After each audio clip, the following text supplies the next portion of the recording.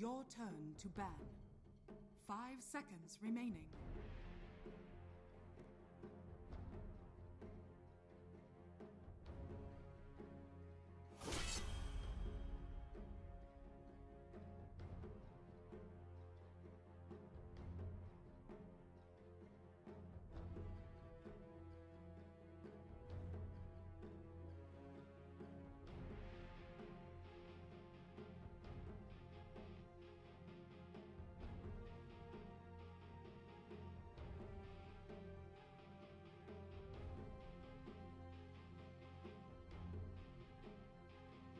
Ten seconds remaining. 5 seconds remaining.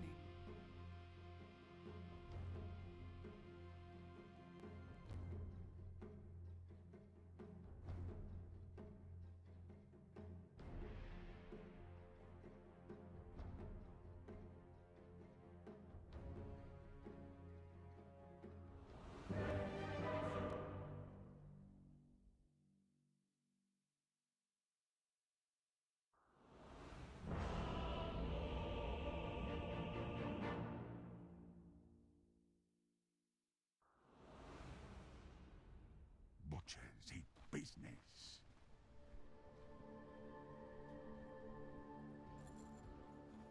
Right. Prepare for battle.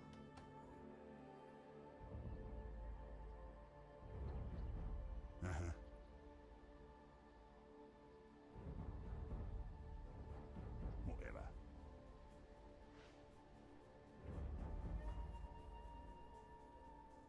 Thirty seconds to battle.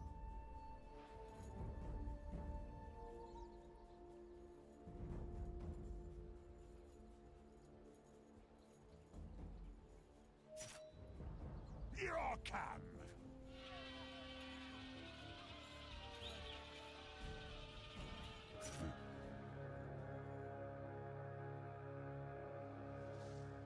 Oh, yes. The battle begins. First blood. Good idea. And it's already icing over.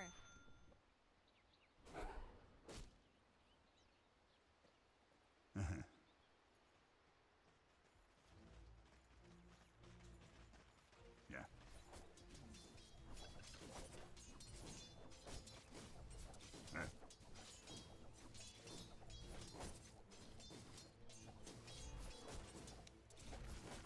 Yes.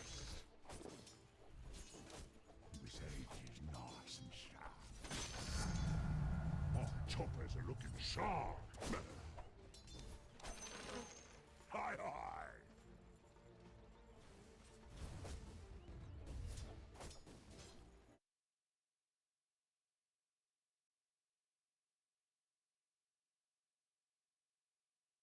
I don't sleep very well since I've left. Alright guys, so recently Andrew Tate dropped an interview with the psychiatrist, and the psychiatrist tweeted out saying, my interview therapy session with Andrew Tate. And honestly, this was probably one of the more interesting interviews I've watched with Andrew Tate, because they answer a lot of questions and the psychiatrist asks Tate some crazy questions, and it's overall just a very, very crazy thing to watch overall. Also, if you want to know more about Andrew Tate's The Real World, which is his university, check out the first link in the description. You can read about it and potentially change your life. Yeah guys, leave a like on the video and subscribe with notifications so you don't miss the latest updates. But yeah, just take a look at this interview. It was pretty amazing. Ready to break the internet, friend? How are we going to break the internet? You said you wanted this to be impactful. What would that look like to you? That's a really good question. I think a lot of people are interested in my journey. I think a lot of people are interested in how it feels to go through what I'm going through. Yeah. I think there's a lot of people who want me to martyr myself. A lot of people are living vicariously through me. Yeah. There's a lot of people who say, yeah, Andrew, keep going. But they don't really care. They just enjoy the drama of it all. And I think I've already broken the internet, but you're a very interesting man to talk to. And with your insights, I think together, we're going to have quite a large audience. Yeah, I mean, that's a question that I have for you. Why did you want to talk to me? Because I'm a psychotherapist. You have your skepticism about psychotherapy, and yet here I am. That's true. We had a conversation before, and it was, I've been told by many people, it was my most interesting podcast ever. So I think it obviously varies from the norm in terms of the normal things I'm asked about. You have some unique insights. And I thought it'd be an interesting conversation. A lot of people are asking me especially about my mental state and those kind of things post-jail. So I thought, well, my most interesting podcast ever. People seem to be very interested in that side of me. So perhaps it can be a good conversation. Does it make you nervous that there may be things that you don't know about yourself that I'm going to try to reveal to you? I know everything about myself. My friend. You know everything about yourself. I believe that I have an intimate grasp of all the things about myself which matter, which allow me to compete. Right. So there may be things I don't know, but I'm not sure if I particularly need them. So I'm not that interested. Right. What's useful is more important than what's true. Absolutely. Right, and you've developed a framework of thinking about yourself and thinking about reality that's been incredibly effective for you. Completely. Right. What's useful is more, you nailed it, what's useful is more important than what's true. This is an old argument of mine, but I think we discussed it in the last podcast, and I'll say it again.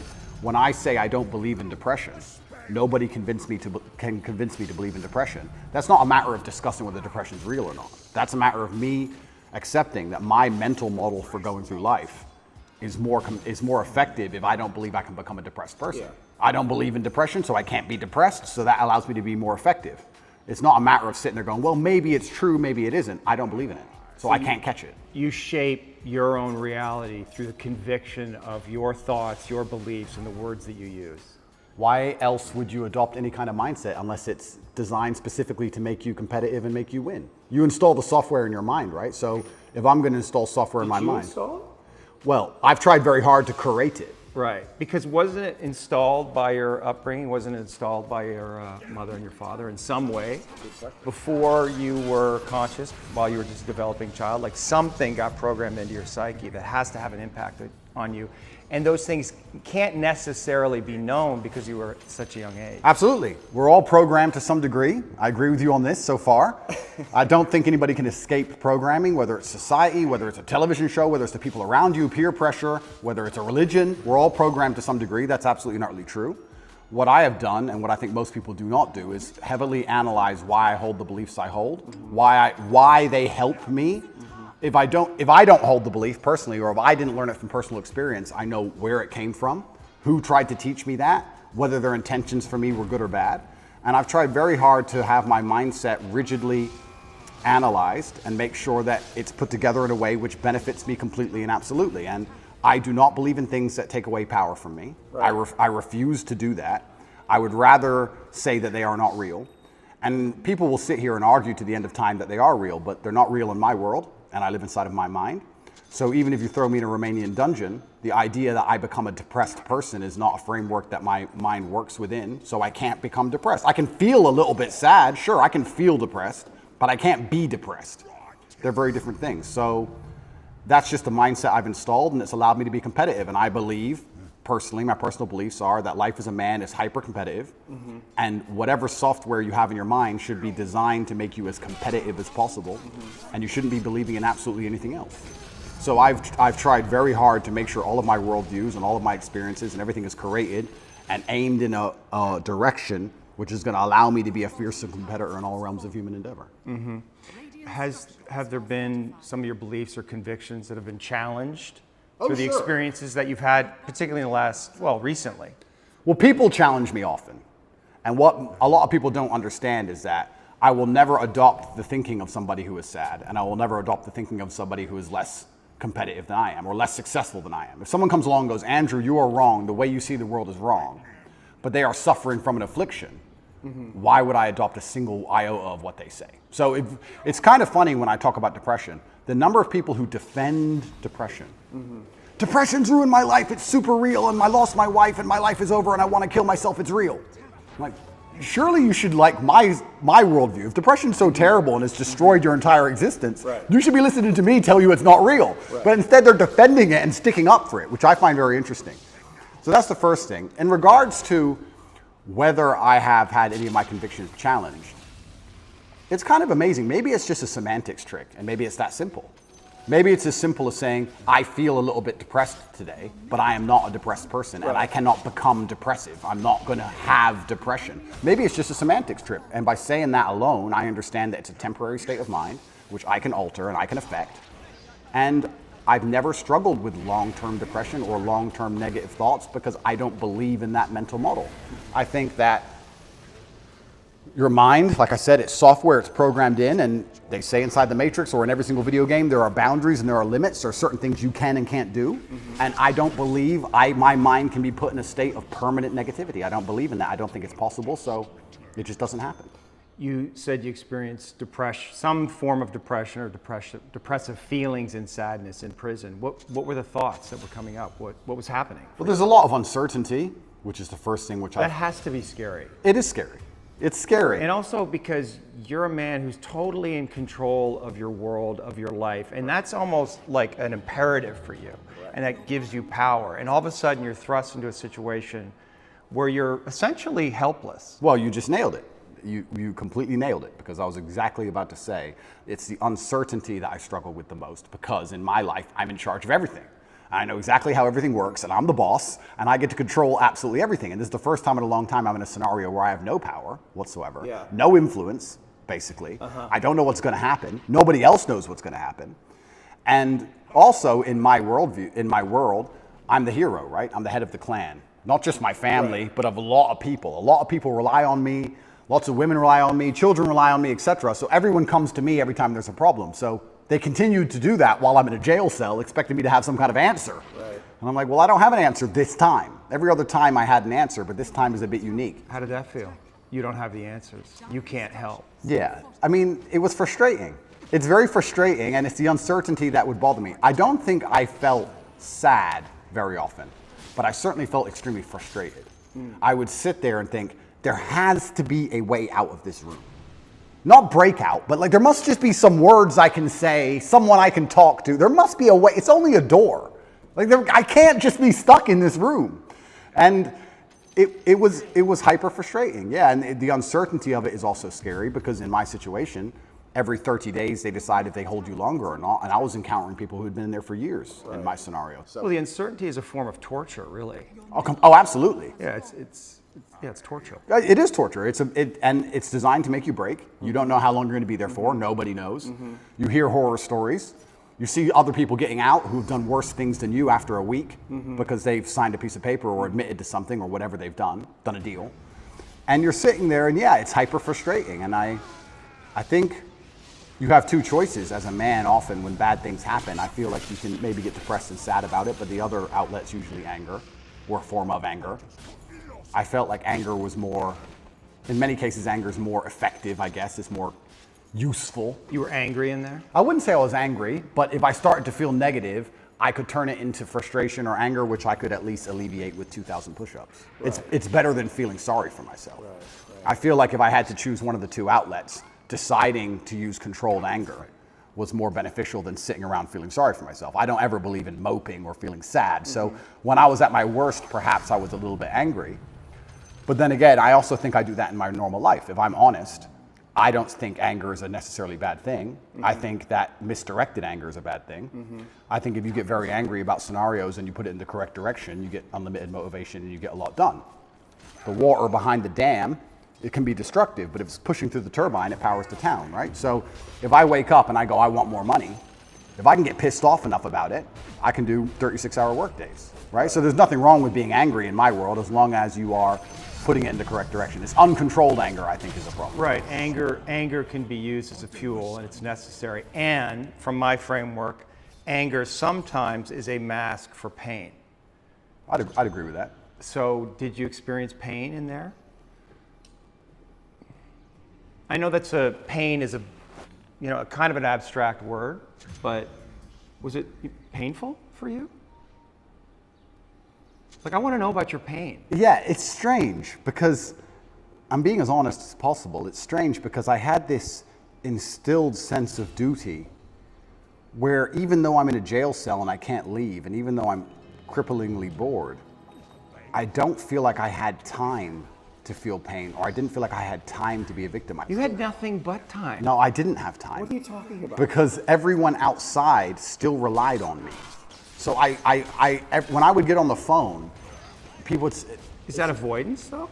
I don't know. Do you keep busy? Do you avoid your feelings by keeping busy, being on the computer all the time? All the things I had to do still had to be done. Just because they threw me in a cell it just made it more difficult, which means I have less time than ever because the difficulty's been increased. And when I would get on the phone, we wouldn't discuss how I'm feeling. I'd be worried about how everyone else is. They'd be like, how are you? Yeah, I'm in jail.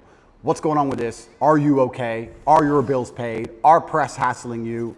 I was worried about fixing everyone else's problems from jail more than I was concerned about myself or my own mental well-being. And if I felt particularly, when I say pain, pain is an awkward one. I don't know if I felt pain because I don't feel sorry for myself, and I've developed this mindset of such absolute accountability that even though what happened to me I believe was unfair, and even though I'm completely innocent, I didn't think, why? I didn't think, why is this happening? I didn't think, why me? I didn't think, oh, this is unfair. Like, none of these things crossed my mind. I was like, this is garbage.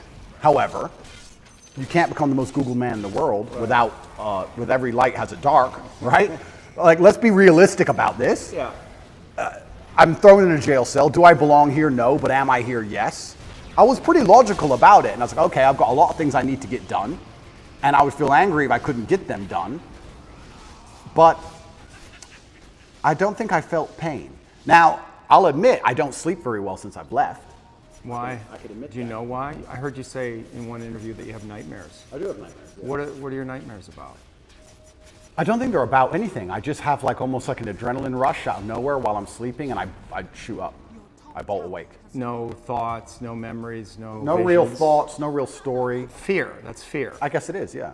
So so let's just, you're the dreams are a reflection of the unconscious. And if you're having nightmares, there must be some unresolved fear that wants to get worked out. I believe so, but then also, I love the idea of that. This is of having unresolved fear. That sounds like the most interesting thing in the world to me. If someone were to say to me, Andrew, take this pill and your unresolved fear will vanish, I would say absolutely and utterly not. That's not fun. The fun is there's something in my mind which I don't have complete control or complete understanding of yet, and it's not detrimenting my day-to-day life really. Okay, I lose a bit of sleep, but this sounds like an interesting journey. It sounds like I'm in a new level of the video game and I've been thrust into a dark forest and I get to do something brand new, and I'm really genuinely not worried about it. You're not yeah, you shouldn't be worried about it. It's just where you are. I'm not worried about it, and I'm also not like, oh, I need to fix this. I don't care. I'll have nightmares, and I'll wake up, and I'll either go back to sleep or I'll continue to work, and that's life. Maybe life will keep giving you situations in which you'll have to confront that fear to resolve it. Why would I want to resolve it? Well, because... I mean, if I'm really that tired, I'll sleep. No, but fear creates distortions in our mind, right? I mean, fear is the seed of evil. Right? And so we want to know what we're afraid of, because if we block our fear, we're susceptible to bad actions, right? And fooling ourselves about what they are, rationalizing. So I would argue that it's actually vital for you in the position that you are in and the responsibility that you have to actually confront your fear in a very real way, which probably goes back to your childhood. I mean, your dad was, the haircut story, and I don't know if you want to talk about that, if you're willing, but that's it. When I read that, I'm thinking about that little boy. It must have been fucking terrifying. It is, but I do think I had the best father on earth. I'm not disputing that. I mean, there's a lot of good that came from your father. I'm not disputing that your father was a good man. When you say he could go from 0 to 100 like that for a little boy, It's scary. It's fucking scary. It is, but that fear has to be in you. You don't know what the fuck he's going to do. Yeah, completely. Yeah. But I think that's prepared me for life fantastically. And I also think the fear. But have you reached the limit?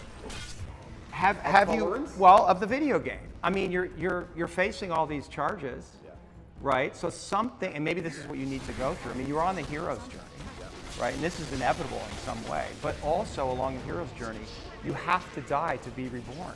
That's true. And I agree with all of that. But if I'm genuinely, I psychoanalyze myself all the time, which is one of the main reasons I don't believe in therapy and psychoanalysis. Of course you can. I do it myself. You don't think that's hubris? No. You can know your own mind, that you don't need reflection from others to see yourself, that you can see yourself perfectly? I think that, no, I don't think I can see myself perfectly, but I think that life is a perfect reflection. But why not get help? Why not? Because then it becomes a crutch.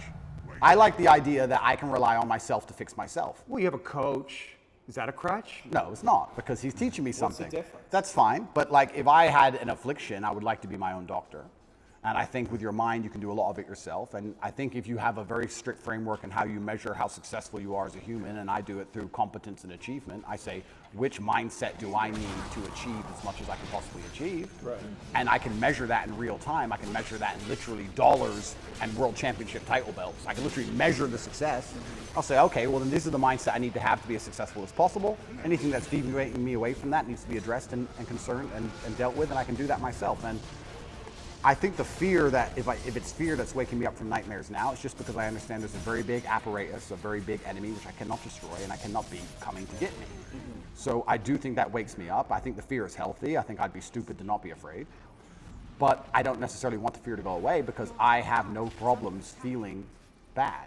Well, it's not about going away, it's coming into deeper relationship with it and understanding there's fear that's happening in real time, but there's also fear that may be in your psyche somewhere, in your body that's connected to your history, and that may need to be resolved because otherwise you're projecting things out that you may not be seeing reality totally clearly. That's the thing, right? Like, is there a way that you're not seeing things perfectly clearly? Well, then we go back to what I just said about perhaps that's true, but if I measure myself purely on competence and purely on achievement, whatever I think and whatever I'm doing is obviously fantastic. So I'm very happy with the mindset I have. And then we go into the argument, which is a level deeper, is am I supposed to be happy? Am I supposed to feel good? No, of course, but this is what I don't understand about people, especially men in the world today. Why are they so worried about being afraid? Why are they so worried about, I was afraid every time I fought. Yeah. I fought anyway. Yeah. Like, I don't let fear guide what I'm gonna do. I do what I'm supposed to do regardless of how I feel. So I don't see anything wrong with feeling fearful. I don't see anything wrong with feeling stressed or under pressure or anxious. All these things men are trying to get rid of. And I talk about men specifically. I gender this because I'm a man. I don't know how it feels to be a woman. But all these things that people are trying very hard to get rid of from their brains, I don't see why they need to leave. I will argue the point that if I feel anxious and pressured and stressed and fearful, I will get more done than if I was happy. I think if I was happy, I'd just be hedonistic and just wasting my time. I think that you get a whole bunch done with these negative connotations and negative emotions, and I think that life is suffering and pain, and you're here to go through it, and the sooner you get used to the taste, the more successful you're going to be. I have no interest in trying to change the flavor, my friend. The flavor of life is pain, and I will eat all of it. And it doesn't matter if they put me back in jail or not. I'm not sitting there going, how can I be happy in jail? I will sit in jail and say, yes, this sucks. It's supposed to suck. Yes, I'm not enjoying this. Yes, I'm anxious and paranoid. And yes, that guy might stab me. And yes, I can't sleep. And I miss my family. And this is what's supposed to happen to me. And this is how I become the best man I can possibly be. And I'm going to succeed regardless. You're very convincing. You're so good though, right? It's almost like I feel like you can rationalize anything, right? It's almost like a trick. Magic trick? Well, you're really good at talking, you're really smart, and it's almost like any question you can turn and make it work for you, which is great. It's a skill, but there's also a place where there's the potential for self-delusion. Oh, absolutely. And I'm not even going to sit here and say that I'm not delusional to a degree. I'm not saying that self-delusion doesn't exist. We all are, right?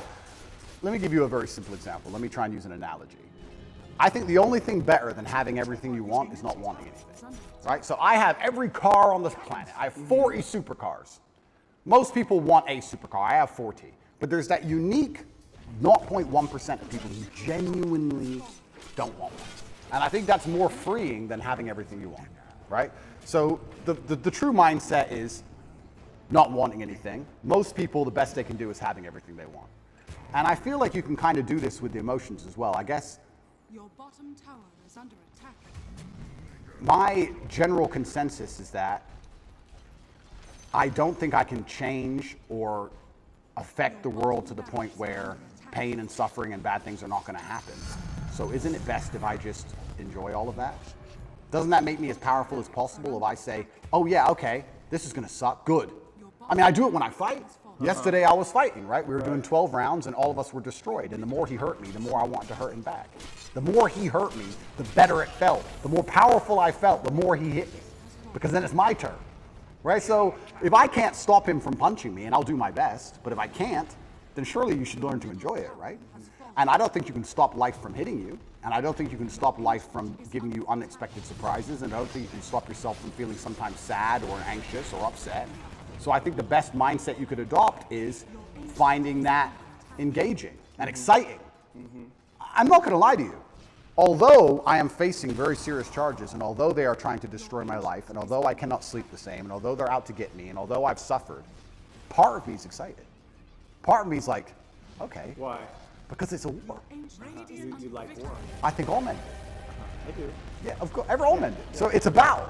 It's exciting. Yeah, it's exciting. So I'm not saying I'm glad it happened, because I'm certainly not. And I'm not saying I'm going to win. But I'm saying that I've trained myself to the point where if I were walking down the street and 10 men were to pull knives on me, I'd be intimidated, but 20% of me would go, this will be one to remember. Do you have a belief that you could take 10 men with knives? I have a belief that, yeah, I do. Mm-hmm. Because that's delusional. That's delusional. Yeah, but it gives me a best chance of possibly winning. Well, no, running away would give you the best chance of possibly winning, I'm then coming back and being safe, and then serving out your mission. Of course, I would run away in that scenario. But if I had to engage them, if I had to engage them, right. If I had to fight them, I believe I'd be the most capable if I believed I could win. Of course. So for that reason, if I have to self-delude, then I will self-delude, and I will convince myself that I am here to destroy all 10 of them. And I will say it in a way where at least 7 of them believe me. Mm-hmm. And that's the most important part sometimes about all of this self-delusion, is that a lot of other people start to believe what you say. And I'm not saying that I say bad things. If a man were to sit in front of you and say, I can rip your head off with my little finger, and he said it in the right terms, and he truly believed it in his heart, you wouldn't want him to try. As ridiculous as that sounds, you'd be like, he's kind of big, maybe. You know, it crosses your mind. So I think that, yeah, I have psychoanalyzed myself, even though I'm not officially, certified. And I've decided that I can't stop bad things from happening to me. So instead, I'm going to enjoy bad things happening to me. And I'm going to build a mindset that makes me fearsome enough to succeed regardless of how stacked the odds are against me. Yeah, and I appreciate your mindset, and it's well thought out, and it's useful to you. And so I'm just pushing up against the places where I think there might be contradictions. I like to hear it. Yeah. I like to hear it, but like I said right now, I'm not a coward. And I want to make this very clear. I'm not a coward. I don't care if I don't sleep again for the rest of my life. I refuse to take any fucking pill, and I refuse to sit and have my mind altered by anything I do not control. I don't care if I have nightmares for the rest of human time. Right. As long as I'm in charge of my mind, I'm in charge of my life. If God decides that I don't need nightmares anymore, I'll fathom out how to stop it. If God decides I need to wake up in the middle of the night in a sweat, fearful or afraid they're coming to get me, then that's God's plan for me, and that's what I'm going to deal with. I'm not a coward. I'm not afraid of any of these things. I'm not afraid of feeling bad. I'm not afraid of anxiety. I'm not afraid of panic. This is one of the things I think a lot of men out there struggle with, is they're so worried and afraid of bad feelings. And to me, that's just showing that you've had an easy life. Like, there's real people out here who are trying to kill you. There's people out here who put a knife in your neck. You're scared of what? Feeling sad? Who cares? Like, there's real problems. What are you worried about feeling sad for? Who gives a shit? I could feel sad for the rest of my life, and I guarantee, 1, nobody would know, and 2, I would be monumentally successful regardless. So why are we even talking about it? I have no fear for a negative feeling. I have fear for me not being able to provide for my children. I have fear for people who rely on me not being provided for and cared for, but I don't have I don't wake up and go, I'm worried if I might feel sad today. Who cares? Who cares? I can be happy or sad on the same day. Nobody notices, and the same things get done. The exact same amount of work gets done. Nothing changes. How are you making sense of what's happening to you? Is it God's will? Is it a co-creation? In some way, did you co-create this? Oh, no. Or are you just like a victim of the Matrix? No, I'm not a victim. So absolutely everything is, I believe. In some way you're a victim. Completely, but I believe in self-accountability. Sure. I could have prevented this. Well, how did you co-create this? If let's presuppose you did. I created this by being monumentally successful. You were doing very Right. well. There's no light without dark. Equal and opposite force. But you said you were excited about it, so maybe there's some way you actually wanted this. I didn't want this. In fact, I had conversations with Tristan for a long time, and I kept saying Icarus to him. When I would decline certain podcasts, I would decline meeting certain famous people, I would decline talking about politics, I would decline things, and I would keep saying Icarus. And he would say, why are you doing this? And I just reply, Icarus. Because I knew if I got too big that they were going to come for me. I knew that. So I tried to balance it, and I felt like I did a pretty good job, but unfortunately I got it a little bit wrong. My fault. I got it wrong. I put myself here. But I also don't believe that there's any light without dark. It's yin and yang for a reason. I don't think that I can just become the most Googled man on the planet, and become monumentally successful and make hundreds of millions of dollars, and nothing bad's going to come from it. I think that would be hubris. You just used the word hubris, it's a fantastic word. I think it would be stupid for me to sit there and go, I should be able to do all of this good and have a fantastic life, and there's going to be no repercussion in any form. I knew this was coming to the point where I literally sat with Tristan about 3 weeks before it happened and said, we're fucked. So why did it happen?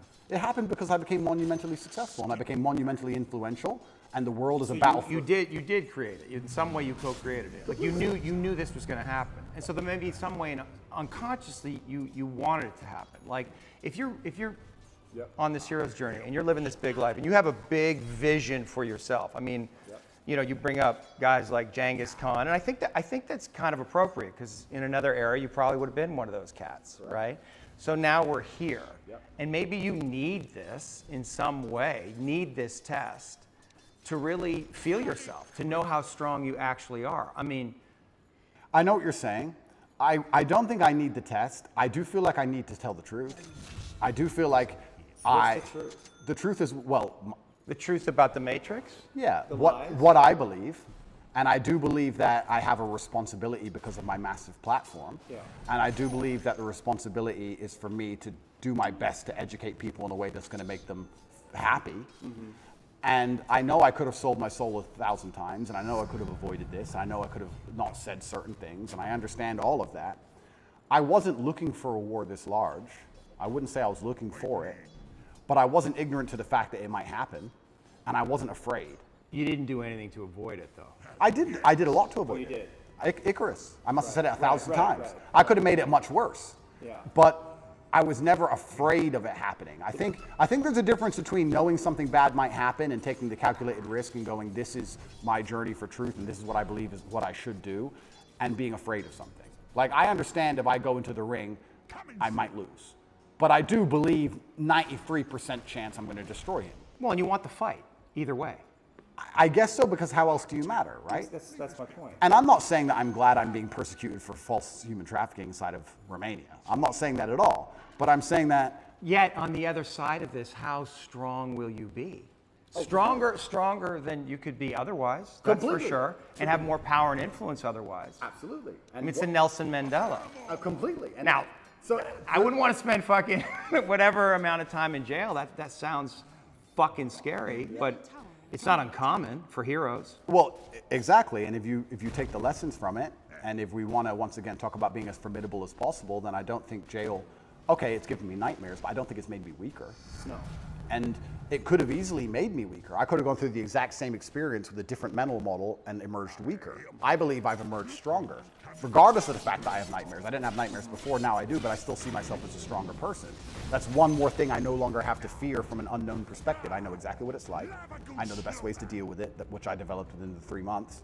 And if they put me back, I know what I'm going into. So that's a unknown area of the map explored. Yes. And I don't want to go, but I do believe that I'm more powerful than ever. And you have to find the good in it. That's absolutely not for sure.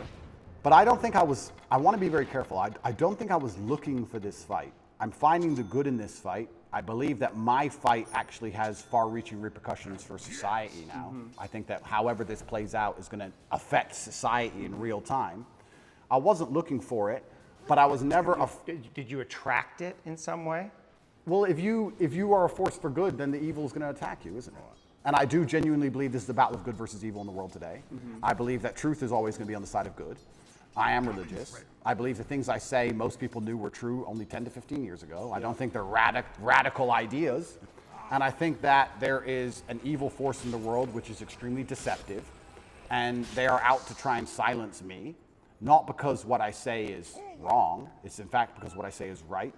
I believe the reason I have so much influence and the reason so many young boys listen to me and pay attention to me is because I say things that are true, that they know intrinsically, evolutionarily, inside of their bones as true. That I say things which work. People often wonder why my fan base is so feverish, why my fan base is so dedicated. Well, if they listen to me, it's the first time they ever feel good. Mm-hmm. The first time they ever train hard and start to feel better physically, and they start to feel better mentally, and they adopt my mental model, and now they're not stressed or depressed anymore. And then they may start to make some money, and they go, you know what, I started listening to Tate a year ago. I'm in the best shape financially, the best shape physically, the best shape mentally. Tate's the man. Mm-hmm. So they're hyper dedicated to me. And yeah, I mean, there's going to be a negative to that. I want to make something clear. I've been brutally aware of the fact that all of this might blow up in my face for a very long time. I've not been ignorant to that. And I think that's why jail didn't cause me pain, because I wasn't in jail like, how did this happen? I was in jail thinking, they got me. I knew it. They've been after me for a long time. I knew they were coming. And I don't know if that's a coping mechanism, but I was saying on every single podcast before I went to jail, they're going to try and put me in jail. I knew it. Right. Right. You said that there's a light and a dark. Is there darkness in you? I mean, there must be. There's darkness inside of everybody. Right. And do you know that part of you? Are you in a relationship with it? Do you think about it? Good question. First, I have to identify what would the darkness in me be. Well, let me present something to you, because I stood up for you after you got canceled off social media, and I have a lot of female clients, and they had questions about that. I mean, they know me and they trust me, so they're curious. Yeah. But one of them said, "Well, you know, Andrew he's out there saying that he's helping all these young men, but in the beginning, he made his millions in some level exploiting these very men." Okay. That's the frame that they were thinking about it. And is there validity in that, in what they're saying? Because I didn't know how to answer that question. I don't think I exploited the men. I think I exploited, maybe I did exploit the men, but let me change my answer. I don't think me not exploiting them would have prevented them being exploited. I think these men were out to be exploited regardless, whether I did it or not. So, but you can see how that sounds cynical to somebody, where you say, well, they're going to be exploited anyway, so I'm going to make money off them. And then once I make money off them, I get this platform, then I'm going to champion them. Completely. I mean, I guess that's probably one of the most logical arguments against me I've heard. Then we have to argue whether I was really exploiting them, which is another argument, right? Because a lot of these men, the only reason they didn't kill themselves is because they had an online girlfriend. Sure. So I actually think that webcamming and girls as a whole is closer to therapy than it is porn. Truly, these men are completely miserable, and the only joy they have is logging into that website. So I don't think I did exploit them. The reason I said the fact they're going to be exploited anyway, it's very similar to having an alcohol store.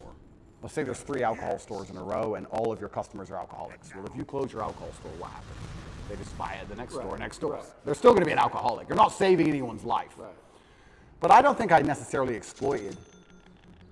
I didn't see myself as exploiting them or exploiting the girls. I don't think that. I think it was a business opportunity, and I approached it the way I approach everything, which is extremely professionally, and I got good at it, and we had a very successful company. Everybody was happy, including the men at home and including the women who all became millionaires. I've turned more women into millionaires than I've turned men into millionaires. So but maybe that's the reason they're coming after you, because they feel in that a contradiction, and they're not buying your story. Right? They don't believe it. They're like, oh, this is an act. He's not genuine. He's actually out for himself. Right? And so that's the place that they want to get you. Because there's definitely an energy out there. They want to get you. Oh, no, they're out to get me. Yeah.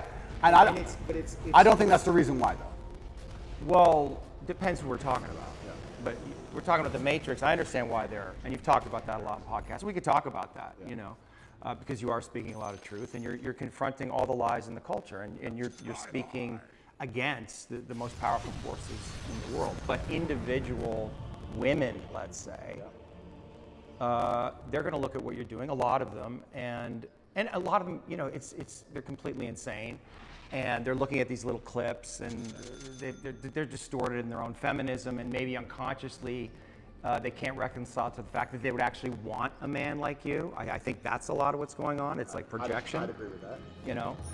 Nevertheless, there is an energy that's like they want to get you. They want you to be punished in some way. Yeah. And so, like, how do you, like, what do you do with that? How do you deal with that? Like, how do you answer to that? Like, if that woman was sitting here, what do you say to her? Yeah, I would say that her argument, to a degree, is a logic fail. Let's take it away from webcamming. It's a female logic. Don't be a misogynist. There's your blind spot right there. Don't be a misogynist, but that's like saying because... Well, it's not misogyny. You know? No, of course, but that's like saying because you've ever eaten a steak, you don't care about animals, effectively. Right. What she's saying is because he had a business in which some man may have felt exploited at some point, he doesn't care about humanity, which is a logic fail. Yeah, so that's not valid. What I have found in my experience often is that many women who seem to dislike me, after they meet me, don't dislike me. I think the energy which they find repulsive over a screen or affects them emotionally over a screen, they end up liking in person. I think hate and love are actually very close to each other. And I've had women who scream how much they hate me at the screen, and then they meet me and they're literally in love with me. Well, you're a nice guy. Of course. So I've yet to meet a female in person who dislikes me. And I would love to talk to these women. I think that'd be the best conversation ever. I think it'd be the best podcast on earth. Yeah. But they are out to get me. They're certainly out to get me. I think that the fact that I'm so assured in a lot of my convictions, they find very threatening. People in general now seem to find it threatening when you're the kind of person who says, no, it's this way. And they say, oh, but the news said it's that way. Don't care. It's this way. And they find that ignorant, but it's not ignorant. I think it's just assured in your convictions, and they find that threatening, very threatening. I think that there's a lot of people who find me threatening, not because of necessarily what I say, but just how sure I am in my convictions and the way I present myself and in my monumental success. They find that overall threatening. The same way a rabbit will find a tiger threatening. It doesn't know why, it's just like, it just wants to run away from it. So is it incumbent on you then change the way you're delivering the information so more people can hear it? No. Because there are some people who cannot be saved, and it's not my intention to save everybody. I have no intention of trying to convince everybody to like me. My intention is to try to speak to the people out there who know what I'm saying is the truth and who like the way it's being presented and said. I, once again, have no concern with being disliked by X percentage of the population. And I want to make this clear. I've spoken to a lot of people who have talked about how their mental health has been affected by, online bullying and media campaigns and smear campaigns. I don't think anybody's been attacked by the media in the last 2 years harder than me. Every day, there is something in the media trying to paint me as a bad person. On TV channels from Ulaanbaatar to Utah, across the entire world. And I can sit here and say categorically, I've never read a media report and been like, shit. I've just been like, clowns. Don't care. That's a lot of energy coming at you. I mean, psychic energy coming at you. And like, have you reconciled to this idea that you're Andrew Tate. You were born, you have a life, you have your own inner world, just doing your thing. And then there's an Andrew Tate that's out there. And people are projecting their love and hate onto you. And it's not, none of it's really real, but you have to hold all of that mass projection. How is that? Yeah, but then let's psychoanalyze me, right? You're the professional, I'm the amateur, but let's do it. Why don't I care that the media continues to attempt to slander me continuously, and they don't do it to anybody else, and it's unfair that they're doing it to me, because if I was a genuine sexual predator like the people they defend, I'd be protected by these people. We can discuss this, right? If I was going into girls' toilets, they wouldn't say anything bad about what I was doing. Yeah. So why are they, the fact that it's so unfair and it's so pervasive and it's so aggressive, why doesn't it bother me? Am I ignorant? It doesn't bother you? I don't think it does. Do you block it out? I mean, don't think I you block must it out. read these things and see your name it's not- associated but with it's these not- but it's horrendous not real. crimes. But it's not real. I It's false. But you're able If what they were, to feel every Aikido, fucking bullet if perfectly. what they were saying was true, it would bother me. Yeah.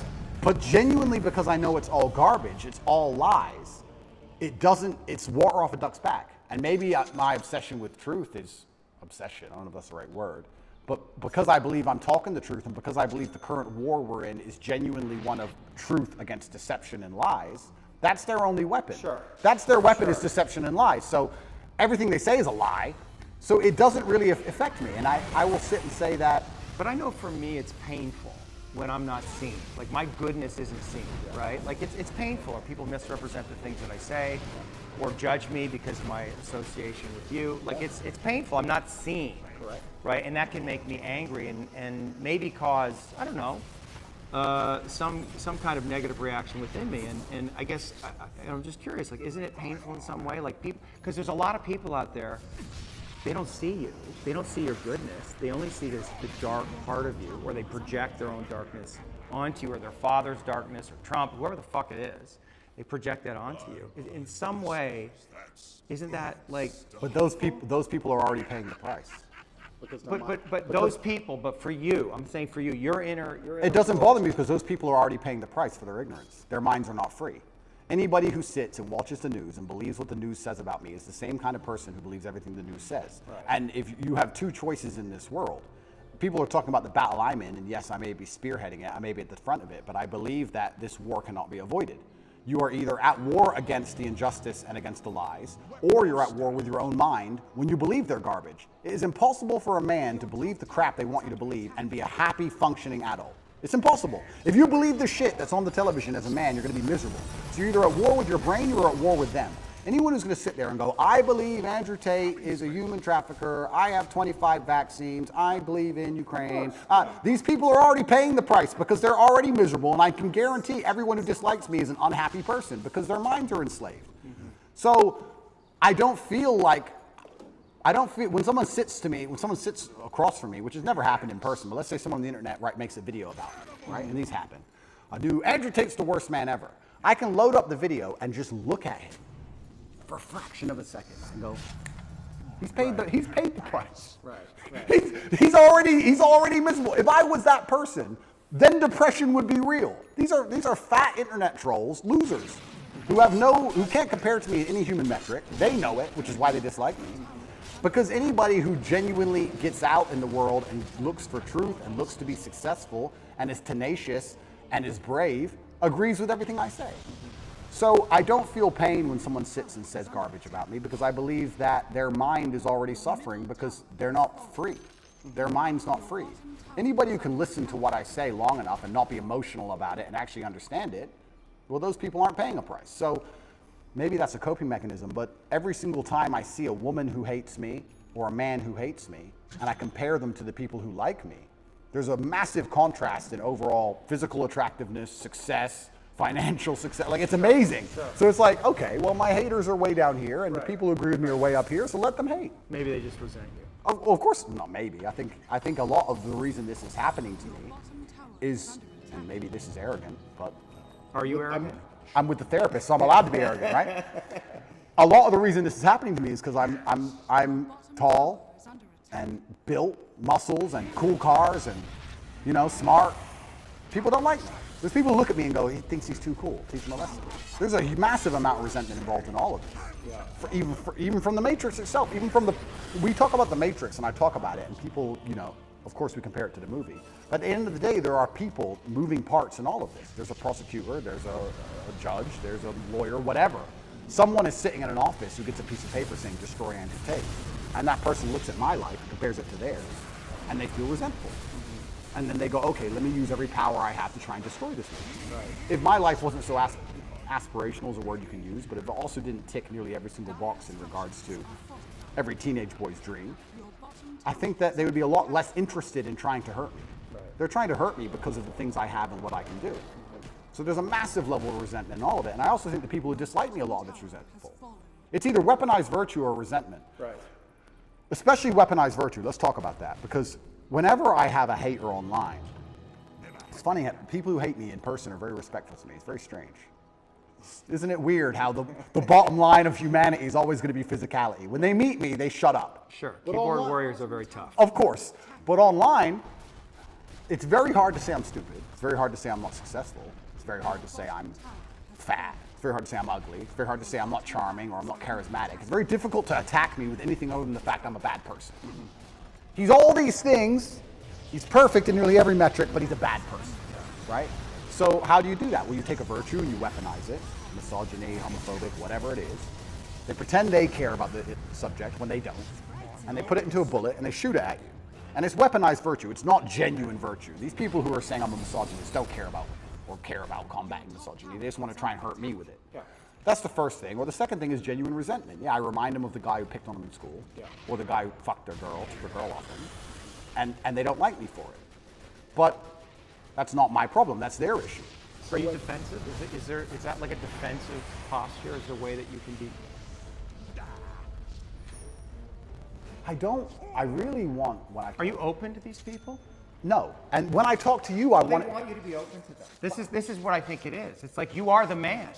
It's like you are the daddy. It's just like, why are you being so mean to me? Why are you fucking yelling at me? I want you. I need you, brother. Like, show up in a good fucking way. Where are you? Like, that's what's going on for them emotionally. Perhaps. Yeah. And so do you have a responsibility in that place to transcend the place you are in to really fully realize your leadership? You know what I'm saying? That's a very good question. And when I'm talking to you, I want to be as honest and vulnerable as I've ever been. I'm trying to be as vulnerable as I can be. You're doing great. But also, so let's talk about these people who resent me the most, or these people who disagree with my message. What's it like for you to be vulnerable? What's that word even mean to you? How do you relate to that word of vulnerability? That's a really good question. I don't know. I don't know how I relate to the word vulnerability. Well, you are vulnerable. You can't put yourself out in the world like this to be seen. That is a vulnerable act. Getting into the ring with another fighter where he might kick your ass, that's vulnerable. That's intense vulnerability. I think emotional vulnerability, nearly at every form, at every level, is basically a form of manipulation. So Maybe that's just how you experienced it growing up. perhaps. Was your mother emotionally manipulative? No, but if a girl cried in front of me, I believe she'd be trying to get out. I don't think it's just because she feels bad. I think it's because she's trying to get a reaction from me. And I think when men cry to their wives or whatever, a lot of it is trying to inspire sympathy from her. I think a lot of emotional vulnerability to a degree I would argue that is all manipulation. Like then that would indicate that in some way that you are manipulating. We all manipulate each other. Well, that's what I'm saying. So if you're seeing manipulation in others, that must also exist in you. And I guess that's the question. Is there a way, right? Like, can you actually not be manipulating? And manipulating is a strong word. It has a negative connotation, but like in some sense trying to control. Because one of the things that I find in this conversation, right, it's like, I mean, I actually think you're going along with my line of questioning really well. Like, you're not trying to control everything, but there is a way, right, that you have a tactic. You're trying to control things. You're trying to get away from something. You're trying to control the conversation on some level. Of course. But what if you gave that up? Well, okay. Give it up. Give it up. I'm trying. I'm trying to be as vulnerable as possible. But when we like just the idea of it, right? Like what would happen if? Let's do it. I'm trying my very best. Old habits die hard. But don't worry about the result. Just ask yourself the question, like what would happen if you let go of trying to control everything? Just feel into what that would feel like. But that goes back to the point about what vulnerability is, because I don't think humans are as emotionally incontinent as they pretend to be. And I believe that when you truly feel pain or truly feel trauma or something really bad happens to you, the result of that is usually silence. I don't think you talk very much at all. So you ask me, what is it like to be vulnerable? Well, to me, that's not crying. That's not... I think when anyone's doing that, 99% of the time, it's a manipulation tactic, I believe, personally. Maybe that's just my personal experience. But yeah, maybe, but I think especially with men, I think it's a manipulation tactic when they try and show too much emotion, and women do it as well. And I don't react very well to it. If someone were to sit in front of me and start bawling their eyes out, it's very hard to elicit sympathy from me for that. I feel like you get sympathy from me by sitting and explaining to me why something bad happened to you in a logical, calm, stoic manner. If someone starts crying in front of me, I feel like they're trying to manipulate me, and I don't buy it. Or maybe you judge it in them because you judge that in yourself. Perhaps. I mean, it's my human experience, right? And it's my bias. But I'm trying to think of the very few scenarios in which I would ever cry. And I'm thinking, would it genuinely be because I feel so much pain, or if I think it could benefit me or help me? Would I be trying to manipulate somebody? Now, that's not something I'd ever do because it's not my personality and mental frame. But crying is just a physiological reaction to express pain and grief that allows us to release this and to come back to homeostasis. It's like manipulation. it's just it can be. It's don't attack me. But anymore. it's also a physiological response. Oh, completely. But it's don't attack me anymore. It's I'm the victim, don't attack me anymore. Be. Yes, I cheated on you. It's a shield. And so when we talk about what does vulnerable mean, I feel like I'm being vulnerable now when I'm explaining things extremely logically. You That's as vulnerable as I can be. I cannot be the kind of person who's going to cry. But once again, this is my mental model. I haven't instilled. But is that what it means? Vulnerability, cry? I guess vulnerability. What about admitting your weaknesses? I'll admit my weaknesses. What are your weaknesses? Then this is so interesting because I will tell you. No, it is because I'll tell you I'll admit my weaknesses, and I will. But now I have to try and identify some because in my mental framework I don't have weaknesses. Right. So now it's like, okay, I am prepared to admit where I'm weak. Where am I weak? Well, I've tried so hard for so long to make sure I'm not weak anywhere, and if I am, I've compensated so heavily in some other way, I don't fail. So it's like, where am I weak? I'm that guy who does not fail. It doesn't matter what scenario anybody's life is in. It doesn't matter if you get dumped into jail. It doesn't matter if you're going into war. It doesn't matter if you're bankrupt. Whatever it is, if someone says Tate's on your side, you feel good. Oh, Tate's here. Ah, Tate, okay. Yeah. He can't even swim, but he's here to he's the lifeguard. Tate doesn't fail. I can swim, but it's an example, right? So I do not fail ever. So it's very hard for me to identify weaknesses because I feel like they've all been ruthlessly.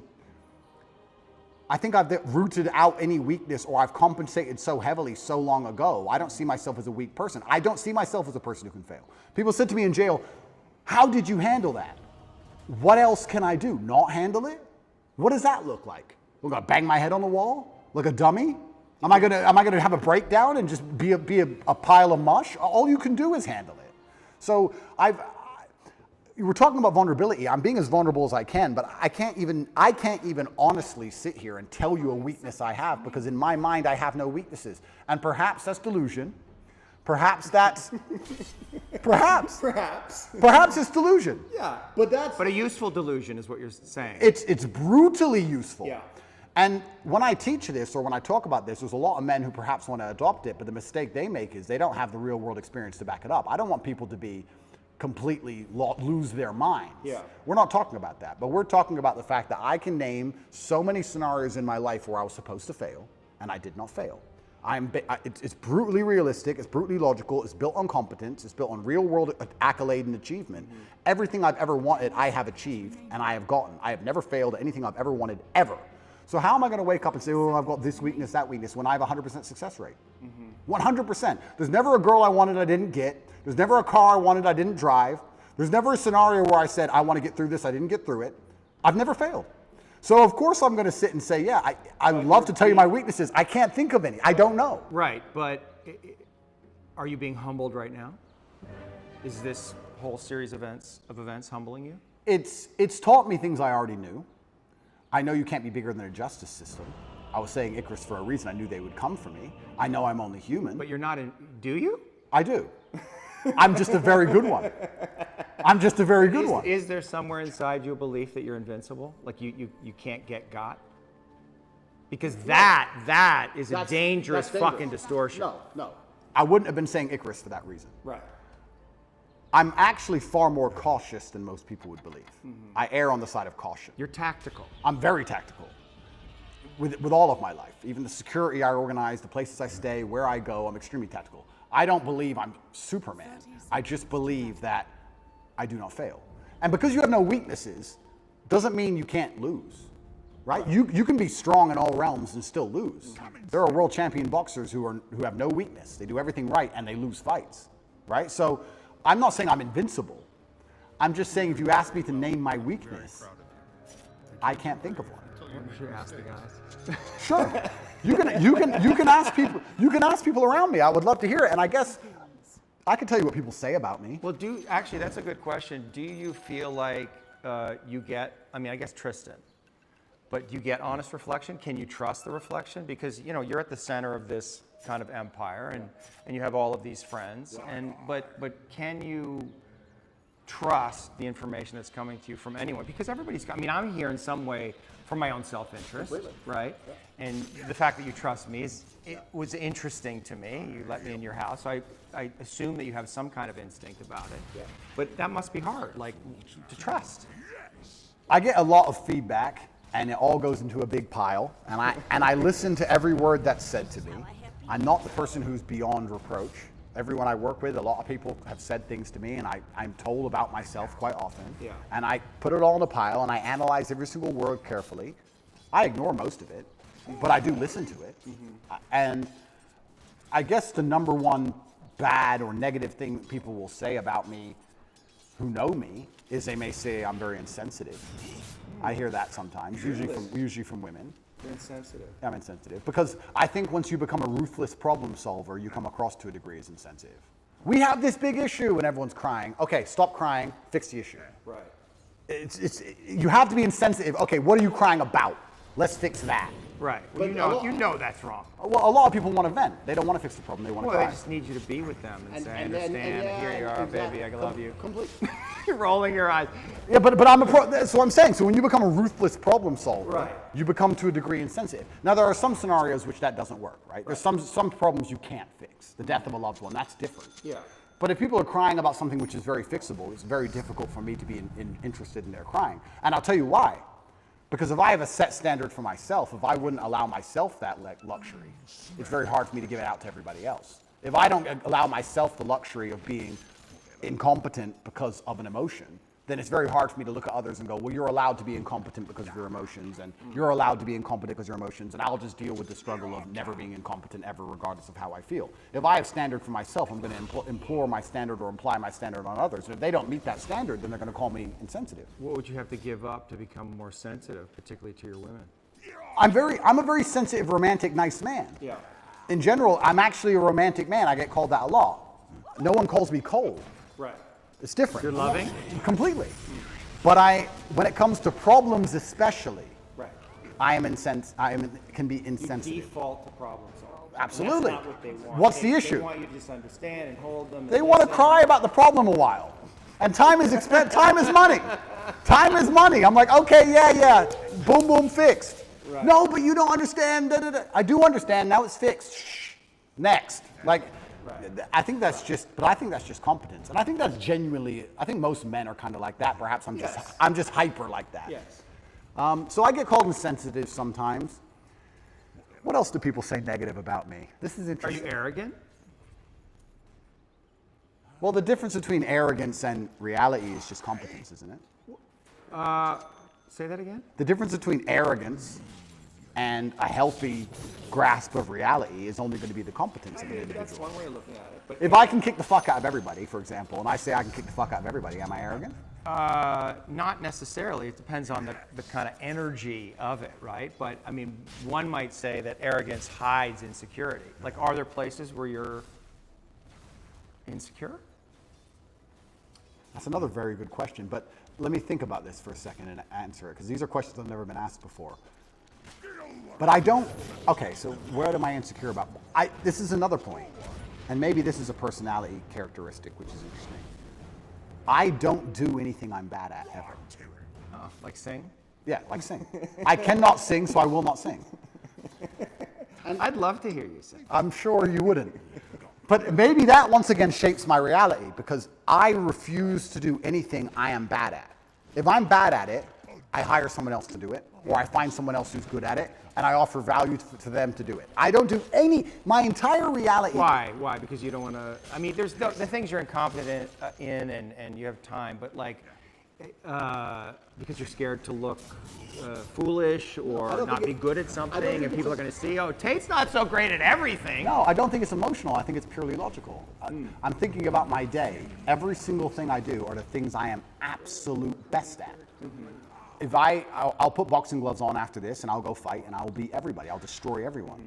And I think I only enjoy things that I'm good at. And I also think that if I have X amount of hours in the day, the way I can be the most competitive, most fearsome predator is to spend all of my waking time doing things I'm the best at, and leave things that I'm not good at to the other people who perhaps are good at them.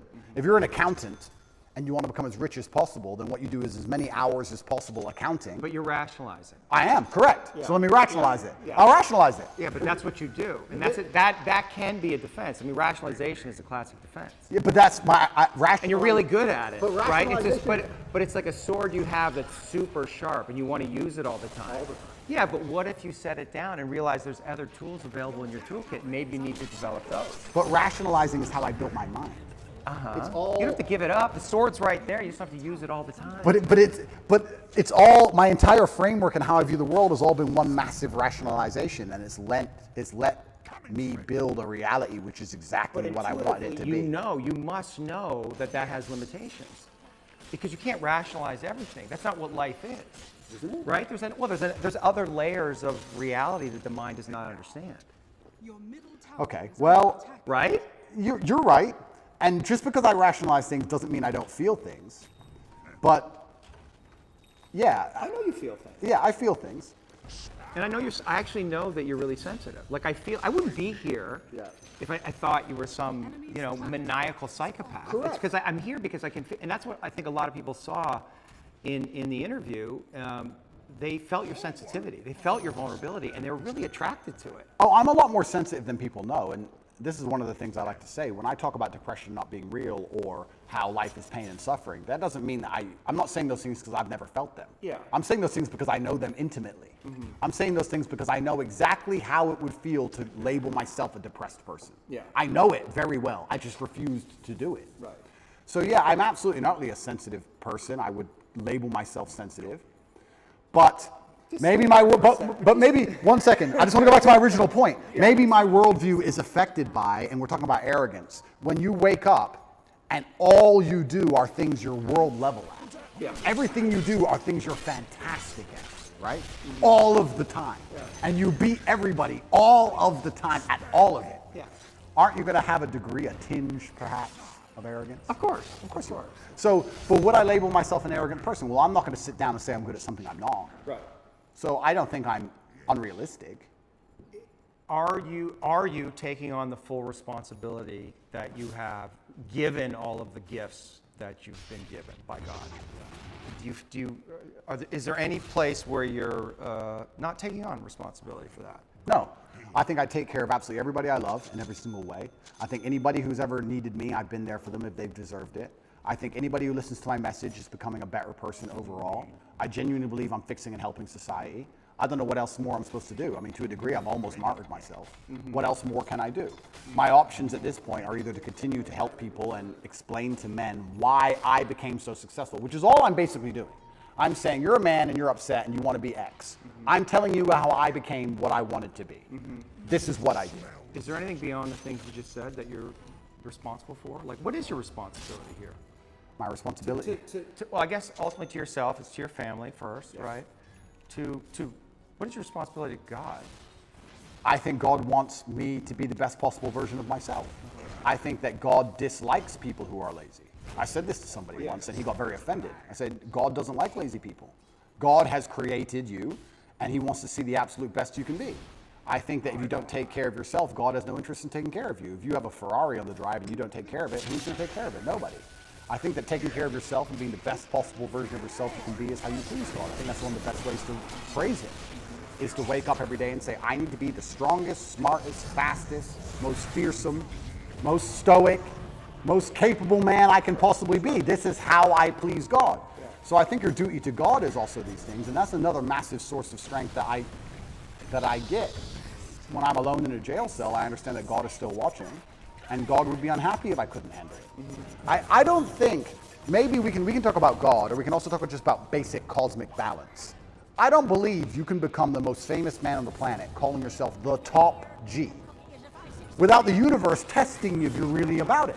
I don't think you're going to get to a point where the universe, whatever you want to call it, is going to say, is he really the top G? Yeah. And you're going to have to prove it. If you walk through life and say, I'm made of iron, I'm Mr. Tough Guy, sooner or later someone's going to check you and find out if you are or not. Right. So when I was doing this for a very long time, I wasn't ignorant to the fact that something's going to come along and see if I am who I am. So when I'm sitting in a jail cell by myself with cockroaches all over the floor, I'm like, okay, this is my chance to show I'm not full of shit. Right. Was I full of shit? No, I wasn't. Am I going to allow everything I've ever said and my last name and my duty to God and everything to go down the pan, or am I going to just man up and fucking win? Right. So I saw it, I guess, to a degree as an opportunity, but there was a massive burden of responsibility on me on how I had to perform. I didn't have time to be depressed or sad. This is what I'm saying to you earlier. I didn't have time. I had things to do. Top G's kids can't eat. Top G's women can't pay the bills. Top G's business is over. No, I had to fix all of it from jail and fix myself and get out. I was very busy inside of my brain staring at a wall. So I didn't have time for this. And this is another thing I try and explain to people and I don't understand about, and I talk about men specifically because I understand how to be successful as a man. When men say to me they're depressed, with unlimited options, with the capability to become anything you desire, with God giving you a full and able body and mind, how do you have time? to be depressed. You have so much you could do. There's so much that you need to do to be your best self, and you're competing against men like me, and you're finding hours a day to be sad? No wonder you're going to perpetually lose forever. That's suicide. So how do you find time to do this? It's brutally ineffective. You have a brain, you have a mind, you have a mental model. You can't think of everything, you can't do everything. You can only have certain frameworks instilled inside of your mind. As a man, you should be hyper-competitive. You should try and be the best version of yourself you can be. You're competing against every other man on earth for the girl you want, the car you want, the house you want, the watch you wear. It's all competition. You should be as competitive as you possibly can. Anything that's inside of your mind which doesn't allow you to be competitive should be erased. This is why I can't name a weakness. I can't name a weakness I have. I've compensated so heavily for any weakness that may exist, I don't even see them anymore. Is your belief in God tied into this concept that we talked about, that what's useful is more important than what's true, or better than what's true? So we don't, do we know that God exists? I mean, we don't know, Correct. but it's useful to believe in God. That's a very good question. I think that believing in God certainly makes you more powerful, which is proof for God. If God makes you more powerful, then God is real. So maybe that's very simplistic, but if I believe in God and I'm a more powerful version of myself because I believe in him, then he must exist. Yes. God has made me more powerful. Well, it's the act of believing him that makes him exist, which is another way of saying what you just said. Correct, yeah. So this is why I believe faith is such an important thing. But I think everybody has a God anyway. Yes. There's no such thing as atheists. If you look at the people who say, oh, I don't believe in God, they worship a flag and a vaccine. So everyone believes in something. So you have to decide what your religion is. And I, once again, refuse to believe in anything that takes away power from me. I believe in things that make me more powerful. And I believe that believing in God gives you a new degree of strength. And I also think everybody to some degree believes in God. I don't care what anybody says. If you put anyone in that submarine just before it imploded, everyone would pray. Everyone. So it's ignorant to even say you don't believe in God at this point. It's interesting that you chose Islam, and I heard you talk a little bit about how you see God in Islam as kind of, you know, I don't know how harsh this, but like firm and directional and clear, and this is right and this is wrong, which sounds a lot like your dad. Well, it sounds a lot like life. Yeah, like life. There's right and wrong in life. All this complete subjectiveness, this mush they're trying to create, is done on purpose to confuse us. I like the idea of right and wrong. I like the idea of not having a choice. If you walk in, if you're hungry and you walk in to buy a sandwich and there's 100 sandwiches, it takes 10 minutes. If there's one sandwich, isn't life easier sometimes? So all this subjectiveness and all this choice and all this garbage, sometimes I'm like, okay, I want to be a good person. I want a framework to adhere to that makes me a good person. Well, this is very clear. Yes, no, easy. Do you have like embodied experiences of God? Like, do you relate to God in that way? You know, I don't want to say supernatural, but like, do you feel God? I absolutely feel him, and there's certain times where I may feel particularly energetic. When do you feel God? So, usually when I'm feeling powerful. There's been times I was in jail and I just got up and I just felt like, you know what, like just shadow boxed a bit. I don't know. It's like you just felt it. Like I'll be okay. I will win. I don't feel God when I'm sad or something like that. I think that the whole idea of spirituality, and I believe God himself, he wants the best for you. And it's interesting, how we're tying religion to my worldviews, because my worldviews were the same before religion. I guess before it was the cosmos, or just the way the universe works, or light, dark, yin, yang, etc. I still say these things, but now I attribute a lot more of it to spirituality, a lot more of it to God. And I chose Islam because it's firm, and I believe that I'm a person with firm principles. So I'm obviously going to liken myself, or I'm going to feel an affinity to a religion that has firm principles, because that's who I am as a person. I'm a person who's principled, yes, no, and I have no problem with people sitting with me and saying, what you're saying is bigoted, or what you're saying is wrong, or what you're saying is insensitive. I think Islam also has a similar issue. Yeah, I think you also chose the winning team. Oh, it's completely the winning team. It's the winning team. Because, and it's the winning team, and I didn't choose it because it's the winning team. It's just the winning team because it has principles. Yeah, I agree. And unfortunately, when you have no principles, if you don't believe in it, if you have no hard line, if you'll accept anything, then you don't believe in anything. As soon as you'll accept anything, then you have no hardcore beliefs.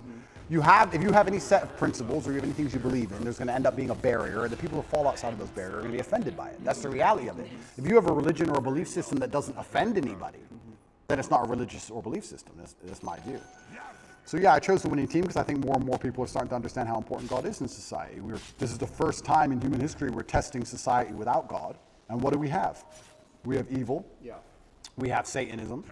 We have degeneracy. And I think that most people are starting to understand that God is really needed. When I was young, I used to make fun of Bible bashers. Just make fun of them. And now I'm like, we need more. Where are they? We need more Bible bashers. So, yeah, and I guess I certainly feel more powerful since I've reverted, but I always felt powerful anyway. But I guess now, instead of just believing it's the cosmic nature of the universe, or let me change that. I always felt a strong affinity to my last name and my ancestors. So I always had to a degree, a spiritual aspect to where I got my strength. I always felt like, well, my dad is watching me, or my ancestors tried very hard for me to be born, so I can't disappoint them. So I've always had this spiritualistic side. Like, imagine the disappointment my ancestors would feel if they fought saber-toothed tigers and survived World War II and went through all the garbage they went through just for my father to be born, and then he suffered like he suffered to raise me, for me to be raised and become the most famous man in the world and call myself Top G and then cry when I went to jail. What am I? What kind of bitch? What am I going to go, oh, wah? No, I go to jail with my head held high. And if they put me in jail for the next 20 years, I'll walk in there with my head held high. And if anybody sees me, I'm not going to be a broken man. I refuse to be a broken man. It's disrespectful to everybody who ever died or tried hard for me to be raised, for me to emerge from this difficulty as a broken person. That's absolutely and utterly selfish. When a man sits and says to me he's broken or he's depressed or he's sad, etc., that's selfishness. You have shit to do. Yeah. And you have people to be respectful to, including people who are no longer here. I don't have time. They can put me in solitary confinement for 20 years, and when I walk out of there, and the first podcast I do, I refuse to be called broken. I refuse. And that's because I feel like I had a duty to my ancestors, and now I feel like I have a duty to my ancestors and a duty to God. So I've always felt that. And I assume you feel like you're fulfilling your duty, that your father would be proud of you? I absolutely believe he'd be extremely proud of me. I think I'm doing the best I can possibly do. And there's something that people say, you tried your best. And that's true. But a lot of people overuse it. People say, oh, well, you didn't get it, but you tried your best. 99% of the time, they didn't try their best. People don't actually try very hard for things anymore. I am truly, genuinely trying my best. I don't waste a minute of my day. Before this podcast, as I set up cameras, I'm working. I don't waste a minute of my day. I do not miss a training session. I do not miss an email. I do not make mistakes. I'm on it. So I'm trying my absolute best. If I fail, for the first time in human history, then I failed. But at least I get the satisfaction in my heart of knowing I actually really tried my best. Most people don't get to get that satisfaction because they know deep down they could have tried a bit harder. Whereas if I end up in jail, I'll be like, Andrew, you did everything you could have done. So that gives you a level of peace. I did my best. My ancestors are proud of me. God is proud of me. I did my absolute best. I couldn't have possibly done better. And I got hit with a lucky punch, and that's life. And all I can do is just smile regardless. Are your oration skills, is that an art, do you think? I think that if you don't have the ability to make other people understand exactly what you think, that you're going to struggle. But is it an art? Like when I watched you with PBD, and you got in these zones, and you do it all the time, and you're doing it right now. You get in these zones where it's just like you're just flowing. I mean, it's almost, you could say it's a God state, right? It's a flow state, and it must feel really good. It does. Yeah, like it feels good that you never run out of things to say, and it feels good that I already have 10 things I want to say lined up before I say the first ones. And you know how to say them perfectly, and your voice is clear and resonant, and you're embodied in it. It's a skill. It's a skill. Well, but it's almost like an art, because I was watching you and I was thinking, this is like watching, Charlie Parker play the sax or Michael Jordan play basketball. I mean, you really and people might say, oh, those are exaggerations, but I don't think so. I don't know that I've seen somebody who's able to do what you do. But that's emotional. So we'll talk about how I'm actually quite a sensitive person. Yeah. I think the reason people believe what I say is because they can feel that I feel when I talk. yes. And it's because I feel things. Yes. So I'm not a cold person at all. I'm just a person with a lot of emotion that I try and control and channel in the correct directions. But I think that, yes, it's a superpower to a degree. Well, I think that's why one of the reasons that people are so drawn to you, because you let whatever wants to come through. And it's also why so many people hate me. Yeah, of course. Because there's no light without dark. There's no, there's no joy without pain. You can't have a rainbow without little rain. That's how it goes. So I think that it's definitely a superpower for life. It's something I'd encourage every man to learn how to do. Yeah. It's certainly something worth practicing. It's the reason I don't learn another language, because I haven't mastered English yet. Right. So I refuse to learn another language. I can't imagine me and my personality and Andrew Tate stuttering in Spanish. It just be like, what is this garbage? So I don't have time. Yeah. So I will only speak English for the rest of my human years. That's it, because I've not learned every word in the dictionary yet. But yeah, I guess to a degree it's a superpower. It's extremely beneficial in all aspects of life, especially relationships. I'm not gonna lie. I don't argue with women very often, because any woman who respects me and listens to me, I can very quickly and compendiously explain exactly why I'm correct. It's maybe the most powerful skill. The most powerful thing about it is there's two levels to it. One, making people understand exactly what you think. Yes. And the second one is making them think what you think. Right. And if you can do the second one, Do you like to make people think what you think? Because you have a lot of influence. Yeah. And that's got to feel good. You're influencing people. You have this worldview. It's a powerful worldview. It's got all these things, and so you want to influence other people in some way to adopt that. I think that charity, even of itself, I think charity is probably one of the most selfish things you can do, which most people say, I'm giving money. I give $25 million a year. There's a website, tatepledge.com, you can see it. And I feed children all across war-torn countries, mainly in the Islamic world and in Africa. Am I doing that for the children? Yes. But I also feel great. I feel good for doing that. So it's not a selfless act. No, nothing so. Nothing selfish. And it shouldn't be. And it shouldn't be, that's right. So when I'm helping all these people out here, I'm not doing it because I'm some philanthropist. Are under attack. I feel good helping people and people sending me emails saying, you changed my life. I feel good about it. I'm not going to sit here and pretend I'm just Mr. Philanthropist and I just care about the world. No, I like helping people because I feel good about doing it. It makes me feel good inside, which is why I do it. So yeah, I use my power to feel good. And I think the easiest way to feel good is to make others feel good. I believe that humans exist that way, and I think that's why we're societal animals. Even in jail, when I felt my worst, my goal was to make someone else smile. Because if I can make someone else smile, I would smile. So on my worst days, I was my most charming, my most energetic, my most interesting, my most talkative. Yeah. I was happiest on my worst day because I decided that's how I have to be to stop myself feeling bad, because I decided. I also feel like, it's kind of interesting. No one's emotionless, and I certainly feel things. And I'm going to come up with a theory, which you're going to call complete garbage, because I am not qualified, but this is my theory. Yeah, go for it. I believe that emotional energy is a lot like a bucket of water. You have all this emotional energy, right? You have a bucket of water. And then you have a bunch of different holes you can pour it down. So I believe if you wake up one day and you feel particularly depressed, you don't feel depressed. You just have a lot of emotional energy that day. Some days you don't have that much emotional energy and life's pretty calm. But some days you wake up and you have this big bucket of water. And the superpower is deciding which emotion you're going to put it in. Not to not feel the energy, but to decide which emotion you're going to put it in.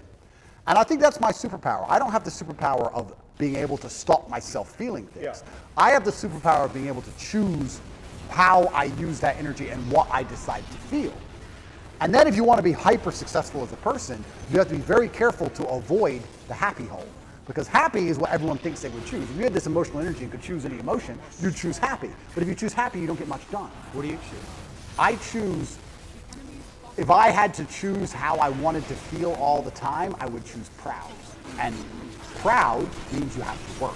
Proud means you have to do things. You have to achieve things. If you want to be proud and be realistic, you have to do fantastic things. So my default favorite emotion is proud. Right. That's how I'm happiest when I feel proud about anything. Well, and the organism releases dopamine in the brain when we do hard work to accomplish tasks. I have to win all the time. I love proud. You have to feel good. I don't like happy. If I feel happy, giddish happiness like a child or like a females usually default to happy. They don't care how they get there. They just want to get there. Right. They just want to feel happy. Right. I avoid the happy hole because I think people who are desperate to only feel happy are the ones who are addicts. Gambling addicts, drug addicts, drink too much, do dumb shit. It's all temporary, no delayed gratification. That's how you destroy your life, choosing the happy hole. So we were talking earlier about jail and how when I felt particularly bad, I'd wake up with a whole bunch of emotional energy. It's unchanneled, it's a bit wild, so I guess that can be perceived as sad or depressed. You're out of your routine. So I would sit and go, okay, I have all this emotional energy today, where am I going to put it? And I'd put it in a place where perhaps on that day I might feel happy, or perhaps I'd choose something else, but I would try my very best to take all the energy and put it into a place where feeling that emotion was the most competitive emotion, or was the perfect emotion for me to be as competitive as possible in that particular scenario. So yeah, on days where I woke up and I felt a little bit sad, I'd be like, okay, I'm going to turn the charm on today. I'm going to make everybody laugh. Right. And by the end of the day, I felt fantastic. Do you think God wants to break you? The enemy's middle tower. If God wants to break me, he's going to do it. Because we said, wants- right, the yeah, hero's maybe he journey, wants there to. must be death and rebirth. So what, like something, you have to be broken. At some point, you must be broken. You can't fulfill your mission without being broken. And whatever that is, it has to terrify you. But can't I be semi-broken or semi-close to broken and back from the edge? Back from the edge? Death and rebirth. That's the archetype, right? And what does that require? It means going into the cave and facing your dragon, which is your deepest fear, and feeling like it's going to kill you, and then entering into the void of nothingness, and then coming out the other side, reborn. And in that place where you're reborn, you're going to know things that you did not know sitting right here. And you're going to have a much bigger perspective, right? I mean, you agree with that template, right? I agree with it, but I feel like I can just, I don't feel like Get around that? Not get around it, but I don't ever have to fully die. Like I can just come close enough times. Like I'm not going to underplay. No, of course, but I'm not going to underplay how significantly difficult my jail experience was. Yeah, because you and do also- talk about like how tough you are, you managed it, and I guess and which is, I believe that, I'm not, but there had to be moments where you're just like, It was terrible. despair, No, it was absolutely terrible. or fear, or like, But this is very interesting into your death and rebirth point, because when it felt completely terrible, I do have the emotional control to not feel that. But I decided to let myself feel it because I felt like I wouldn't learn as much if I turned my brain off. That's right. So I've talked on PBD about Tristan. Tristan and I have the same superpower. Tristan didn't care about jail. He didn't care. He didn't, or he acted like Maybe he that's didn't just care. his own code. He acted like he didn't care. But that was his coping mechanism. Sure. Don't care about jail. I decided, no, I'm gonna care. I'm gonna feel everything. I'm gonna allow myself to feel these negative emotions because I feel like I will learn more. I could have done what Tristan did. I could have woke up and said one day or later they'll let me out. Still rich, give a fuck. Right. Could have done that. I didn't do that. And jail, that's why he sleeps. That's why I have nightmares. Because I don't believe his jail experience was that traumatic because he turned his brain off to it. And that is a superpower. Yes. And I do have that power. If I went to war, I could go to war and watch all my friends be blown to pieces and still fight. Yeah. I would still be capable. I can turn my brain off if I have to, but I decided not to because I felt that feeling things would teach me more, which is why I'm kind of arguing your point about death and rebirth, because I feel like I don't have to fully break. I just have to get close enough to the edge to learn something and come back. why not break? Because if I break, then there's too You much, know, my until empire then- might until fall. then, you don't know. Well, That's the exactly. thing. You don't know. I don't know. And that's scary. It is scary. Yeah. So why would I? That's why you don't want to break. 'cause Completely. It's scary. I don't want to lose what I have. Yeah. Mentally, But that physically, well, financially. Yeah, but that attachment, what would God say to that attachment? I don't want to lose what I have? But okay, I don't want to lose what I have because I also have a responsibility for others. Let me tell you something. If my mind broke and I couldn't come back from that, What's more important, your family or God? does God want me to break? I don't know. You asked. You asked the question. And if he does, I will break. Right. Right? Well, but you won't have a choice. I won't have a choice. But jail itself was terrible. Like we're talking about vulnerability. I can sit and explain all the things I struggle with in jail. It was absolutely terrible. And I think a lot of people who are watching this, I think they need to keep in mind I wasn't in jail. I was in Romanian jail. What's the difference? Well, it's the poorest country in Europe and it was built during communism and it's basically designed to torture you. Cockroaches, Yeah, I mean, it's not like jail, like we imagine jail. I don't want to insult the Romanian justice system. I don't want to insult any Romanians. I'm still within the confines of Romania, but I think most people at home understand what I'm talking about. I didn't have yard time. I didn't have any friends. I was in a room for 93 days. I did not leave that room unless I was being dragged to court in a language I didn't understand to be sent back to the room. Yeah, it was hard. I did a 4-day vision quest, 4 days, 4 nights, no food or water, out in the mountains, like in a restricted area, like just like a prison cell. And that took me to my edge. So I can't even imagine And yeah, 93 days. yeah. I mean, it's terrible, and you don't know how long you're going to be in there for, and you have no control over anything, and you don't sleep very well. People think you just sleep it off, but you can't. The jail is very loud. There's a lot of distressed people in there, a lot of upset people. The energy is sad. Yeah, it's a bad place to be. But I knew that my only option was to deal with it, so I knew that not handling it wasn't an option. So if not handling it's not an option, the only option left is handling it. So you just have to find the best way to do it. Yeah. And I certainly allowed myself to feel a lot of emotions in there that I could have probably blocked out so that I could learn as many lessons as possible. And I've learned a lot of things. But I would say that, I mean, all in all, I understood as a man, you need to have a strong body so you're not attacked by anyone else, and a strong mind so you don't attack yourself. And I think jail, in many ways, is just pressurized life. And if you feel a little bit angry outside of jail, you'll be very angry in jail. It's pressurized life, and you can't distract yourself with anything. Most people, if you feel angry right now, you're like, oh, that pissed me off, and then you get on your phone and talk to someone else about something else. You distract yourself, but you're left alone with your thoughts, and you can't distract yourself. And God decided to put me in there to learn some things. And I think it just confirmed a bunch of things I already knew. And I think it was a chance for me to prove to him and to prove to myself I'm not full of shit. And I think that was... Did you worry that you were full of shit? Never. But it's good when you get tested. No, but this is actually the truth.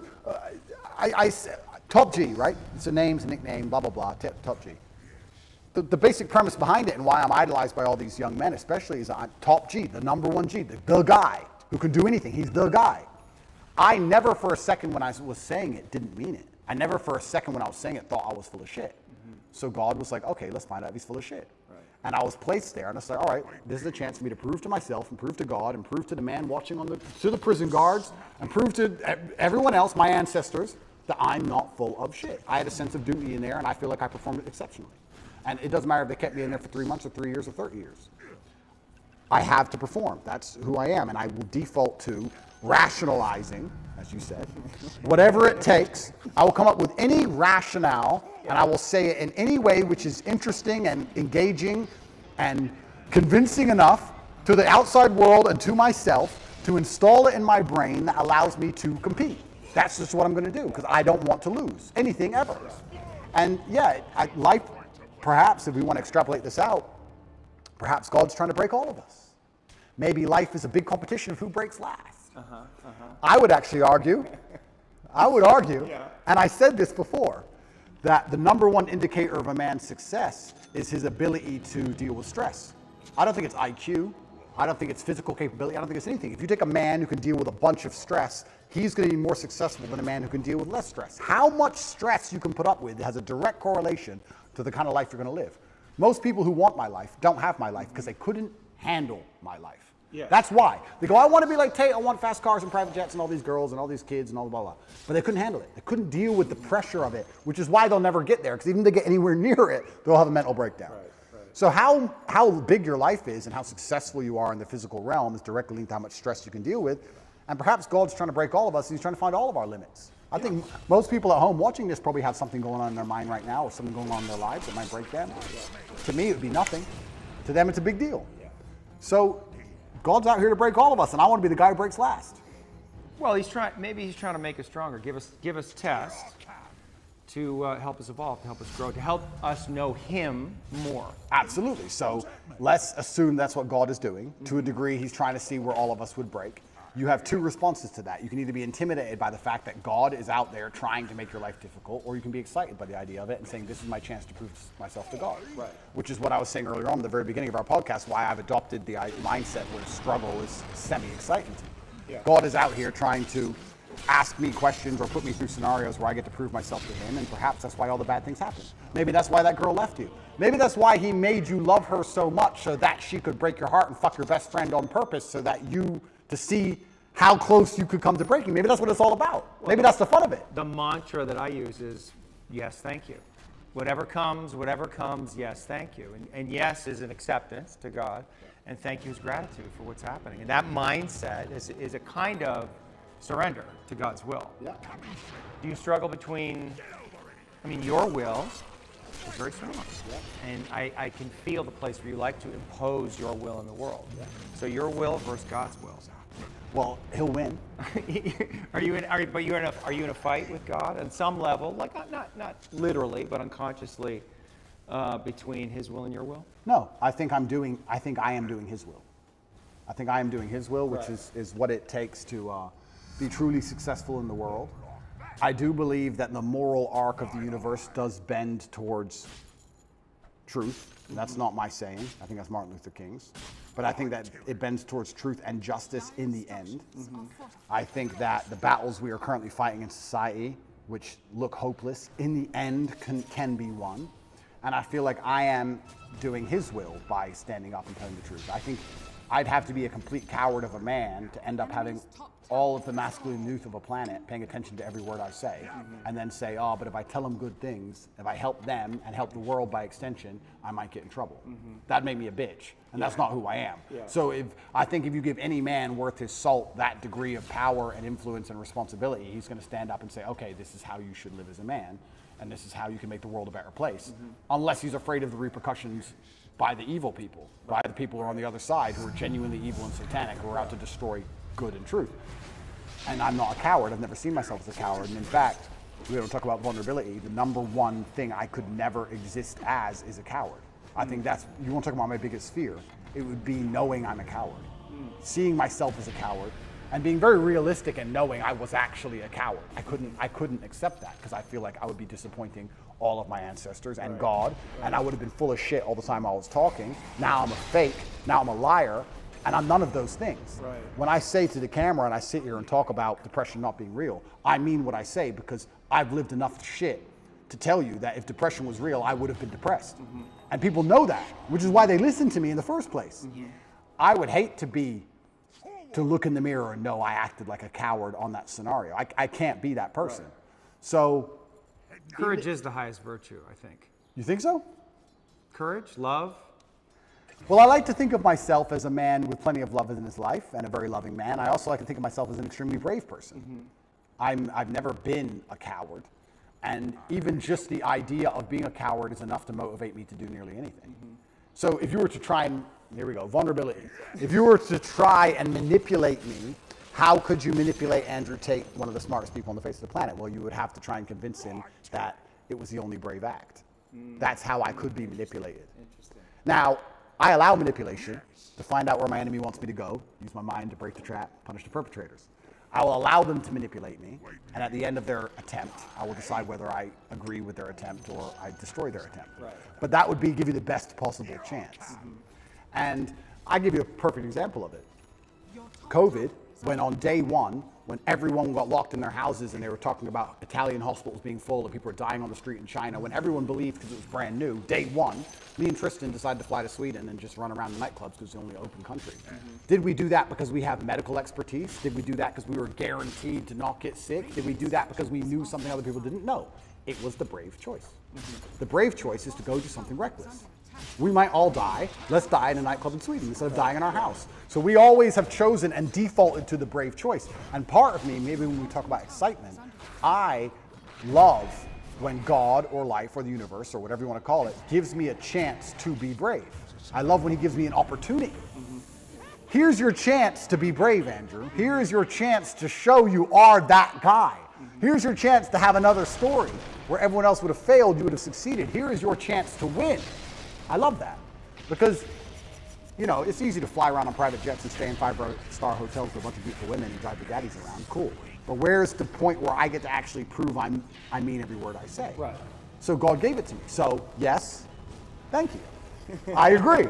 We agree. Thank you. And if God decides I have to go back, then the best mental model I can have is not the Romanian system of justice is unfair, it's corrupt, I got too big, the Matrix got me. No, the best mental model is God wants me to learn something here.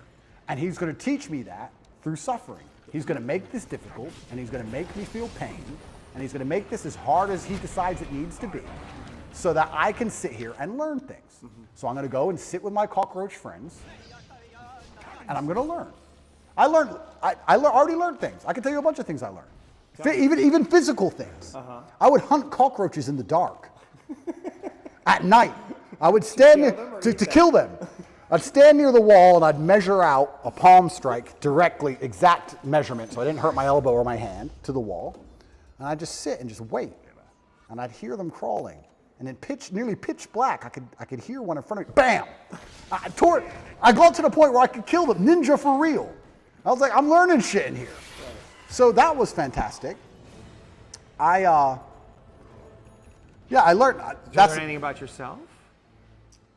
This is again New information. That's all. I mean, you must have, right? I mean, you had a new experience, so there must be new information. I mean, you got tested, right? You're in jail, for fuck's sakes. Like, something must have popped into your mind. There must have been some revelation, some edge that you came to.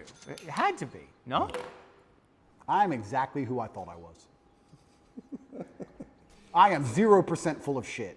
I'm exactly who I thought I was. 0% full of shit? If you would have told me, Zero? if you would have told me before I Not went, like 0.1, before I went 0.5. to, before I went to jail, before they put me in that dungeon, in the dark, with the cockroaches, if you would have told me how I would react to that scenario, I would have said to you, I would have suffered and it wouldn't have been nice, but I would have refused to break, and I would have been the kind of person who sat there and endured and emerged more powerful than ever before. That's what I would have said. Yeah. And that's what I've done. Yes, yes. That's exactly what I've done. So But that's not the question. no, it's not. There may be a side order of nightmares.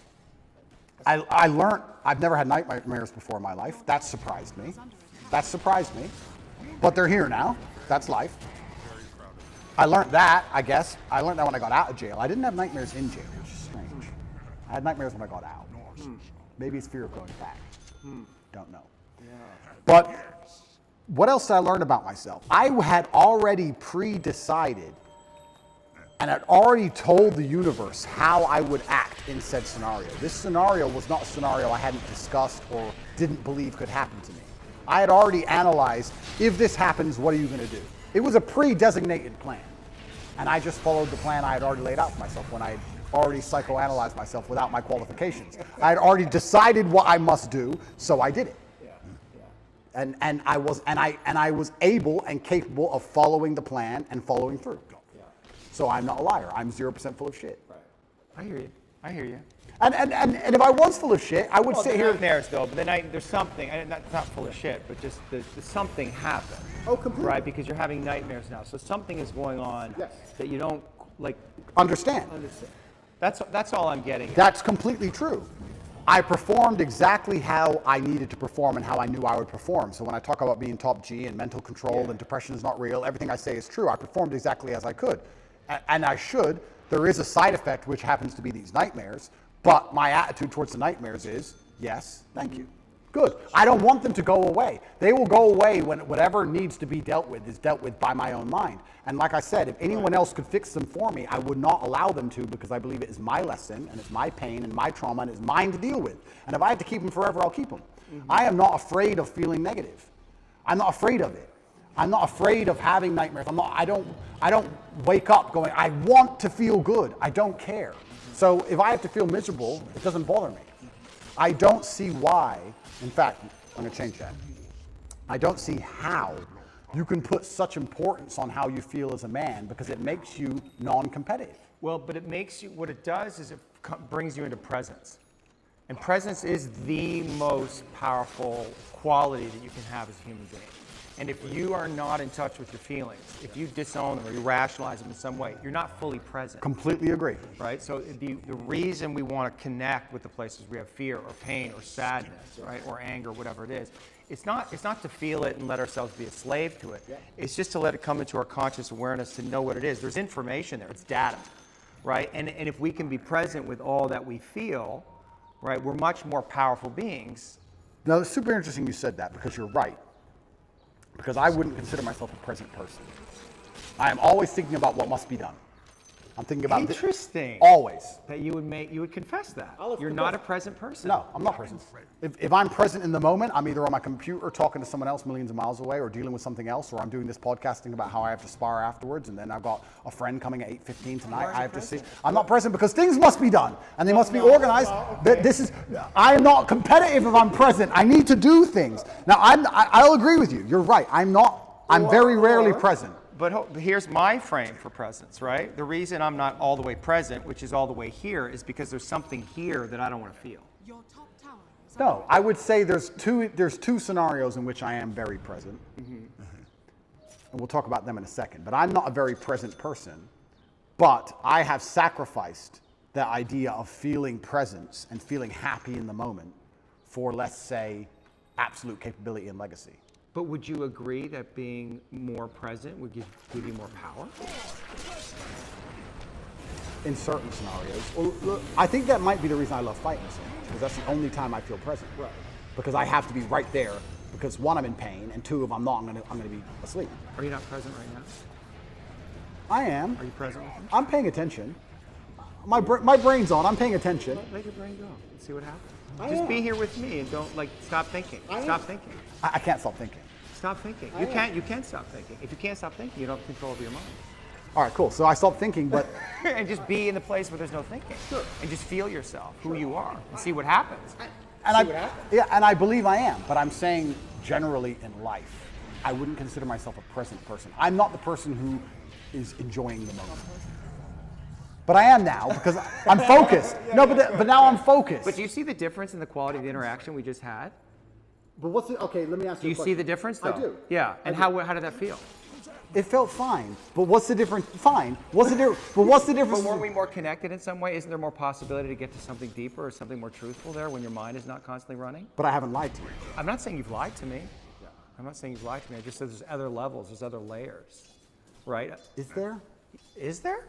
You get to it. That's why you fight. It's what you said, because it gets you out of your mind, fully in your body.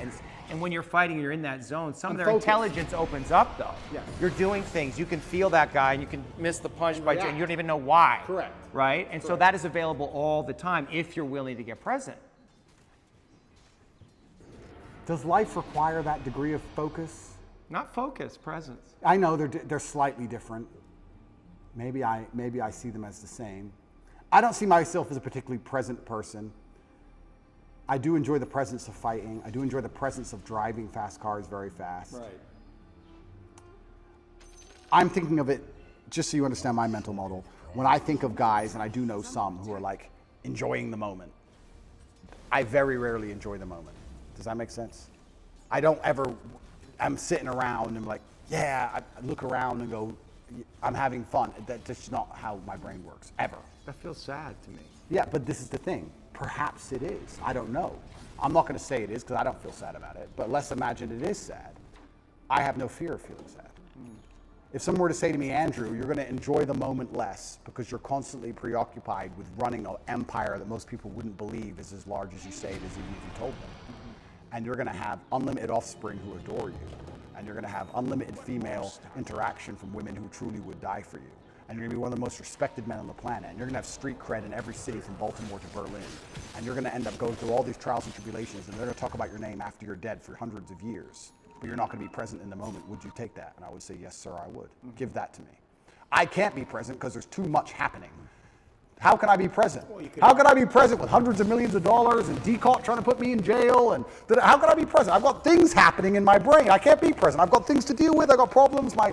So I've sacrificed presence. Maybe you have a mental model that says I can't be always present and do all of those things. And maybe that model isn't correct. Well, presence is if you're truly present, then you're not worried about anything outside of the moment you're in. Not necessarily. How does that work? This I'm interested in. Yeah, I mean, because the presence, right? You can let your consciousness go out, right? And you can be aware of everything, right? I'm perspicacious is one of my favorite words. I am aware of what's happening. Yeah. I'm just not particularly interested in it.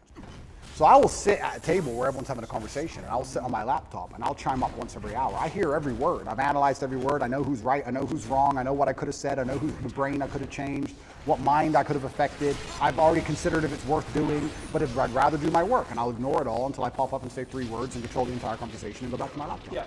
I'm aware of everything. I'm just not particularly present because I feel like I've built a life which is so large that it's hard for me to be present in the moment. I'm present with my children for hour or two, and then it's like, okay, back to work. So, Was your father present with you? no. But I don't think. But then this again. I'm just saying, as a psychotherapist, when somebody said that, you said that he wasn't present with you. That must have been. That didn't bother me at all. It didn't bother you? No. He had things to do. He's a full-grown man. I mean, we could talk about the haircut tweet, but I didn't understand, your history that you were raised by a single mother. Your father wasn't around. Yeah. So you see him once a year. About that, yeah. When we lived in America up to the age of 11, I saw him more often, once or twice a month maybe, and then. When did it split? I was 10 when they left. But I always understood he's very busy and has a lot to do. So I never. Can you see how the boy might interpret that as my father doesn't care about me? No. You can see how, I understand you sitting here right now, but you understand like a little boy. I think a little boy might think, where's daddy? I want daddy. I'm here alone with mom. And he might be right because some fathers may not care. But my father did care. Right. He was just very busy. But it must have been confusing for you. No. Not for the little boy? No. Like bring. I'm being honest. I'm being honest. It wasn't. Okay. I never Or you cut off, or those feelings were so painful, overwhelming, you cut off from them so quickly and then created this mindset to deal with. I never for a second felt like he didn't care about me, ever. I never felt that. It didn't cross my mind. Consciously. Consciously. But is it possible that unconsciously you might have a different belief? And that on some level, some of what you're doing in the world is motivated by that? Like wanting to win the love of your father? I think that is semi-true, but I'll tell you, I think that's fine. No. Fine. That's semi-true. That's semi-true because I believe I have a duty to my ancestors. I don't think it's coming from a place of I'm broken trying to fix myself. I think I have the last name Tate. It was bestowed upon me, and I have responsibilities to live up to the last name Tate. Yeah. I do believe I have a duty to my ancestors. So is that trying to win the love of my father? Perhaps. I never felt unloved by my father, ever. In fact, I would argue I had the best father on earth. I never felt like I was owed all of his time. Mm-hmm. It was very clear to me at a young age that he's extremely busy and extremely important, and that I can earn his time, or that I can't have as much of it as I want. You have to earn his time? Yeah. That was a son should have to earn his father's time? Yeah, why not? Your middle tower is under attack. Because he's a boy. True. And so father's love should be, at least for a boy, unconditional in some way. Love and time are not necessarily the same thing. Okay. If I told my father, I want to play chess, I want you to teach me chess, he could find 2 hours. If I said to Dad, I want to play video games or let's watch TV together, he'd say, no, son, I have things to do. Right. So to a degree, I'd earn his time. Yeah. His time was valuable and it could not be wasted. Yeah. I feel like I have a duty to my ancestors. I don't feel like, and when I'm in jail, I feel like I can't disappoint him, and I feel like I do good for the world. I don't think this is me being some kind of broken secret. This is where we're going to disagree. You're going to think I'm some broken child inside or something. Okay, well, the inner child, or I'm guessing, but. Well, yes, inner child. Okay, I don't think it's anything to do with that. Inner child? I think it's duty. I think I have duty and I have honor. Yeah, I understand you have duty as a man, but that doesn't mean the inner child is not there. And I guess that's if the inner child has been disowned in some way, or his feelings have been relegated to the unconscious, like that's impacting you, that's affecting you. And knowing what those feelings are and how they impacted you, I think would be important information for you. But I was never sad. I can't say I had a hard childhood. I can't say I was sad. I can't say I wish he was different.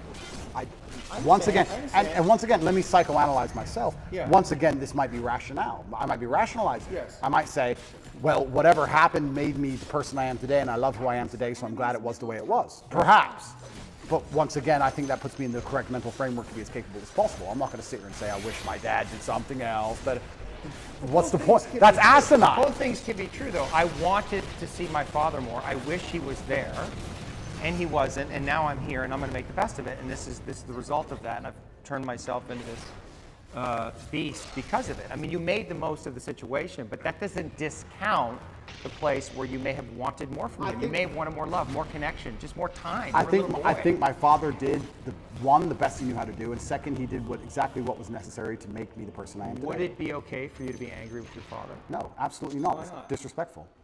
Why not? Why? Because he's my father. But I'm not saying that you would have to confront him. I mean, obviously he's not here, but it's just like. That's selfish.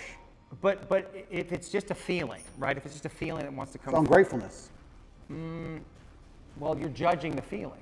Yeah, I am. Yeah. For me to sit and say to the man who made me the man I am today, Yeah. who I, once again, never felt unloved by, who tried his very best to raise me, who sacrificed for me to exist, who gave me my last name, who bestowed upon me the honors and principles and morals I live by today, for me to be angry at him because he was busy some days would be brutally ungrateful.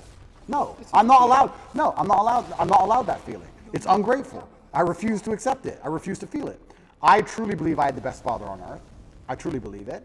I don't believe, even now, if I have sons, I don't talk about what children I have publicly, if I have sons or when I have sons or my sons I have, whichever one it is, they will get my time, sure.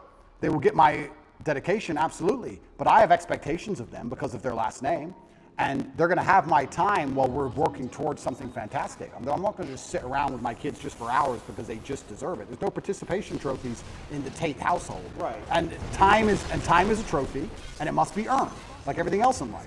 So I'm not going to sit and have sons and go, well, he's my son, so we're just going to all day do fucking nothing. No, we're going to all day do something important. For sure. Or I'm going to go do something important, and he can sit around and do nothing by himself. For sure, but you can also imagine if you had sons and you saw them once a year, that would have an impact on you. Like, how would you feel about that if you had sons and you only saw them once a year? I think I'd miss them, of course. They'd miss me.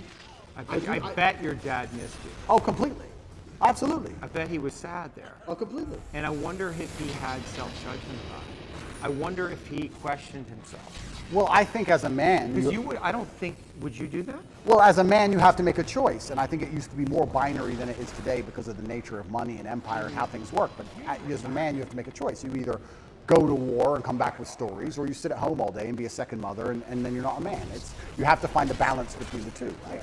My father was away a lot, but he wasn't away a lot because he was doing nothing.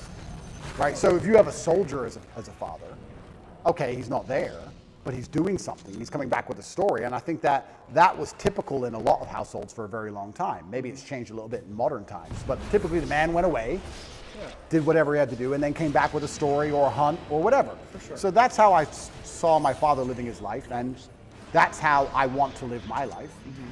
I will do the same thing. I don't think I would be the same man if I decided to say, okay, I have a son now, so I'm just gonna stay at home. Mm-hmm.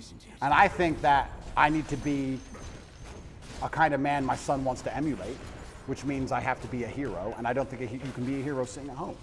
So I think that I need to, he needs time, of course he does, but he also needs an example set, and that example must be set out there in the harsh, brutal realities of the real world. So, it's time. Now the argument is quantity of time versus quality of time.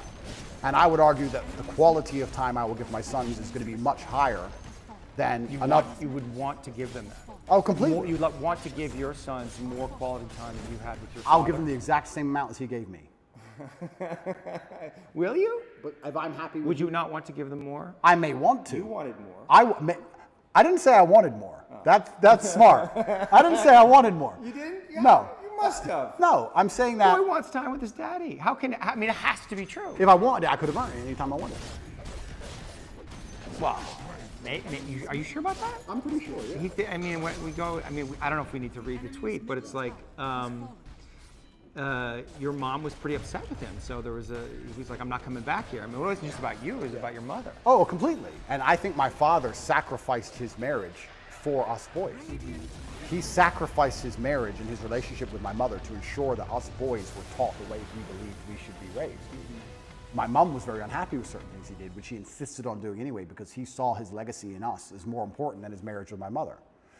But I'm not saying, look, if my son calls me and says, I'm really upset, I need to talk to you, I'm not gonna say, no, you can't talk to me. I'm not psycho, right? I understand all of these things. I'm just saying, obviously we're talking about a very general scenario. The general scenario is, I'm a man, I'm away at war, I come home with a story, or if I'm spending time with my son, I want us to be building him as an individual. I believe that the mother does a lot of the day-to-day keeping the child alive, changing diapers, feeding them, etc. And the man is the one who instills a lot of the mindset, and the man is the one who grows them in very important ways.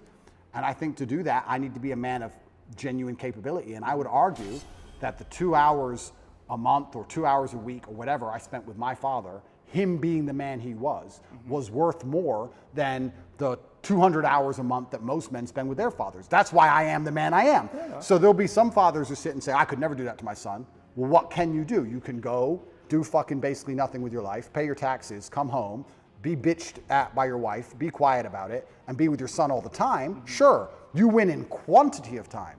But who you are as a man and what the lessons you can really teach, you lose in quality of time. So I believe my father was such a fantastic figure that it's the quality of his time that made up for the quantity. And the only way to do that is to go out in the world and be fantastic. And we can actually extrapolate this out to other things.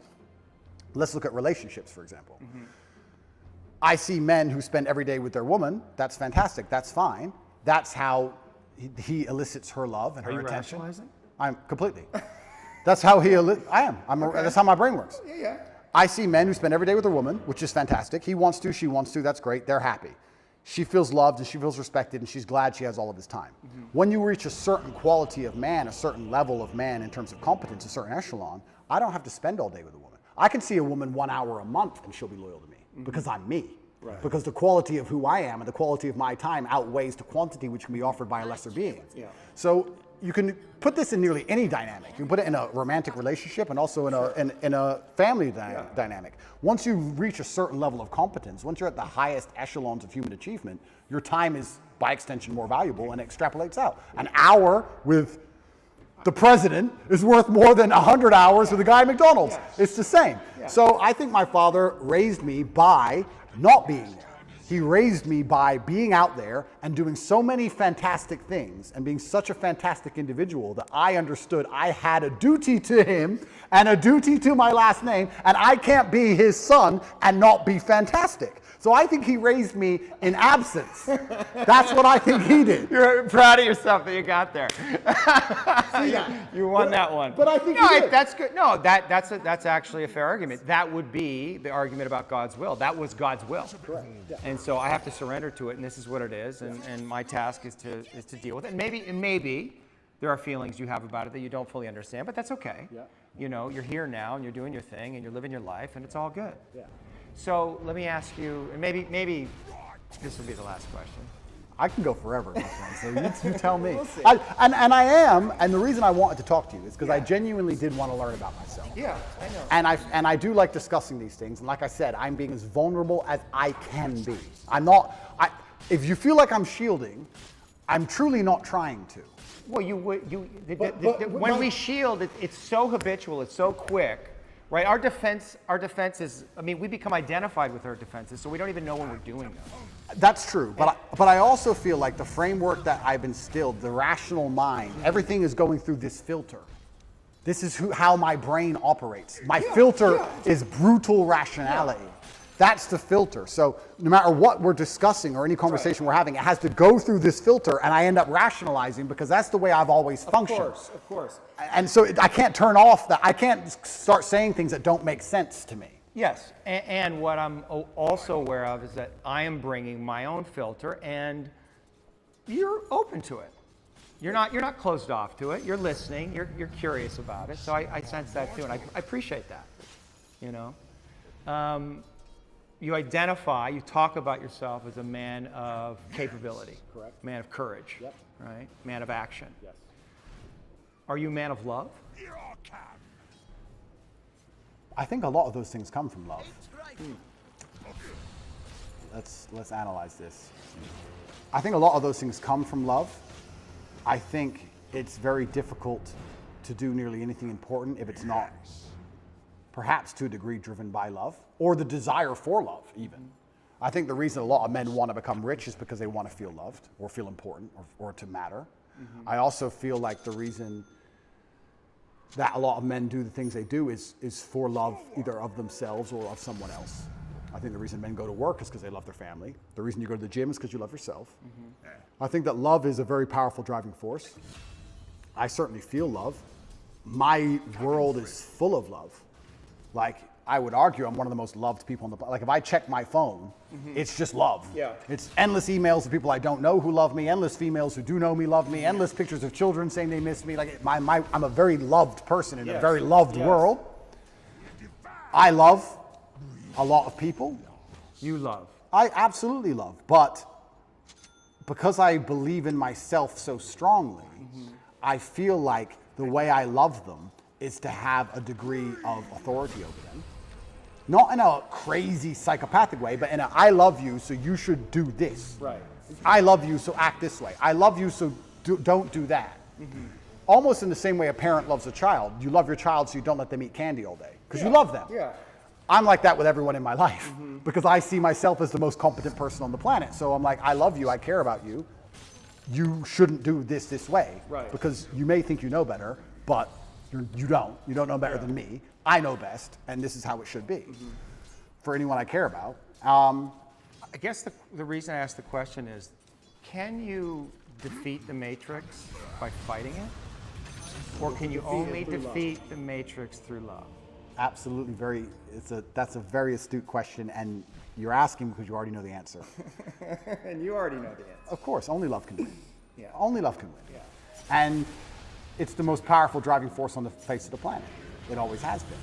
And it's only when people are going to wake up and have a true love for themselves and love for the community and love for their children and love for these things that we're going to start to resist the evil and the Satanism and the insanity which is coming in the world today. But I believe, as a man at least, your love only has value when you're capable, which is why perhaps I'm so obsessed with capability, because I want my love to have value. We talked about how time has value when you're at a certain echelon. I would also argue that love has value in a certain echelon. If I'm in love with a girl, she can get a lot more from that love than if a Joe Schmo's in love with her, right? So my love has value because I have value.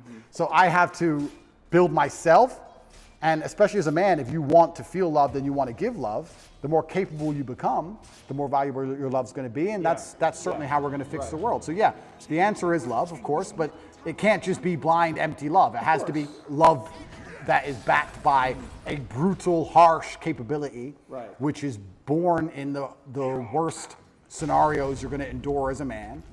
And the world at its baseline is a very brutal place. It can be. And I think that becoming comfortable with those scenarios and becoming capable in those scenarios is how you give your love deep, true value. But I think that, yeah, love is the answer. Right, love is the answer. But I don't want to end, I don't want, love. It's hard for you to say. No. It's like the Fonz. No, yeah.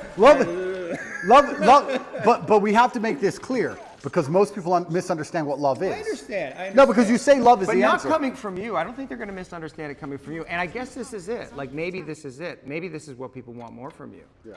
Right? They want your love. They want to feel your love. I see it. Yeah. Right? Like I can feel it coming off you, but I'm not like I see your sense of humor. I see how you work. So I don't feel threatened by you, right?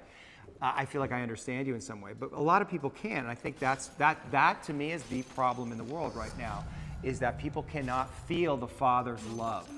I agree with you. And if they could feel that, and also the firmness, also the direction, all the things you're talking about, the discipline, but if they can't feel the Father's love, I mean, that's God's love coming through.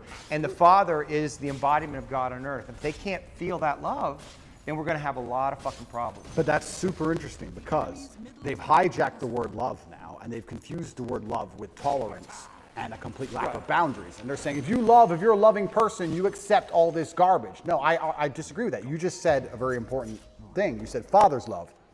A father's love comes with tests and trials and tribulations. What does a dad even traditionally do for his son? Take him out there, push him in the pool, let him struggle a bit, get him out. Yeah. Put him on the bike, let him fall over, help him get up. Yeah. You have to go through the bad things to be rewarded and the bad things to learn. That's how a father typically loves. And a father also loves by saying no. No, you cannot do that. So you nailed it by how society needs a father's love. Completely true. And society has actually hijacked the word love and tried to convince you that you don't need the father's love. Perhaps you need this unconditional love, which is more like a mother's love, if you want to gender it, perhaps. Yeah. So it's unconditional. You can act without honor, you can act without courage, you can act without discipline, and you'll be loved anyway just because you exist. I don't believe that for myself.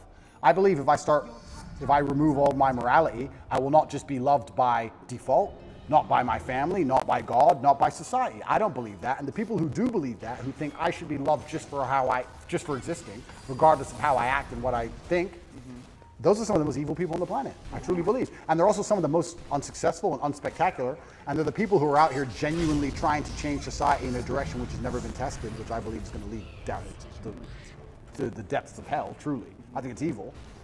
So yeah, I agree with you. Father's love is important, but love in and of itself has boundaries. Love is strict. Love is hard. Yes. Love is a hard emotion. Fierce. Love is fierce. Love is not an emotion of, oh, do whatever you want. It's the opposite. Love is, no, you have to do this. I believe love is a very hard, very strong emotion. And if I think of how let's say I have two women, one I love, one I don't love, and I enjoy both of their company, I'm harder on the one I love. I expect more from her in terms of how she acts. I expect more from her in terms of how she speaks to me. I expect more from her in how she presents herself to the world. The more I love her, the more I expect of her, the more parameters I want to put on her in regards to how she should behave, because I love her. Love is a hard emotion. So yeah, love wins, but not in the way that people think love. They've hijacked the word love and convinced people that love means, oh, I tolerate everything. Right. That's not love. I agree, and it goes back to this, what we were talking about with presence. I wonder, and I'm just having this thought now, that if we come all the way into presence, if we allow ourselves to be all the way here and feel everything that's here, that is actually the thing that we would feel, love. Like God, which is, you could say God is love. And maybe, that's the scariest thing. That's the edge. Because if we're fully surrendered to that, like we're in that flow state, that the dissolution of the ego, letting go of all the things that we have, and we have to be in that place. And so maybe that to me is like, if you want to defeat the Matrix, right? If you want to become Neo. I think that's what it is. Interesting. And what I will do, and I will take away from this conversation, is I definitely have moments of presence. I mean, I'm human. I do have like a couple minutes where I sit and just look around and go, life's not all that bad, of course. But I will perhaps try and dedicate a little bit more time. Maybe I can I'll see if I can allocate 3 minutes instead of 2 towards presence and see how that makes me feel overall. It's interesting that you said when you're present, you feel love. I actually completely agree with that. I can't think of a time I've been present and felt anything other than gratefulness. Just to look around and go, you know what? Yeah. Everything's fine. Yeah. In fact, even in jail that happened. Even in jail, I had moments of presence, and I looked around and go, this is not nearly as bad as like the media is saying it is, and the women on the phone are crying, and everyone's panicking. You know what? I'm not in a trench. I'm probably not going to get blown up. If a fire started, could I get through that steel door? If anyone could, it's me. I'm not on a submarine in World War II. There's no depth charges. Yeah. I'm not in a car crash. Yeah. It's fine. Cup of tea. It's fine. I did have those moments, right? So when you come to a moment, when you come to a moment of presence, even in a terrible scenario, it often ends up love. You're right. And I certainly have felt them, and I certainly could do it. My rationality, my argument would be, does that make me more powerful? Your argument it does, and maybe perhaps I need to try it. Whereas I would typically, up until this conversation, I would say, I don't have time for that. I have things to do. So that's where it all comes down to. And then it comes down to, like I said earlier, am I here as a human to enjoy my experience as a human and enjoy being in this vessel and have as much fun as possible and be as present as possible? Or am I here to make the biggest impact I can possibly make and build a legacy? And of course, probably like most things in life, the answer is somewhere in between the two. It's probably some balance. Yeah. Perhaps I'm slightly out of balance, and that's why I am living the life I am. But I'm not unhappy with it. And if I was unhappy with it, it wouldn't change anything. But I actually do consider myself, I do genuinely consider myself one of, because I put no importance on emotion.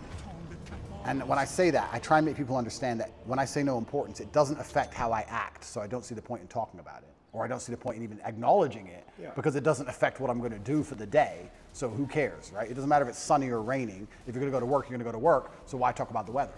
So I don't put any importance on emotion, but I would actually call myself one of the happiest people on earth, not because I'm particularly happy, but because I'm just never sad. So if it's never dark, it must be light. If it's never cold, it must be hot. So when I say, I will say I'm one of the happiest people on earth, and people think, oh, he's happy all the time. No, I'm just never sad. Right. Never. So if you're never sad, you're always happy. Another thing I'll actually argue, not getting out of this early, not getting out of this easy. I thought I got away with a win there. I would actually argue that. Why are you arguing? What are you arguing? Because maybe you won't disagree with me. Okay, I would also like to. I will just explain. When we were talking about how I built my mental model and how I rationalize everything, one of the things I've done when I rationalize is I've changed the boundary of what I believe happy to be. So let's say happiness is this line on this table, right? Most people, this is the full spectrum of human emotion. This is absolute distraught because your parents just died. And this is extremely happy and giddish and you're laughing and jumping around like a child for whatever reason. Most people would probably put happy somewhere up here near the top. Whereas I've just changed that bar. And I've just said, unless I'm truly distraught, unless I'm actually at the point where I can barely speak, let's move happiness down to here. Unless I'm truly distraught and something really bad's happened to me, I've already passed the threshold and I'm just a different level of happy. Now, the more I talk to you, the more I realize that a lot of what I've done are just simply semantic tricks. They're language tricks. I've changed language tricks. If I'm not absolutely distraught, I am some version of happy. Therefore, I'm the happiest man on earth because I'm always some level of happy.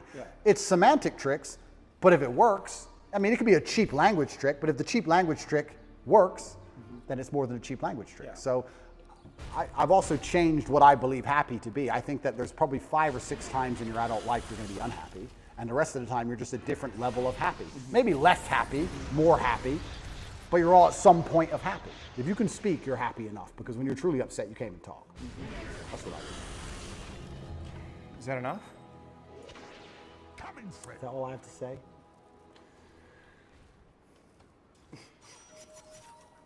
It's interesting, yeah, because So here, you want me to tell you what I noticed? Sure. It is hard for you to stay present.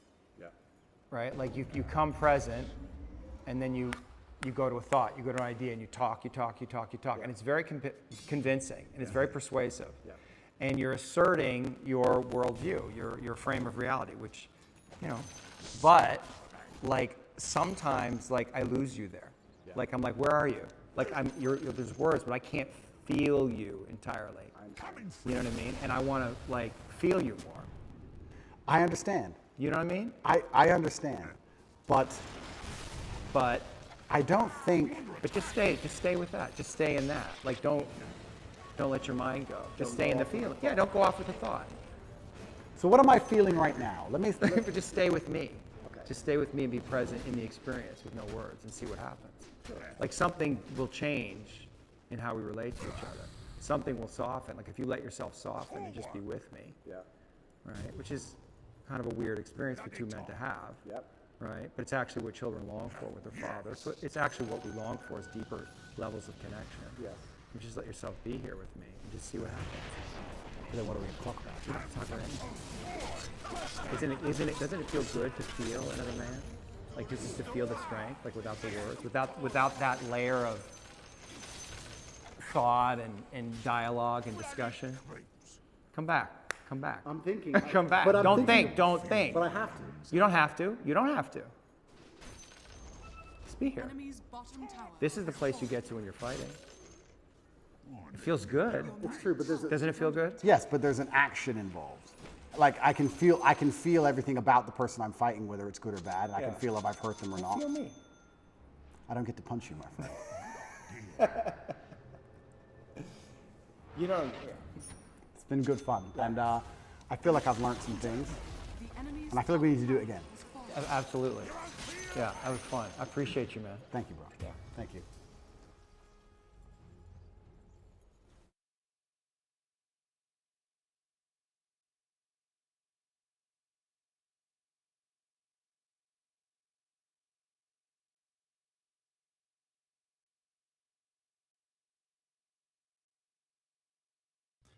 Hey, what's up, guys? Welcome to Fresh Fit Podcast, After Hours Edition. We're joined by a bunch of lovely ladies to include special guests Andrew fucking Tate, AJ in the house, man. I'm still in Miami. I'm still here. Let's get into it.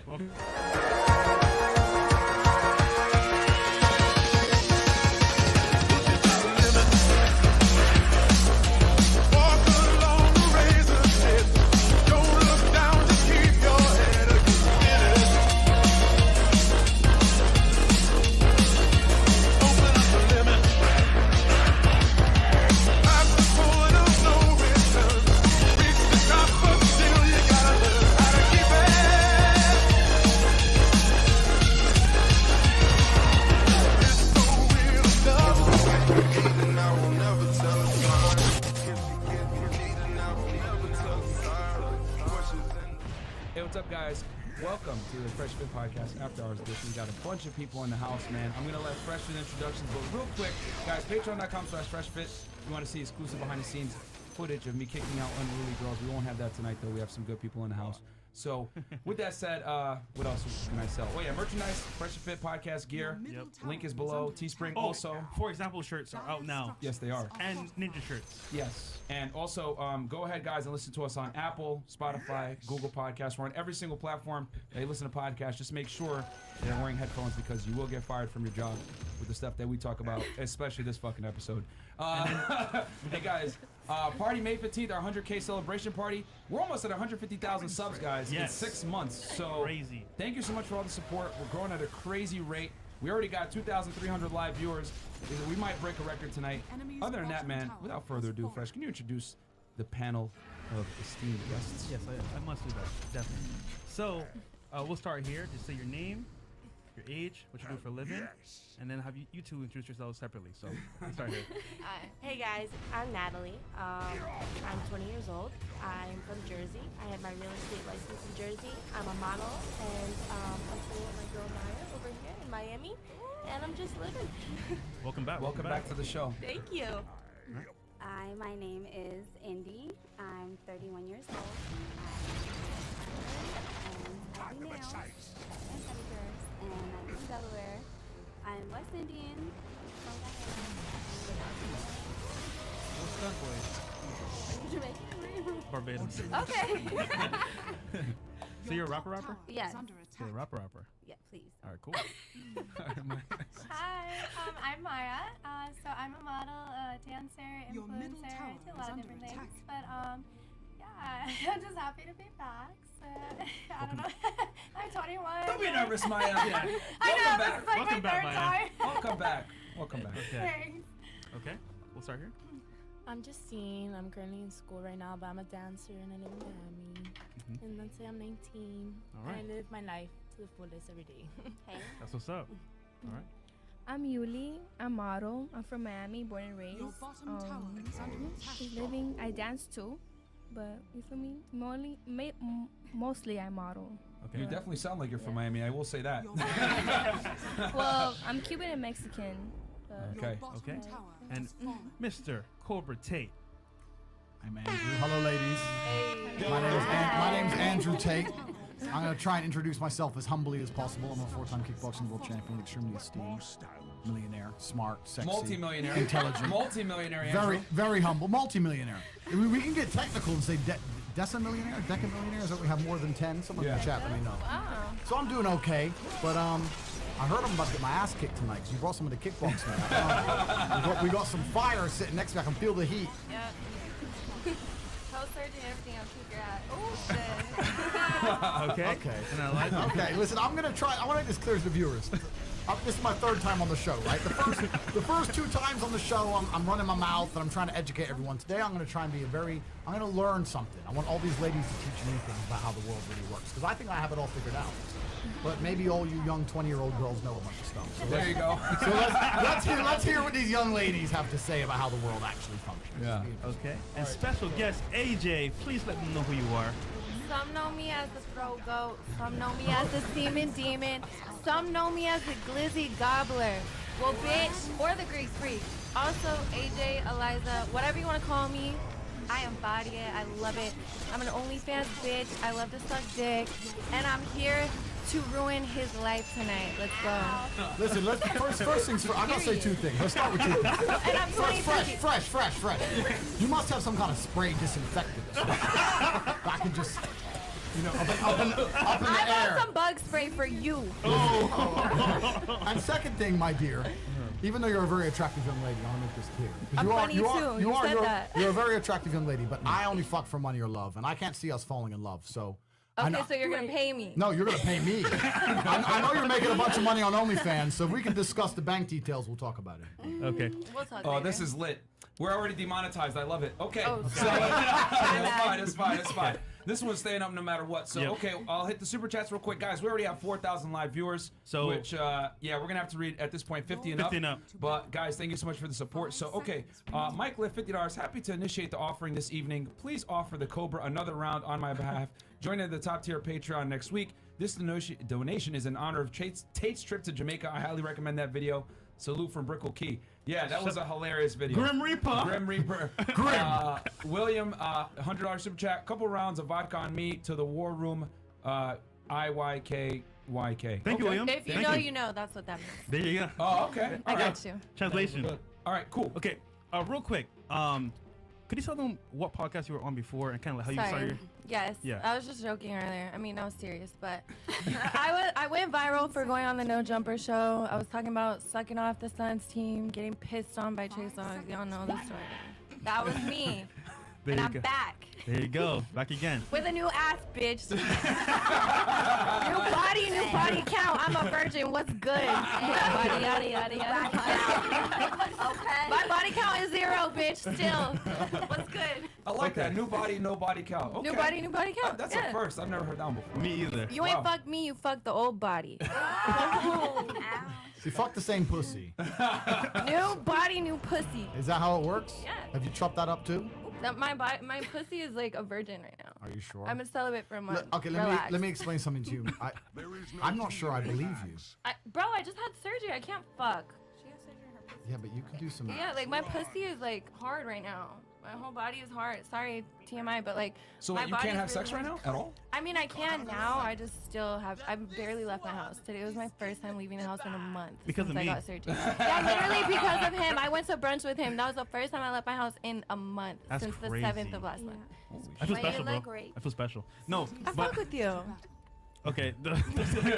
No, but so ladies, right? First question is, if you could choose, right? Once again, to date someone that is successful, right? Can take care of you, but may step out and cheat sometimes, or a guy that's gonna be faithful, working a 9-to-5 job, that's gonna love you. Who would you choose? Neither. I'd be a single bitch. Okay, we'll start here. I would choose the 9 to 5. And why? Because I'd rather somebody love me for who I am. And The lie detector determined that was a lie. Oh shit! Sorry, my bad. No, yeah, I would choose somebody that would love me for who I am, working the 9 to 5. I don't really care about the money. I mean, if you're wealthy, I mean, if you work a 9 to 5, you should be wealthy. If you don't know how to save money, that's your own problem. I don't really know what to tell you. But Fresh, listen, you asked this question, but who are women actually fucking?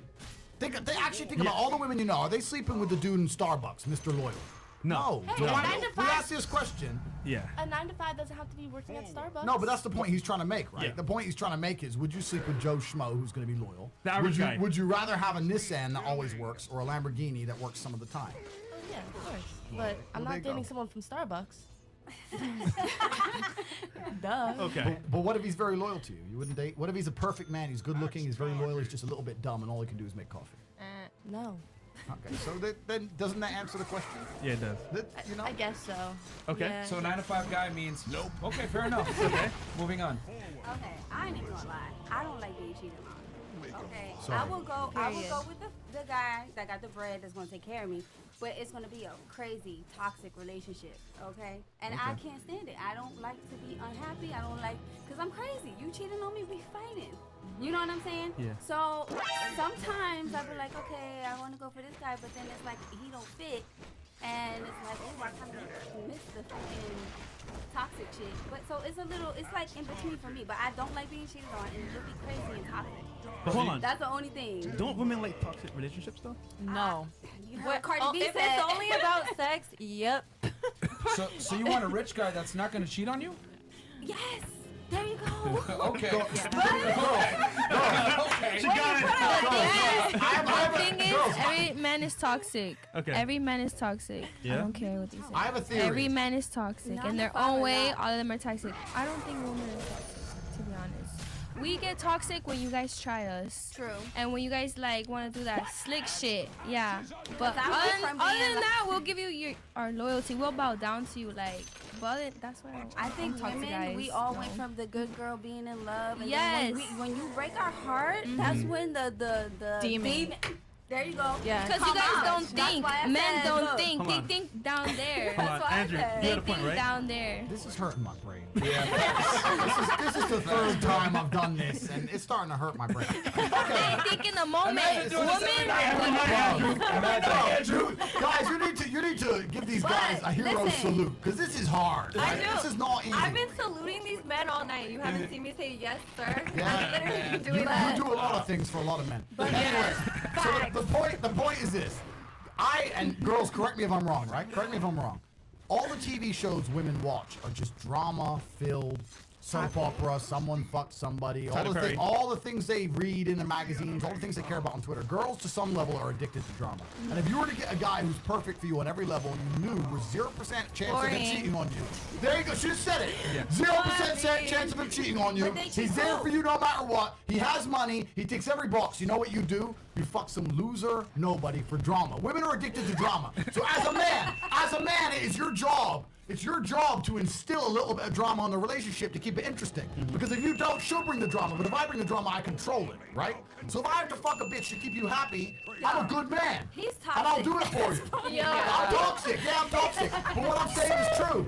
What part of that is a lie? I think I do like it. I think I am attracted to a lot of toxic. See? There we go. Yeah, y'all like it. I think I'm attracted to money. Cardi B say, you know, I will you go like search a for the toxic money. bitch. Okay, Maya? I'm gonna just be straight up. All men cheat, and I love toxic. If you're toxic, come my way. Like, Make it real. I'm sorry about that. I'm gonna just be real. She's not on the internet yet and all this shit. Sorry. My pussy's all Sorry, over baby. the internet. Hey, you two can kickbox if you want to. No, I like her. I'm kickboxing you. Fuck you. You don't want to fight. Listen, I know you're hoping. I love bitches. I'm fighting you, bro. Listen, you don't want to But fight. there's one thing that I will say. Yeah. You can't choose the other guy because listen, all simps do not win in the end, and I'm going to tell you that. All simps do not win in the end for the fact that 1, you don't got money. 2, I'm gonna have to baby you like your mother. 3, you may love me, but it's gonna push me away. I would rather you sit there and argue with me so that we can have some angry sex after. But That's a problem, though. I'm with it. I'm sorry, I'm toxic too. I'm fucking crazy, but I would rather have a you man. don't say. I'll admit it. I need a crazy man too, and if he's got money, damn, that's a plus. We about to have a power. You can just say my name. There's no problem. You can just say my Fine, name. fine. You can just say my name. Me and Andrew agree. Just say it. That is the most accurate answer I've heard for like. Well, Maya's been on the show 3 times. That's now, so true. she knows better than to lie on this show. That's now. true. She's like, I'm just gonna tell the truth. Listen, I've been telling the truth since day one, and I will continue to tell the truth. Okay. So, Eliza. Yeah. I would be single. I don't give a fuck. I literally do not fuck with men. Like, I mean, I love them. I love men. Love them. But, like, I don't need them in my life, so I'd rather be single. If it comes to that, being with a broke, loyal person or a rich cheater, I'll be single. I'll So fuck what do you whoever the fuck expect I from want. the future, my dear? What is Dude, your future? I don't expect shit. I don't, like, honestly, my goal in life is not to be married and to have kids. If it happens, it happens. But that's not, like, I'd rather have my own businesses and, like, be successful on my own than, like, have my life goals be to get married. All right, so Fuck that. let me ask you some, because it's supposed to be me versus her. I've got a few questions for her. I'm curious. Go ahead. No, but I'm genuinely curious. I'm trying to understand your mindset. So let's say you started. won't. Let's say you started a business. You started to make a bunch of money. You're telling me you have zero interest in being married and having children one day. Zero. You have I zero mean, as interest. of now, I'm 23. Like, that's Okay. not in my mind. But, like, I'm sure, like, I say this all the time. When I'm 30, I'll think about having kids. Okay.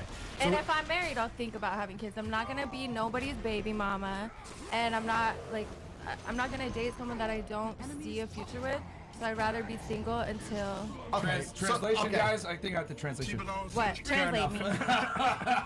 Translate me now. Oh, I'll repeat it one more time. We'll see if you're right, Myron, or wrong. Sorry, go ahead, Andrew. My bad. No, so that's what I was trying to ask earlier. So you're saying in the future you see a possibility where you'd have children and you'd be married I to mean, somebody. maybe. I can't Okay, so who speak would you for marry? how I feel when I'm 30. I'm 24. I change my mind every 5 minutes. But as of now, no, I don't give a fuck. Describe your ideal man. My ideal man is Drake, but loyal.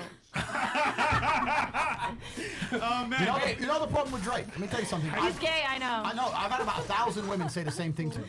What? 1,000 women have said to me, Drake has the hands of a girl.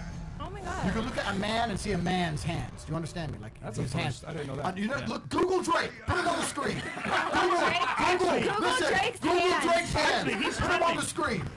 He's He's got the right hands now. of a girl. He's trending right now, actually. For If I were to grab him by his neck. Yeah. Drake called me dark and disturbing to Adam. I just want to say that. He DM'd Adam and said, that girl is dark and disturbing. And I said, I'll be dark and disturbing on that dick. What's good? Wait, you have a tattoo? I do. Of Drake somewhere. I mean, it's on my ass. It's on your ass? This is Okay. All right. Is that man's hands? Look at that. Baby hands. You let those hands touch you? I'm pretty sure my They're fingers soft, are longer little than baby yours. hands. Nice. Well, actually, Shout out Drake. to our boy Chris pulling Yo, yo. out so quickly, by the way. Thank you, Chris. We love you so Have you heard the bad. news though? Drake's trending right now for breaking up an 8-year relationship with some random singer in Drake. How the fuck did he hide that Drake. relationship for 8 years? I ain't heard shit about So that. AJ, all you gotta do is get engaged to a guy for 8 years, and then he'll smash you. Okay, just pretend. Pretend We're playing house. Pretend to be engaged with you. Yeah, just pretend. Who cares? My dear, you listen. can cheat. I don't give a fuck. No, Go no, cheat all no, you no. want. I'm not a cheater anyway. It's the first thing. Yes, the fuck. I'm a good loyal man. But you need to do at least 10 years in a nunnery before we can sit down and talk about relationship. Dude, I feel like a nun now. I've been sober, or I've been celibate for a month. Tell Fuck us this. again. Throat goat? Did you say throat goat? Throat goat, semen, demon, whatever the fuck you want to call me. You're a very original nun. I've never met a nun like you before. You're very original. Right? I'm a freaky nun. You're a freaky nun. Okay. Okay, sorry. Your turn. Let's move on. To the question, the rich guy that might cheat, or the guy that? Well, I've been in that situation before, so. Oh, yeah? Yeah, I have. Okay, Actually. tell us what happened. With what he was saying that, like, when a guy is actually into you or something like that, like, girls don't want that guy. Like, when a guy is actually giving you, like, love and affection and all the time and hours. Like, I was that girl that didn't want to be with the guy. Are you saying I'm right? No, don't say that. You can just say, Andrew, you were right. Team Eliza over here. Relax. Go join the losing team. I don't Join the think winning so. team. You can say it.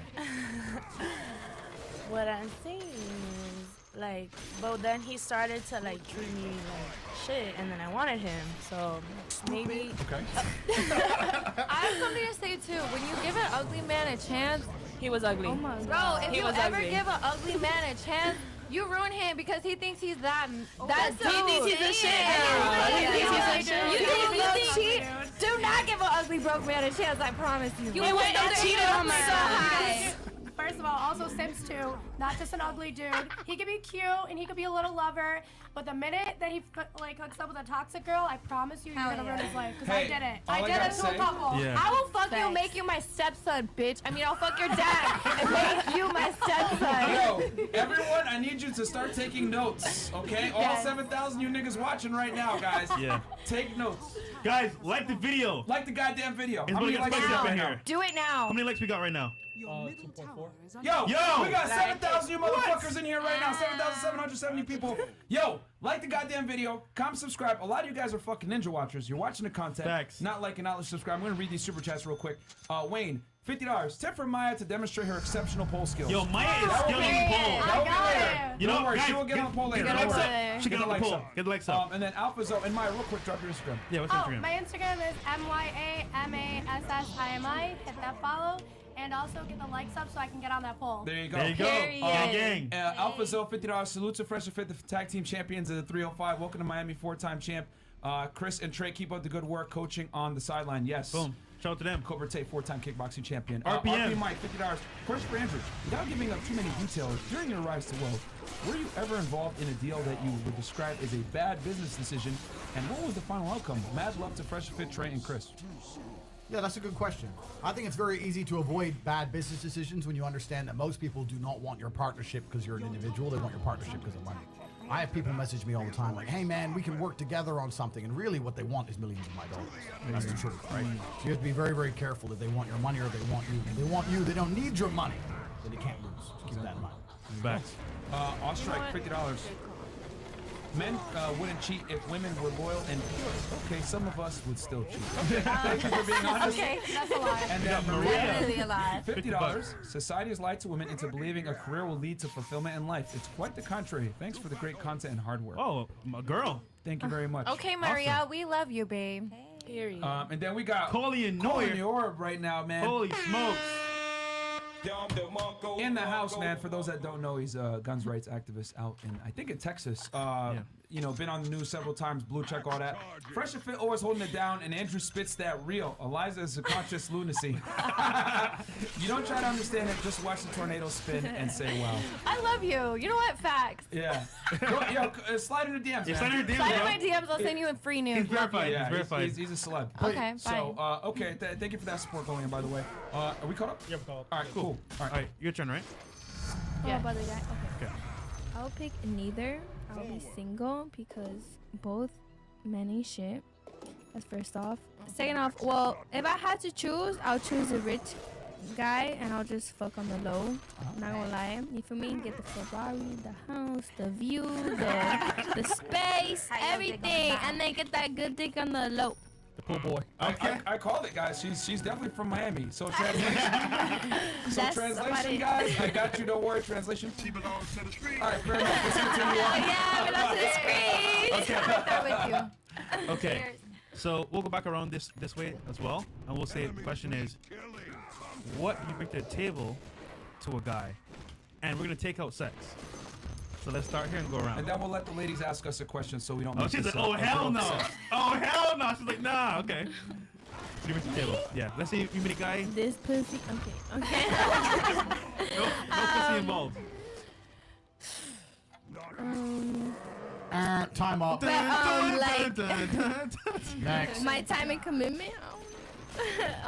Like just being their best friend. If I had to be something, like just somebody there for them, I guess, because that goes for anybody. You feel me? People go through stuff. It's life. So just being there for them as a, as a friend. If I have to bring something, I don't know. Fresh Fit. I'm sorry to interrupt, guys. I need just be You want me there. to go through this whole show, bro? I need some. Just be there for them, if anything.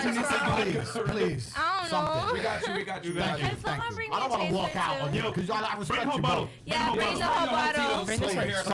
But question. Bring me a chaser, please. What if, right, you already have the best friend? What are you gonna do? Just be there for him. I don't know. Like, even though the relationship goes wrong, like, just be there for the person. Okay. I mean, at the end of the day, we're human. Y'all not gonna lie. Like, we be needing people sometimes. For me, people go through their own shit. I don't know. If I ain't gonna bring this pussy, or I don't know. Because I most definitely ain't giving him my money. Oh, you're not? No. I'm tripping. Okay. Money go to me. So, I'll be his friend. Thank you, babe. Be real. She's still talking, so I'm gonna put you all up. Yep, she pour me up. Oh, okay. You want some too? All right. Yes. If you end your answer, I'll give you some vodka. Because Are people- you done? Are you done? I'm done. Just be careful on the That's table, it. guys, please. We've spilled so much alcohol Not on this me. table. Yeah. Don't I don't let me drink know. vodka, bro. You don't drink vodka, but you drink cum. Please. It's good for your Shut up and drink your vodka. I'm literally the cum You need to guzzler. disinfect your stomach, young lady. You can't drink that shit. Here, shot. Drink the shot. Drink the shot. Drink the shot. Bro, relax. Let me pour this. Clink. Pussy. Cheers on air. This is not hilarious. me. This is You're awesome. not gonna be calling me a pussy when I fucking roundhouse kick you in the head. Okay. I'm gonna be Just so calling you you a guys know, pussy. If I had to choose, if I had to choose between a roundhouse kick in the head from you or a blowjob, knowing your history, I'd probably choose the roundhouse kick in the head. You don't want to know what the fuck made the Phoenix Suns not get fucking. I don't know what the fuck happened. They won though. Everyone's saying this bitch needs to come suck off the Lakers and help them out. I don't know. That's going viral right now. There's a meme of me. They're like, this is the only thing that can save the Lakers is this bitch. I'm like, I already win, You know my what? dear. I don't need Okay, anything. so I'll hit Thank some. you. Let me read some. No, we're good. No, we're good. Yeah, Okay. we're good. All right. Okay. So the last question was, oh yeah, what did they bring to the table, right? Yeah. Okay. So Miss Cuban Mexicana is done. Okay. Yeah. What about you? Well, obviously, I'm gonna be there financially if he needs my help. I'm not gonna be their sugar mama, Okay. but I will be there financially. And like she said, I'll be like a shoulder to lean on. So you'll pay the bills? No, I'll pay my yeah, see, bills. there we go. I'll pay my bills. I'll pay there financially for Okay. myself, not you. If he cause this has happened to me. If he calls me from jail and he needs bail money, I'll give you your little bail money. Hold on. Wait, you did it? A man's in jail? No, he Yo, went to what's up with all these he got locked up. He went to jail and I bailed him out. Wait, what happened? Period. I gotta know now. What happened? He stole a dog. Yes, he stole a dog. He told me this story, and I swear to God, I smacked the living shit out of him. You know, no. You sure you didn't make that up though? No, he stole a dog, and he lives in the corner house, and there's like cameras all over his neighborhood, and he just steals a dog that's walking up his street. It's a Yorkie. You don't steal a man's dog. On a serious level, It's his neighbor's I actually dog. think that's disgusting. You don't steal a man's dog. You should have left his ass in jail. You don't steal somebody's fucking dog. Yeah, that's my That's brother. disgusting, man. That's my son. You know, imagine someone stole your dog. Bro, I have 5 I'll dogs. kill someone. You steal my dog, someone's gonna die. Apollo. You ain't touching my dog, right? Right. That's crazy. You should have left his stupid ass in jail. Facts. I did for 5 days, then I built him out. Okay, so fantastic. So summary, guys. She will support you financially, but what she really means is she will only support herself and not you. Okay. There you go. AJ. What's good? I mean, I have all my own shit, so I mean, I don't really need anything from him. I feel like I would just be there to like support him. I'm really good at problem solving. Like, I feel like my mentality is more like a dude. I'm less emotional. I'm more like. I don't know. You know what? I'm a little drunk. I don't know nearly the word. said 5 words in like, that gap. What's next? Shut up. I don't know the word, but like I'm more like logical with shit. Like when shit happens in life, like real issues, I think logically than with emotions. I don't know. I'm really good at just dealing with shit. So I'll say that. I mean, I don't need. I have my own money. I would have paid with bills in the past. I paid for everything. My 2 exes never paid for a goddamn thing. I'm not doing that again. I'm not paying for everything ever again. But I definitely won't pay for my own. Could you tell them what happened with the last ex and the money? you Oh lost? yeah. I spent $80,000 on him in the 1 month that I dated him. $80,000. $80,000. I bought him designer everything. He didn't own one designer thing. I bought him every single thing. I spent fucking $2K on the PS5 because it dropped that day and I couldn't find it anywhere. So I went to Sneaker Buyers and they were selling that shit for $2K. So I bought that. I bought a camera. I bought all the games. This bitch fucking robbed me after I caught him cheating on me on a date. I tracked his location, found him on a date with a bitch, cussed him out. I was like, give me all my shit back. He didn't give me nothing back, so fuck him. No, I didn't beat his ass. No, tell that Life is story beating again. his That story ass. was good. Tell it again. That story was good. No, shut up. Fuck you. And you know what? I took an L, but bitch, I'm still winning in life. Period. You still living in that ghetto ass apartment, bro. Period. You still working at that dentist place, Oh, bitch. shit. That's Period. Yeah. Yo, who was it? Yeah.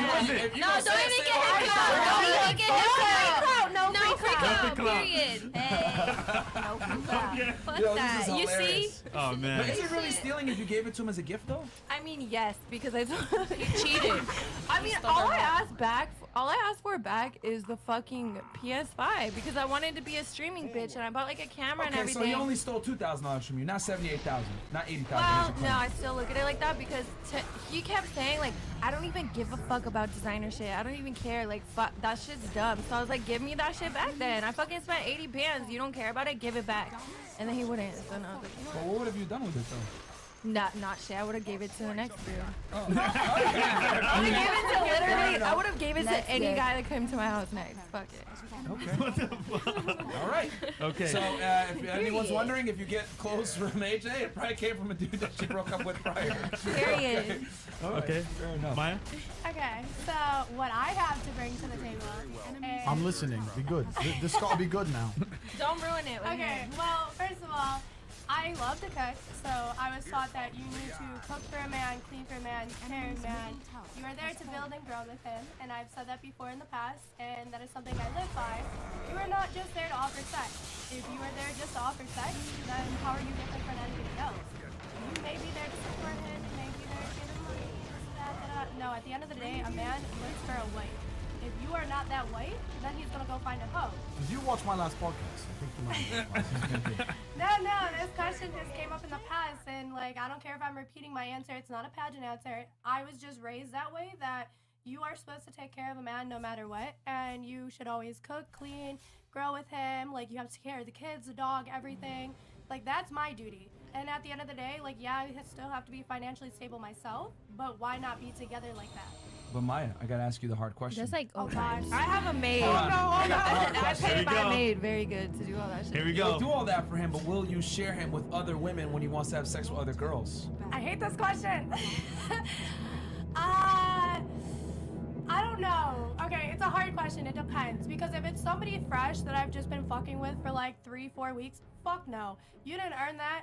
You don't earn me. Like, okay, if we've been wrong together. answer. Wait, hold on. If we've been together for years and whatever, if I know I still have you on a lock and I got a ring on my finger, So he's got to marry you first. I guess I really can't be mad because guess what? At the end of the day, whatever, he had his little fun for a minute, but who is he still coming back to?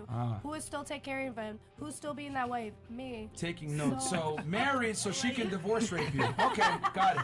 Makes sense. Okay. Yeah. What size is it? That's the wrong fucking hand, bro. That's the wrong fucking hand. Who gives a fuck? Are you It's a ring. stupid? Are you Who cares? dumb? Are you dumb? Listen, the last thing on earth I am is dumb. All right, that's the last thing on earth. I am. Doesn't look like it. Listen, you sucked off a fucking basketball team. And what? And what? How does that make me dumb? My head Because you gets. didn't even get My paid. brain is crazy. You did it for free. I made $100,000 in one day, bro. Shut the fuck up. You're Off a that story. You're a pimp's Off dream. that story. You're a pimp's dream. I know pimps always try to talk to me. I'm like, what? I'll tell you why. I hate because- a fucking pimp. No, but you need a fucking pimp because you're doing all this shit for free. I don't need help selling Yes, you pussy. do need help. I don't sell pussy. What the fuck? I fuck who I want to, and I post that shit on OnlyFans. That gets me paid. That's not. I don't sell pussy. Okay, you fuck who you want to, which happens to be everybody, and you should be rich from it. So what the fuck? I you wish fucking I around fucked for? everybody. I've been celibate as fuck because Miami niggas are retarded. Okay, so tell me again. Let me explain something to you. If a pimp, a good one, were to find a, and I'm saying this respectfully, were to Would find you a, not put your arm around me while you're talking shit? Take it back. would to Take find it back now. a beautiful young lady like you, and he could put you on the right boat in Dubai. You'd be making $100 grand a day. You're talking about $100 grand a month. You could be doing it right. I don't know why you're sucking all this dick for free. Bro, that was one time fucking 3 years ago. Get over it. Like, literally, that was my 21st birthday. Can you relax? Oh, happy birthday. Thank you. I didn't know it was your present. Thank you. That was my gift to myself. Okay. Well, you should have a lot more money, and I'm just telling you, you need to find a man who can put you in the right place at the right time to get paid. I know somebody. Okay, is it Drake? Fine. Wait, is it Bill Gates? How can it be Drake? How can Drake? I just see on Bill Gates. I was like, you're single, what's good? Oh, She didn't say shit back. I'm pissed. How can Drake pimp you with them baby hands, please? Oh. You need a real man. You need to change your preference. Disturbed. You got to get engaged. That's how you're going to do it. He doesn't want to take you I don't unless it's wanna from get another man. engaged. The fuck? That's the only way he's going to take you. He Well, wants you girls know what? that I'm are over engaged. Drake anyways. Like, honestly, fuck my tattoo. Fuck you, Drake. You call me dark and disturbing. You didn't say that on FaceTime when I was talking to you in Trey's song, bitch. Okay, You said you want to fuck me. So what changed? Okay, let me ask you a genuine. You know what? Forget it. Forget it. I give up. I give up. You gave up already. I won. You win. That was easy. You as win. fuck. You I told win. you I was gonna There's another. What's the basketball team from Miami? I don't even know basketball. You win. The Heat. Go to the I've Heat. never fucked a Heat player. You can change that. Go to the Heat. Hit the street. I'm down. Make it real. Go Hit do the it. But I was just trying to say, you know, you can go to the right place at the right time and change your life. At least you can be financially. Okay, but you didn't tell me who. I'm talking. What's the point? We'll go to Dubai. We'll put you on the right boat. You're a beautiful young lady. You can easily make a lot of money. I think Dubai guys are like into weird shit. Like shitting on bitches. Oh my god. Dubai, guys in Dubai literally shit on bitches. Are you kidding me? What the Serious? I swear to God. Yo, 9,100 watching right You're now. welcome. It's a new You're record. welcome. New record. Yo, get those likes up so I can get on the poll. Let's go. Get the I'm likes sorry, up. Fresh, but whose fault is it that your views are so high? Whoa, whoa, whoa, It's whoa, me. hold on. We've hit 9,000 before without Yeah, you, AJ. yeah, I want to make that yeah. very clear. But we're going up. Myron, wait, Myron? Yes. Yeah. Relax. I'm not one of these Dubai guys. I'll give you this back. No, I'm just kidding. God, I you can't know sit what? down there. I Please. can't sit down. You know what? I like that shit. Go ahead. Give me a little backhand. rough? I love getting beat the fuck up. Something's wrong with me. Okay, Oh my God, wait. I told a guy one time to smash a honey bar on my head while we were fucking. Oh hell no. Okay, I don't wait, give a you fuck. tripping. You tripping. What the fuck? Holy water. Holy water, Trey. Amen. Where's the holy water, baby? But you know what? You know what? I'm gonna say this completely seriously. Yeah, you know yeah. what? Genuinely, you have a very positive energy about you. Yeah. You're a positive. No, you're a positive person. Yes. And you're happy. You're not negative. Everything, all the vibes you get off are positive. So I think you're a good person overall. Yeah. Even though we disagree on perhaps some elements of how you live your life. Most things. Still love you. I still think you're a very positive person. I was just trying to say, if you found the right man, you could be a very wealthy young lady. That's all I'm trying to say to you. Yo, That's all I was trying to say. Love you. I don't say this, right? I love you so bad. We got mojitos earlier today in Wynwood. We were vibing. And there was a girl that was like hot. She was working. She was like, "Oh my God, those mojitos look so good." And she's like, "You know what? I'm gonna go buy her a drink because she's like hot and tired." And she didn't have to. That was like love. No, there's no doubt. There's no doubt that you're a good person. She's kind, man. She's There's kind. no doubt that you're a good person. Thank you. I just think you're a fine Caucasian of the wrong Let's not persuasion. talk, let's not get deep on this podcast. I'm here to put on a show. Okay, so. But you know what? That's really nice. So thank you. No, but I it's love true. you. It's I'm absolutely still gonna kick your ass. So let's go back to Miss. And I love you, Fresh, so bad. Okay. All right, I'll read these real quick, and then we'll continue on. We were with Trinidad, right? No, Guyana. Oscar boy. Okay. Brandon Mitchell, $50. These broads are sharing the dudes in the top 10 to 20%, but just calling it casual or a situationship. What we call plates. They won't share their dream guy through it though, haha. Nothing to do but run through them and keep the rotation going. Okay. Damn, Brandon. Who hurt you? CK BDRs. Andrew Tate has probably caused a record spike of conversations to Islam for men after the First Friendship Bit podcast. This episode is making Islam look golden. Hey man, There you go, CK. I'm Muslim, bro, so why do you think? Salam alaikum. Islam was right. Assalamu alaikum, bitches. Oscar BDRs. Maya is bringing her A game for Tate, but does she mean it?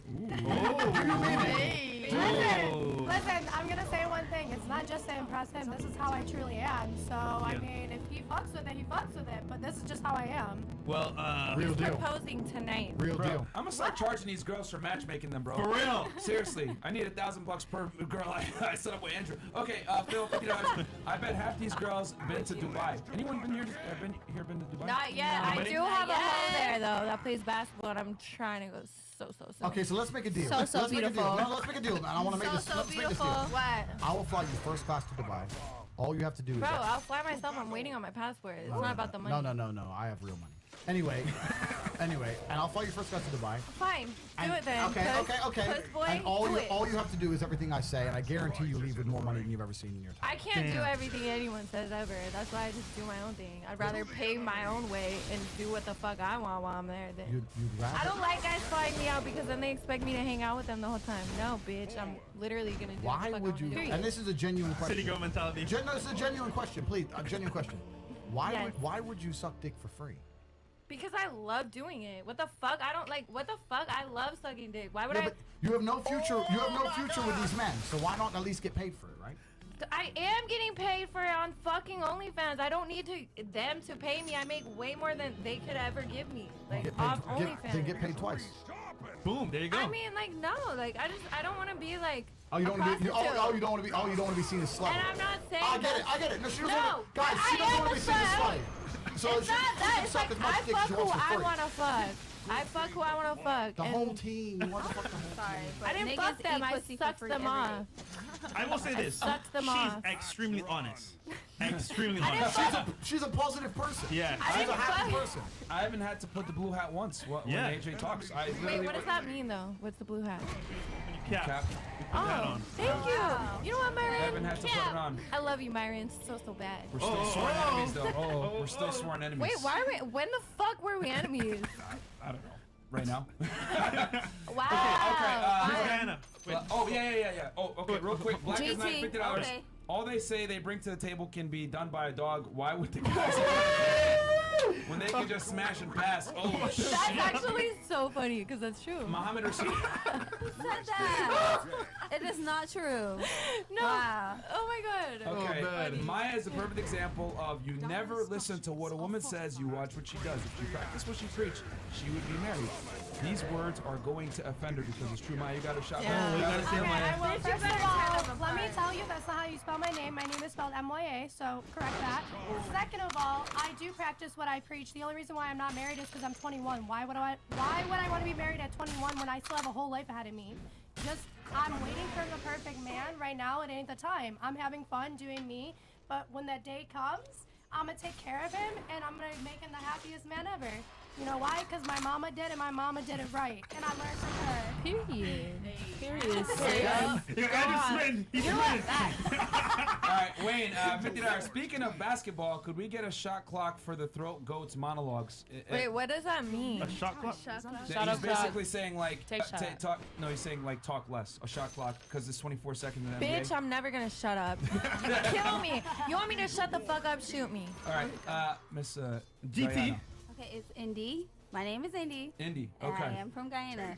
Now, I mean, She's so beautiful. I to be honest, I grew up, I'm very domestic, okay? I grew up, like, I had to cook, clean, and do a lot of shit that I didn't want to do when I was a kid because I'm West Indian. Right. So it was already inside of me to do that. Now, I'm not gonna lie, I kind of feel like I brought that to the table and niggas took advantage of it. So then you got that other side of me where I'm like, no, nigga, I'm cooking. Oh, that's the crazy side of you now. I'll cook for you when you act the fuck right. You know what I'm saying? But it is in me. Like, I cook, I clean, I do all that. I'm gonna second what Maya said. That's what we provide. But when like, should I stop saying nigga? When a man, No, go ahead. I got a question for you after. when No, a say it. man does not deserve it, then you feel fucked up at the end of the day. Because I've been through it a lot, and I'm like, I felt like I've been taken advantage of. Like, damn, I'm cooking for you, I'm cleaning for you, I'm doing this, I'm doing that. And at the end of the day, then the party side come out of me. I like to have fun. I turn the fuck up. I got act a like quick this. I question. act like I'm single. You know I what got I'm a quick saying? question. I don't know why I'm doing this, asking a logical question at a table full of women, but I'm gonna do it anyway. Wow, that was fucking rude. Say sorry first. Say sorry. Real quick. So you're saying you cook for him if you feel like it, right? No, not if I feel like it. I do it because I cook for myself. I don't like to eat out all the time. Okay, but so I'm saying you, for the my guy. man, I cook, and that's a benefit for you. At the end of the day, I cook. But you I did cook. say if you feel like it. No, I'm saying. Did I say that? Yeah, you did. Okay. If what it's the I right meant, guy. What I meant is, if I feel like I'm taken advantage of, now I'm to the point where it's like, okay, I'm gonna do it if I feel like it. Okay. But for me, it's like I've done it so much, and right now, to the point in my life, I feel like I'm like, why the fuck am I doing this? I feel like because I moved to Miami, because I'm from Delaware. Once I moved to Miami and I've been in a few relationships and I'm like doing this and doing that, and then Here's my question though. Fuck Here's a my question. relationship in Miami. So you can pick when you want to cook. Do all the ladies at the table feel yeah. that way? You guys pick what you pick when you I want to mean, cook? yeah. I mean, I had an ex just like her. Like, I used to cook for him every fucking day and like do that house wifey shit, and I actually enjoyed it. But then like he Once you start totally acting took up. advantage of that shit, and he cheated on me and all this other shit. So I was like, why the fuck am I doing wifey shit? Yeah, to you just feel like, still get okay, cheated on? Like, fuck that. There's no ring on my finger, but I'm acting So like my your question wife. is this: so if you feel like cooking, you just cook for them when you feel like No, it. I'm cooking for me, and you gonna eat what I'm cooking. Okay, my thing is this: Period. if someone breaks into the house, It's like- does he feel like when he wants to protect you or not? Ah. I will Exactly, literally that's my point. kickbox him. I've been practicing all day. No, but he's saying, what if, right? Someone broke into the house Yeah. and he didn't feel like going to address you. Then I would literally shoot What would him you do? first and then the That's when you- intruder. Well, we all gonna die but you know because what? if he's not gonna do nothing to protect himself or us, then we. You know what though? He's gonna die. I would call him a blue hat, pussy. blue hat. But you know what though? I'm actually gonna. No. Listen, my You wrong. can't put that fresh, on. The cap is real on this one. The cap fresh, is real. fresh fit, Fresh, really, bro? fresh and fit. Please don't kick me off. But I'm gonna stick up for the ladies. How dare you? Okay, and I'm just gonna say, that we live in a world, right, where it's very easy for a man to be taken advantage of, and it's very easy for a woman to be taken advantage of. And it's very easy for men to say women should do this, this, this, and this. But if they choose the wrong dude, and 99% of dudes are the wrong dude, just like 99% of women are the wrong women, you end up being taken advantage of. I completely understand if you're gonna do the right thing for a guy who's gonna act like a fool, you're gonna say, why am I doing this again? I completely respect that, completely. Every single thing in life is mutual, right? It doesn't matter if it's a relationship, a business, it doesn't matter if it's a business agreement, it doesn't matter if it's a friendship. There has to be a mutual agreement and mutual benefit.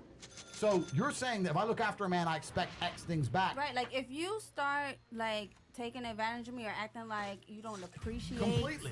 and then you're cheating Completely. and then like you act like you don't care. Then I'm Completely. gonna act like I don't care because I could get lit.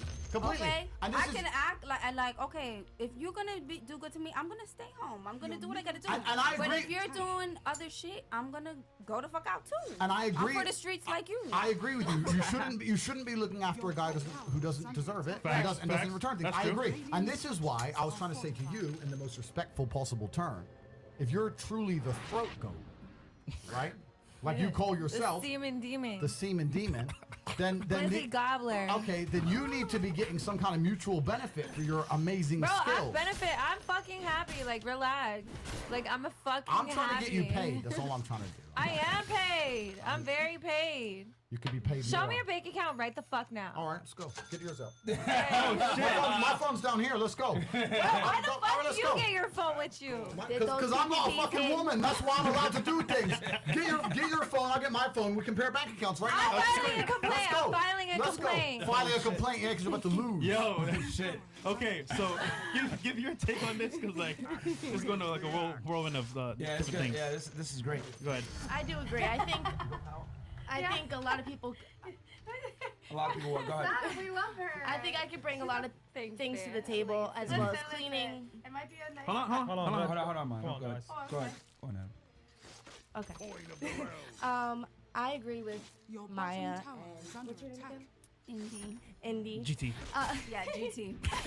I do think a woman should do a lot for a man when he does work a 9-to-5 job, or if he doesn't work a 9-to-5 job, if he does respect you. That means cooking, cleaning, being there as a person for him, as whatever he needs. I appreciate this politically correct answer. So, okay, hold on. I mean, like, wait, can I say something? Because, like, honestly, I agree. If you're a broke bitch, I agree you should be doing that shit. But, like when I was a broke bitch, I was doing that shit. I was doing all that wifey shit. But, like, now I can afford to have my own place, have my own maid, have my own all this shit. So it's like, it's different. I feel like it's so You don't like because usually that's what we're taught. Because I have bread and I was doing that too. Right. And that's what like made me Listen, I love like you, feel girl, but, being like- taken advantage of because now I'm spending money. I'm paying for certain shit that you should be paying for. Yeah. Like that's what I mean by But, like, taking as advantage we're growing of. up, isn't that what we're taught? Like, we're taught to take care of Let me just men give an and be example. there for men. That's what I'm saying. Like, it don't matter we're rich or poor. It doesn't matter. That's what we're taught. Is how we use it. Like, in a way. You don't How have we to apply it to the situation. You don't have to be a broke bitch to support But your man. when you be, That's wait, it. I'm pretty sure. Wait, I'm just saying, like, with like the shit that I want to do in my life, I'm not gonna have time to cook and clean the house every single fucking day for him. Like, I hire someone to do it. I'm doing my own shit for my career, you know. So like, that's what I'm saying. If I had different aspirations for my life and I wanted to be a stay-at-home wife, that's what I would do. But like, if I'm a working woman and I'm working as much as he is, then I think it's okay that I'm paying for a fucking maid and like all this. I'll tell you guys, A regular bitch would do that. A regular bitch would take care of a nigga. Yeah, literally all I heard just now, just like Yo.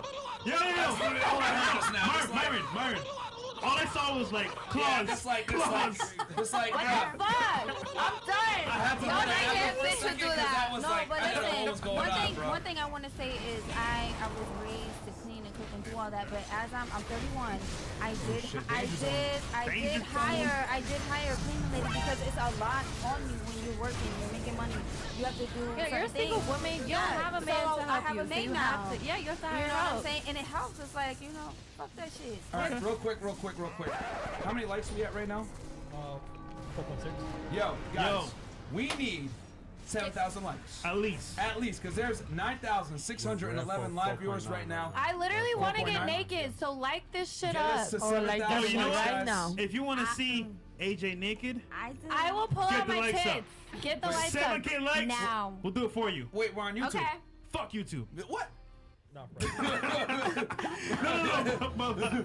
I'm just kidding. Yo, But- guys, like the video, Yeah, guys. for. I'm gonna read these super chats real quick. Okay, we got CJ Mac 91, and then ladies, go ahead and have a question ready for the guys. Guys, real talk, right? This content is free. All we ask for is the like. Yeah. If you don't like the video, this is coming off. Oh no, not the fact. Oh my gosh, Please, please, please, I please. hate Oh, feet. I love Y'all gonna die in here. I hate feet. I will run. I will CJ Mac run. 91, I'm loving this episode, and shout out to the Cobra and the two pythons. Girl next to Myron is cute if she closes her mouth. They say you're cute. Yeah, Close they your say mouth. as long as you're quiet. Okay, sir, you got a rebuttal for that? You got anything? What you back? gotta tell them? What you gotta tell them? Talk your shit, girl. Talk your Suck shit. my pussy from the back, ho. Yeah. She don't play. She's a killer. Okay, that's a first. Suck my pussy from the back. Okay, write that one down. You'll see why we're Suck demonetized. my. How do I spell? Okay, suck my. All right. Myron and Fresh, you guys are the truth. Chris and Pastor Trey, much respect. Andrew, Grand Ran champion. I think it means grand champion. Yeah. Let's get the ninja and the blonde. Let's get the Nina and the blonde on the pole together. Let's get it over 9,000. Thank you, very much for that, sir. Can you get on the pole? Well, hold on. No, you guys gotta get us to 7,000 likes. So good likes, and they'll get on the pole. Yeah, man, get us to 7,000 Right likes now. first. Myron, who the hell is Nina? Yeah, who's Nina? I think they meant to say Maya. Sir, my name is Maya. Nice to meet you. Yeah, I was like, wait, what? YA. Respect the goats in here, man. Okay, Big Mike Games, Dev, if you can't get Mystery, you might be able to get Nick Savoy, who started Love Systems and was Mystery's former wingman. Okay. That's random. Yeah, that's very random. All I see is a roster of children with no fathers or fathers that were simps. The only man that can control these broads is a 4-time kickboxing champ. However, Andrew Tate has a whole lot of options, LOL. There you go. Thank you. CJ Mac, 65, I'm down if you can handle it. Oh, shit. Okay. He's shooting a shot. He told you. Okay, we're caught up. Trey, we're gonna need some of that holy water after this show. God damn. Yo. Okay, how many likes Please, we got right someone now? baptize me. 5.2 likes. 5.2, guys. Guys, 2,000 more likes. 2,000 more likes. They'll guys. get on the pole. So, what was that? We had 5.8 likes. Okay, cool. If you get so the we're likes up, climbing. I'll make her do a trick with me. There you go. Ooh. Actually, wait, I wanna the one see that some you did on the yacht? That one? Oh, I could do that one, yeah. If you want to put me in a Fellas, chair, yeah. if you want to see an exclusive trick that only they can do, like the video. Yeah. Yeah. All right, What so the fuck? I wanna see. so we're gonna turn it to the Yeah, ladies. to yeah, ask- I wanna the see that. ladies. Yeah. The ladies will be able to ask the guys a question. We'll start with Cubana / Mexicano over here. There you go. Suck my pussy from the back. Okay. So, what would you guys like to perform on a girl?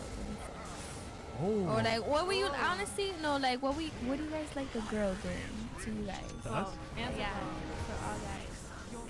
What do you guys like? Okay. Like, in every girl, like, just turns you right the fuck on. Okay. 1,000 more likes, guys. We're at 6. We'll let Andrew start first. No, Let me start. The real G. You're Let me start. The real shit, like. So the question is, what do I like from sex? What do I like No, from a girl during like, sex? yeah, what she performs on you during sex, like. You know what? That, I'm like, gonna be go on. So no, continue the like question. multiple bitches have done on you, and like, fuck, like, oh my god. You know what I'm gonna do? I'm gonna lower the tone and be a pessimistic, boring old man. Oh my god. Are you Oh ready? God. Are you ready? Sex, this position, that position. Don't you feel like you get to a point in your life where there's something more than that shit? Don't you feel like, and maybe I'm gonna sound like a romantic, don't you feel like you get to a position in your life where you'd rather have a girl who you truly love and she truly loves you, and it doesn't matter what she does, because you know she really loves you and she's trying to. I know she's shaking her head. I know she's shaking her head. But I'm serious. I'm serious. If you sleep with enough women, just like if you sleep with enough men, there's no fucking move. Sex is not a complicated operation, all right? There's no move that's going to be like, wow, I've never seen this before. I've never seen this before, and my mind is blown. No, like just If you think the way you keep a man happy is to move your pussy in a particular way on top of his dick, as opposed to behave in a way which is respectful to him out in the real world, and for him to know he has you, and your loyalty, regardless of what's going to come up, all the problems going to come into in his life, then you're wrong. I'm just saying, like, what gives men good pleasure? Okay, look, but that's the It could truth. be anything. It could be Sex, oral shit. sex. It could be Hold on. touch. It could be fucking. It Hold could on. be I'll say anything. this, right? Just what turns This on is the men. first, You this is feel the me? first time I disagree with Andrew. Because let's be honest here, Andrew, right? If a girl does something like I would say like Name something Crazy. Something She does crazy. something amazing to you, right? Won't you want to see her again? Name something amazing. Like she does like. She makes Let's her go bust on a it. date. 2 5,000. nuts in a row, bro. Ooh. You think that's amazing? I don't know, bro. Like oh, sorry, I thought it was life. Sorry, brother. I didn't know. I know, but on a serious level, the point I'm making is this: the physical act of sex in and of itself, really, maybe for women it's different, right? But as a man, the physical. Think about this carefully. All the men watching this, think about this carefully. The physical act of sex in and of itself really isn't all that pleasurable. Yeah. Most of the time, you're worried about making sure the girl has fun. You get 10 seconds of fun at the end. You have to put up with her ass for hours afterwards. That's all sex is, right? So the whole point of sex is a connection between two people, and I think having a genuine connection between two people is worth more than the sex. So her question was, what can a woman do to truly blow your mind in the bedroom? You'll blow my mind outside of the bedroom. In a relationship as a whole. That That's wasn't the the truth. question, though. That's the truth, though. But that's the That answer. wasn't the question. That's a mature answer. Okay, Myron. My favorite sex position is called the sandwich.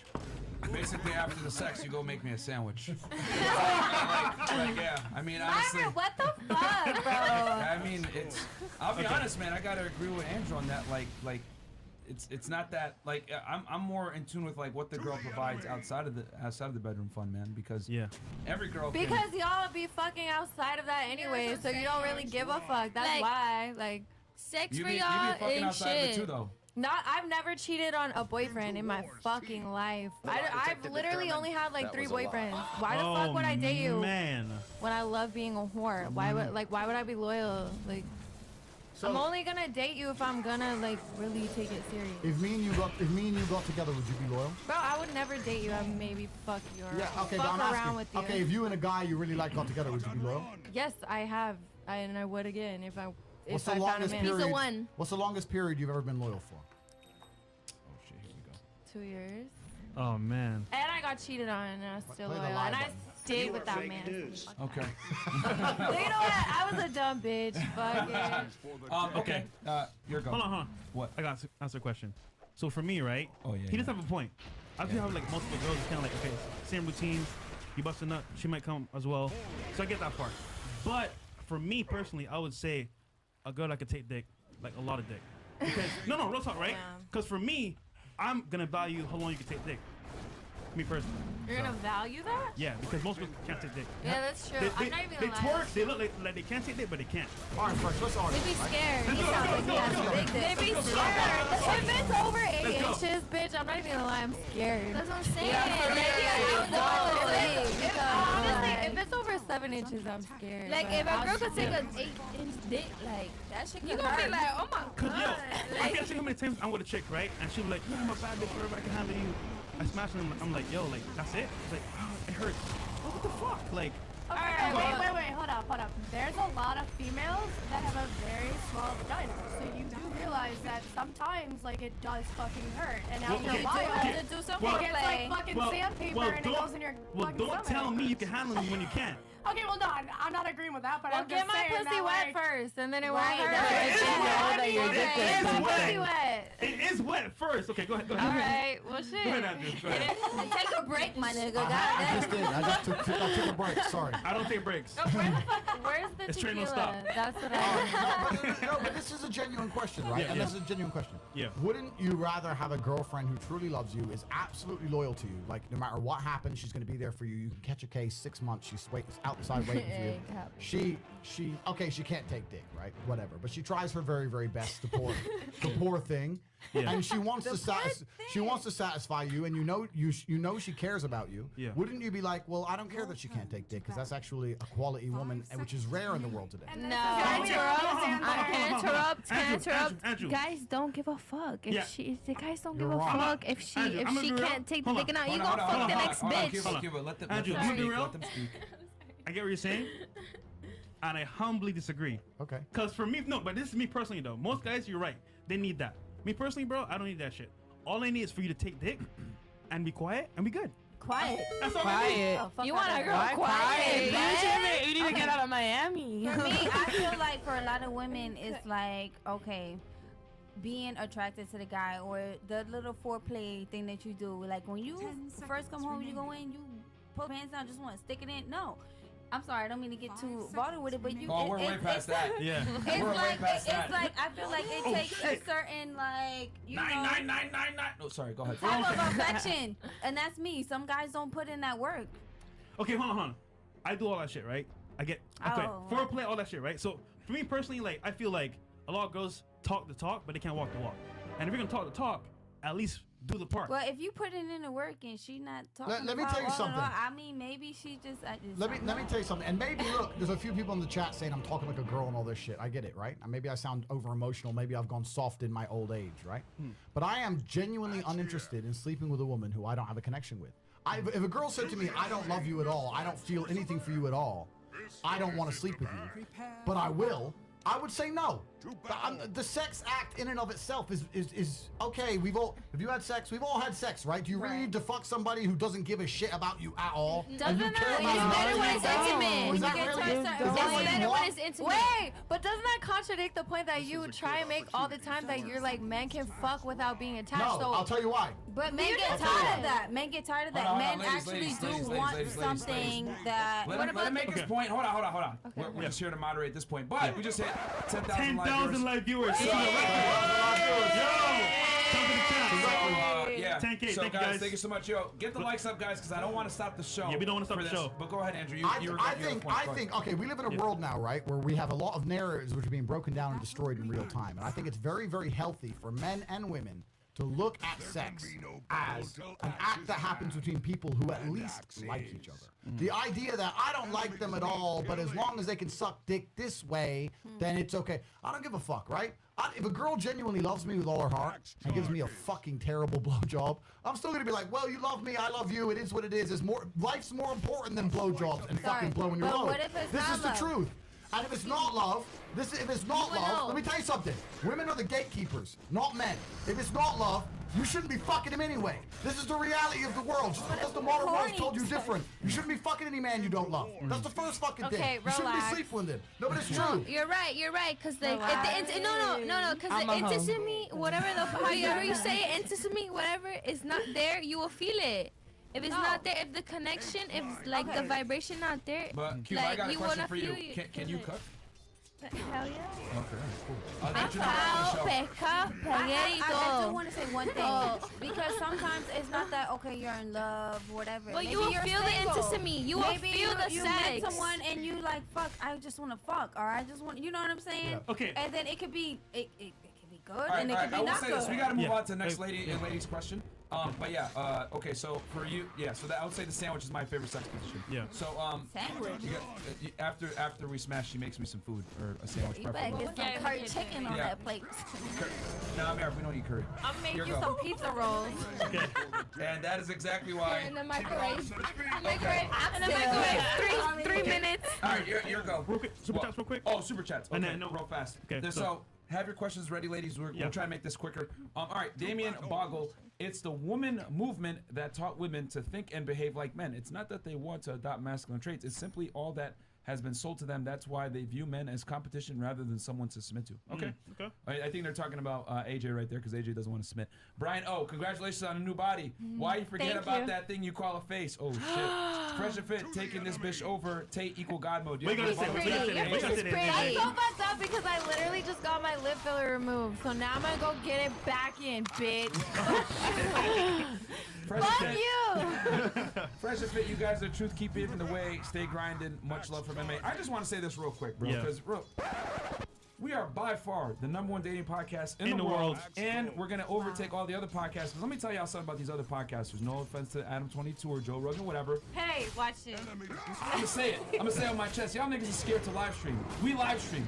This is all fucking happening real time. You know what I'm saying? We don't fucking pre-record and sync the audio, any of that shit. There's no This is all pause. live. There's no stop. It's all on go. We got Chris in the back handling the cameras, and Trey, our audio engineer, making the shit happen. So the girls, when they laugh and shit, your ears don't hurt. So thank you guys. Like the video and help us grow. Anyway, with that said, Cali Papa Chunks, $100. Congrats on the 10K live. Yo, that's a big feat, bro. There's channels that have millions of subs that can't get that shit. And shout out to the mods, by the way. The mods been doing work all Shout out night. to the mods, man. Thanks, guys. Yeah, guys. Anything? Thank you, fellas. Cool. Okay, so what is your question for the men, gentlemen?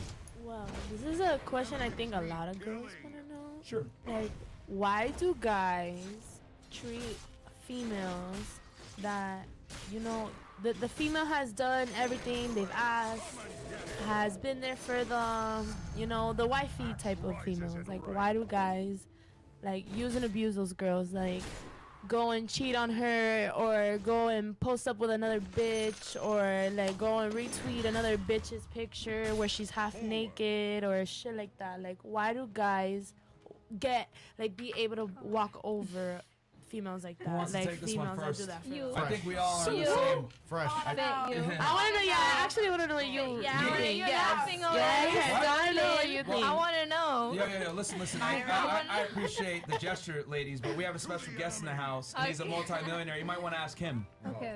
Myra's scared. Tell me your answer, Andrew. I You want to guys like that know. deflection? It's on Andrew. Are you scary? Myra's scary. Okay. I'll answer after Andrew. Why do men treat good women badly? Is that the question? Yeah. Okay, so I'll give you two answers. The first answer is that life as a man is very different than life as a woman. And life as a man, you are taught, if you're going to be a successful man, to acquire and then to continue to push, right? So this is something women don't truly understand. As a man, you go out there, you work hard, you buy a BMW. You have your BMW now. You look out there in the streets, there's always some boy with a Merc or a Ferrari or whatever that's better, right? So we have a mentality, no matter how much money we make, no matter what car we buy, no matter what house we buy, we get something, okay, we got it now, we own it. What's better? What's next? What's next? What's next? This is something that's ingrained in us. Competition, because we're in competition with other men. So if we get a woman and we really feel like, okay, we've got her completely, okay, she's mine, box ticked, maybe I can get another bitch. Maybe That makes sense. Not even to replace you, but maybe I can have two bitches. Why do I need one BMW? I can have two BMWs. This is a male mentality. And the way you get around it, you can actually be very logical with a man. What women never try is logic. You can sit down with a man and say, look, I do this for you, I do this for you, I do this for you. The way you're acting is unacceptable. I thought it was fair for me to give you a warning that I'm unhappy. If you change certain things, we're going to stay together. And if you don't, I am going to leave. And if you lay it down clear enough, I guarantee you will see a change in his behavior. You will not see a change in his behavior by screaming, yelling, being stupid, going to the club, fuck another dude. All that shit is just going to make him worse and worse and worse. But if you actually explain to him, look, I know you take advantage of me. I know I've been here for you. You know I love you, so you think I'm going to be here no matter what. But I have limits as a person. I have limits as an individual. I really want to be with you. But the way you're acting, I can't tolerate. Can we change this? I guarantee you will see a positive response from that man. That's the truth about it. Period. But men as a whole are programmed to always push for more and more. That's an ambitious man. This is why we conquered the world. This is how men have always been. This is why we've gotten sailboats, sailed to the other side of the earth, and went to fight people we didn't even fucking know. This is the side of men, right? So when a man feels like he has you, he's looking for other shit, whether it's money, bitches, whatever it is. Yeah. You need to remind him. You need to remind him, I'm here for you under certain conditions. You must adhere to those conditions to retain my loyalty. And you can do that very respectfully. And the more respectfully you do it, the more he's going to pay attention. The more if you come to him and say, look, I'm telling you this respectfully because I respect you. You say that to him before you say it, I guarantee he pays attention. And if he's still a fool, then leave his ass. Done.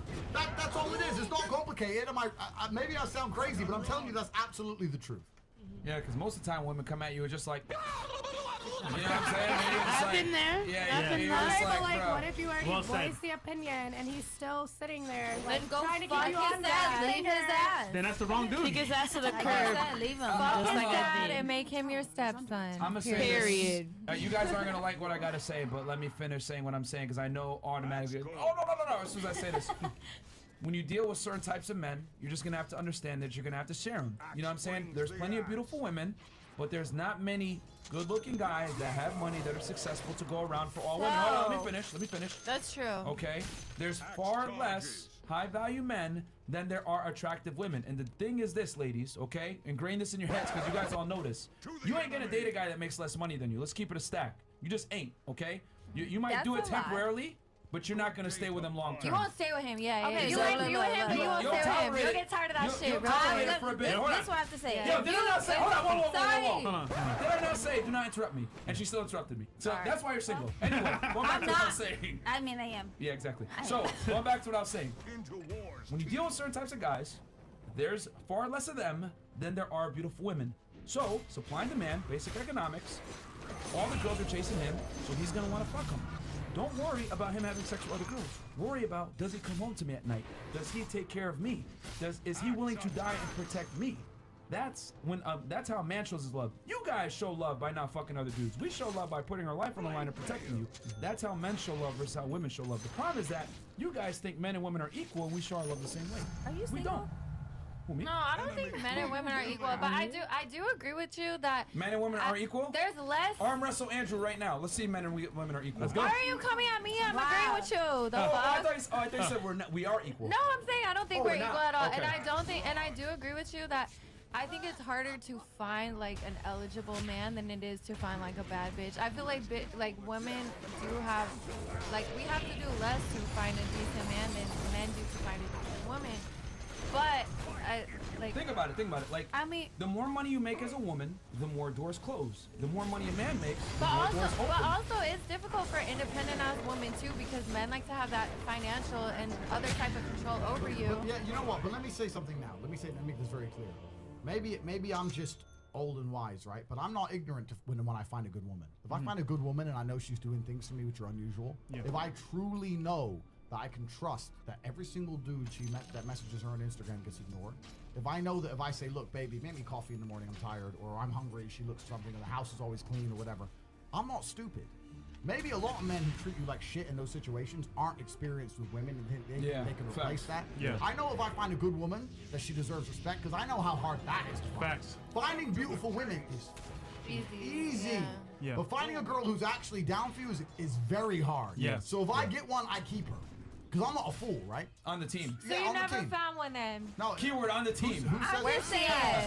My thing Maybe is she's at home. it not okay? So you're saying it's okay for men to, okay, yeah, you're cheating, you're doing all this, but when it comes to women being like, okay, I'm gonna go out there and I'm gonna do the same thing. It's acceptable for me to have sex with as many women as I want. It's not So, acceptable for you to have sex with as many men as you want. That was my fucking question. It's not acceptable. I don't understand that. That was my question. We'll get to it. That was gonna get We'll get to it. spicy. That was gonna get spicy. Does that answer your question, kind of? Oh.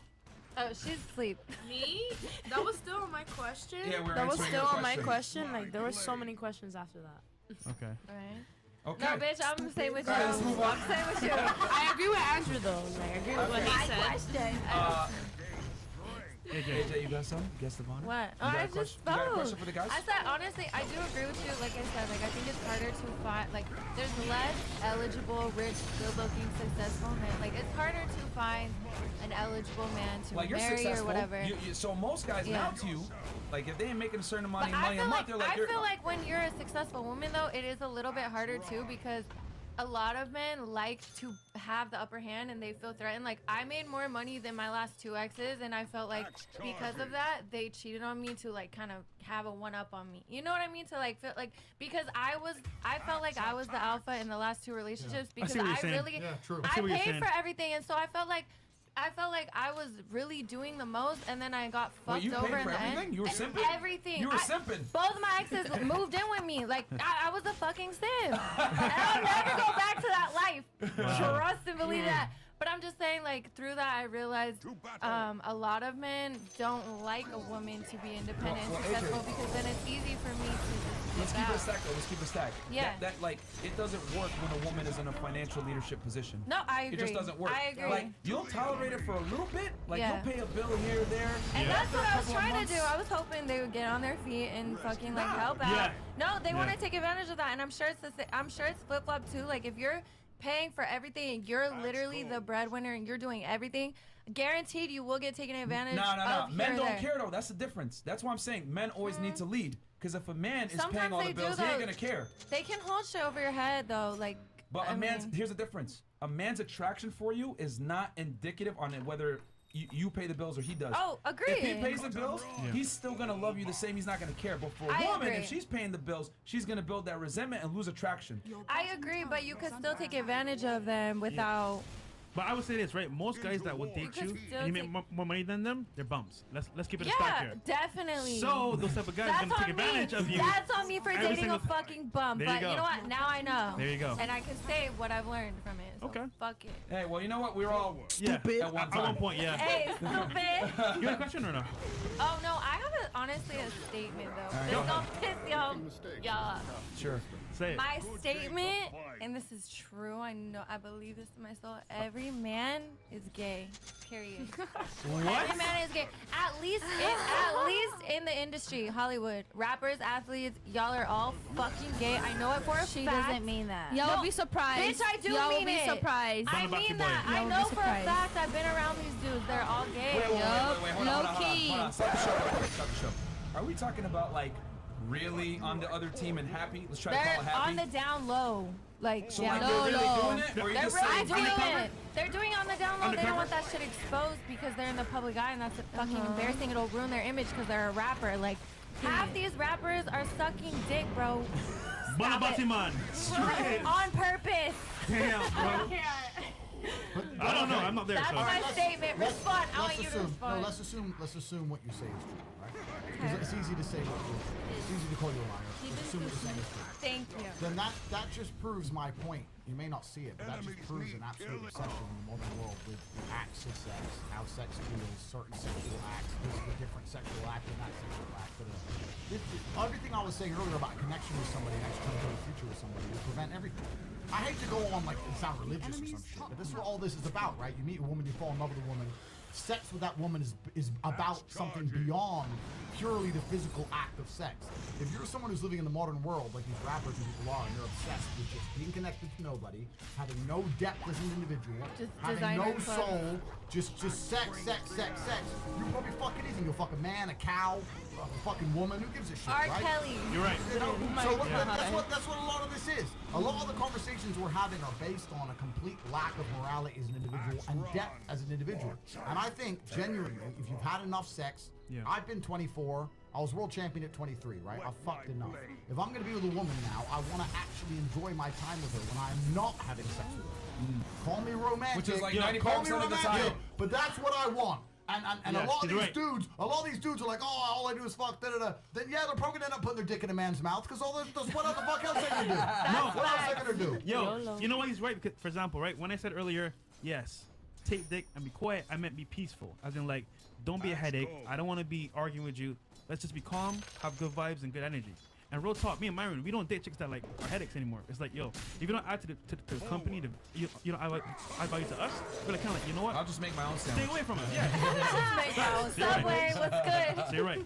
Okay, we just hit 7K likes. So what we can do is, Maya, if you're down. I'm down. Okay, it's time. And the money gun. Yeah, we got the money gun as well. Okay. And we're gonna throw on our stripper music that we have. There you So go. I need people to move out my way because it's about to be crazy. Oh, yeah. Okay, it's going to get lit. Okay, clear the stage. And by the way, Maya, what's your Instagram one more time when you shout out in the mic? You don't gotta put the headphones on, just say it. My Instagram is MYAMASSIMI. Hit that like and follow. Cool. All right, so let's do this. All right, baby girl. Let's do this. Let's go. Let me move these chairs. Get over here. You going through? Yes. There you go. Both of y'all. Just gonna walk in this block. Yeah. Yes. I can't wait. Get it. Yep, it's locked. Okay, girl.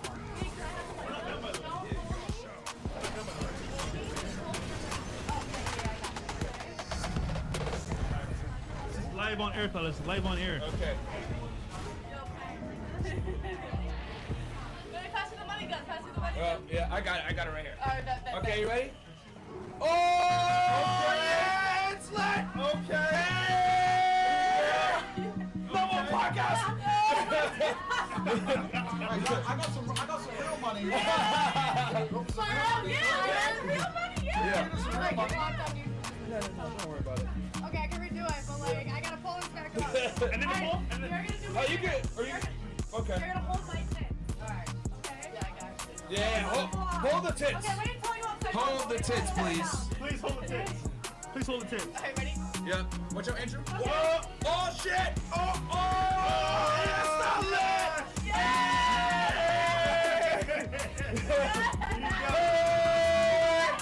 Yes, not lit, baby! Jump the muscle.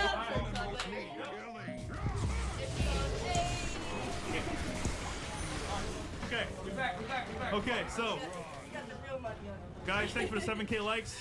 This was a great time so far. Yo, that was lit. That was lit. It came up They probably saw it too. on camera. Yo, y'all saw it on camera? Yo, let me know if my tech came out on camera. Hold on, I'm checking right now. Okay. So I feel like everyone's like lit right now. Wait, hang on. I'm the only sober. I'm not gonna lie. Yo, Andrew.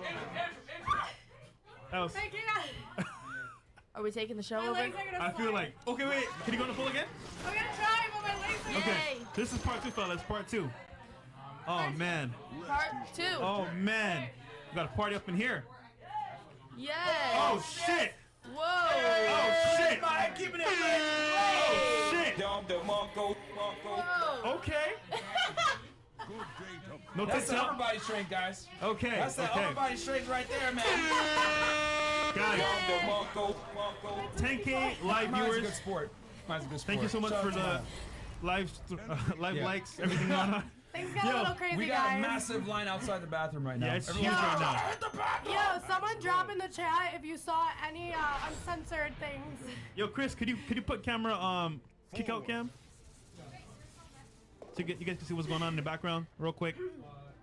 It's not on? Trey, can you turn on? Okay. Yeah, fellas. Once again, this was a great show. Yeah, you all right? Oh, so chat's okay, cool.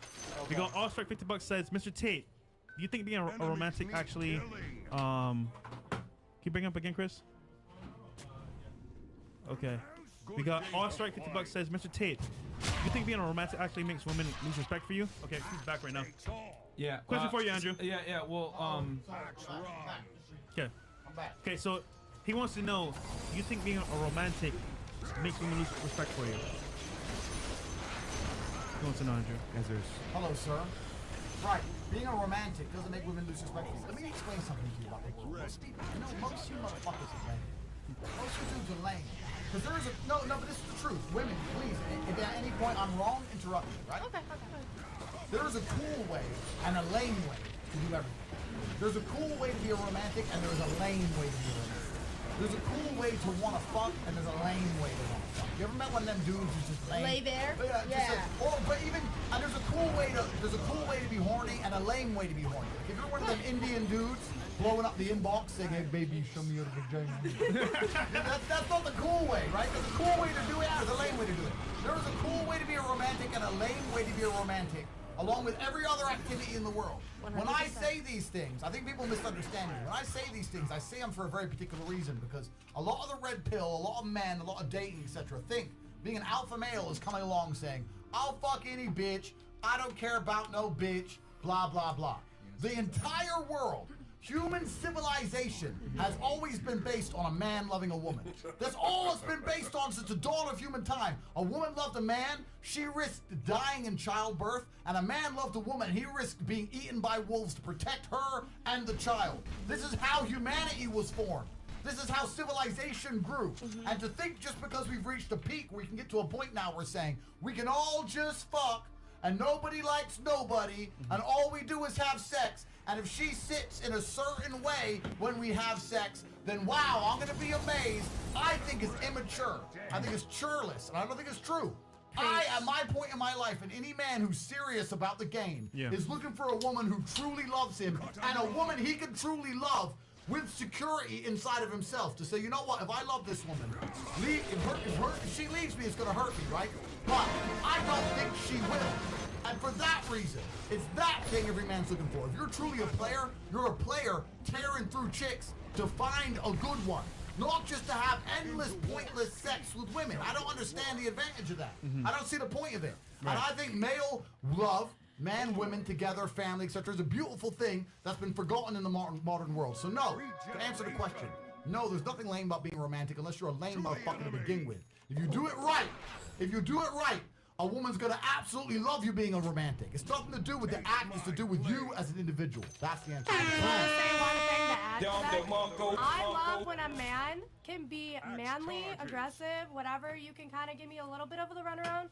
But also at the same time, you have to be kind of like a simp almost. Like he's kind of saying. You have to show you care, right? Yes. If you don't show you care, then get away from me. Don't talk to me. I'm done with you. Attention. Yeah, you can't be alpha. I want attention and consistency. If you don't give me attention and consistency, Y'all never seen that off. meme that y'all see like the guy being all tough and then with his girl he's like a baby? Literally. Yo. How are you gonna be laid up with Yo. me in bed and you're gonna act like a That's- little baby? But we then as should soon as be go out, you're gonna act we should different? be the product that y'all be the most the least vulnerable.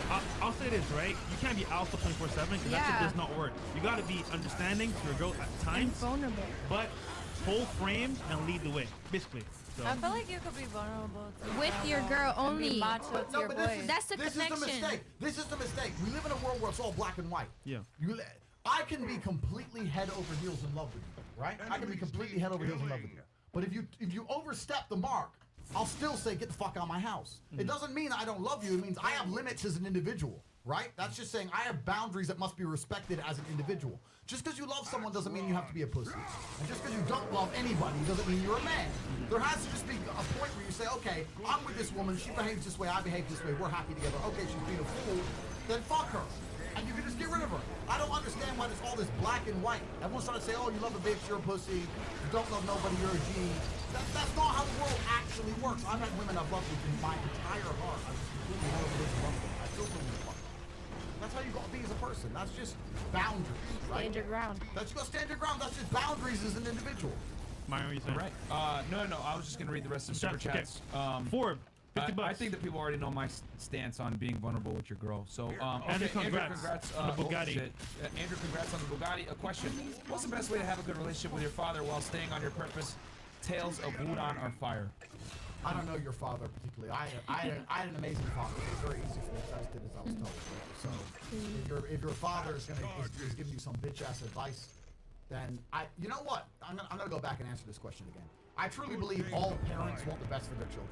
Even if they may be saying the wrong thing, I don't think there's anybody alive who, as a kid, wants to have anything less than the best advice. If your father's giving you advice, perhaps you think it's wrong, but I truly believe, he truly believes it's the best possible advice. Why would a father have a son and try to ruin his own son's life? He wants his son to be happy and successful, right? So at least consider what he says, because maybe you're just being a stupid smart ass, and maybe you're fucking wrong. Maybe you're a 19-year-old retard sending out stupid fucking messages, and your dad's right in the first place. You need to listen to your parents. I always listen to my parents. That's all. I was raised that way, right? So They're I don't your know all best these friend. people. Yeah, you should listen to these. They want the best for you. They brought you to life. So you're sitting there going, oh, my dad's an idiot because he thinks I play too many video games. You probably do.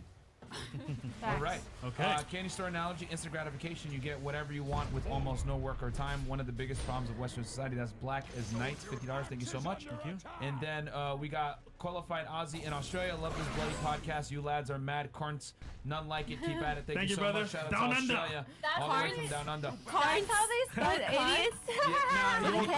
YouTube won't let them. YouTube won't let them type it out. you all So the we have ones. to do it that way. Okay. Okay. We're at Mike. Yeah.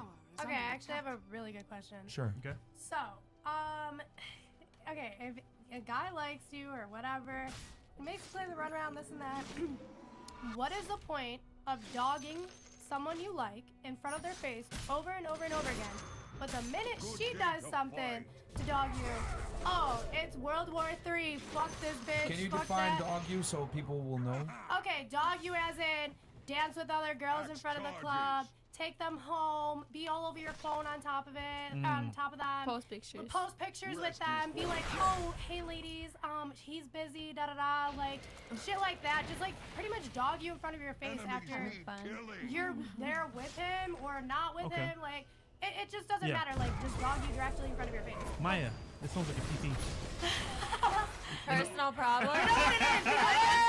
Guess what? No, I'm gonna say it because you know what? I had this conversation with this person before I got on here. So fuck you. This is for you. Oh shit. Okay. Maya. Oh, no, Talk your shit, Maya. I'm kidding. Don't, No. Actually, no, it's not fuck you. It's not fuck you. I'm just kidding. I'm just very Don't mad. talk your How shit, I see Maya. it. I know. Don't talk my shit. But Shut you know up. what?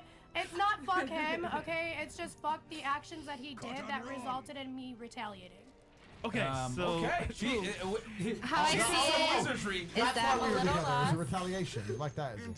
a rebound. No, you are not a pawn. I'm joking. No, I'm joking. no. I'm joking.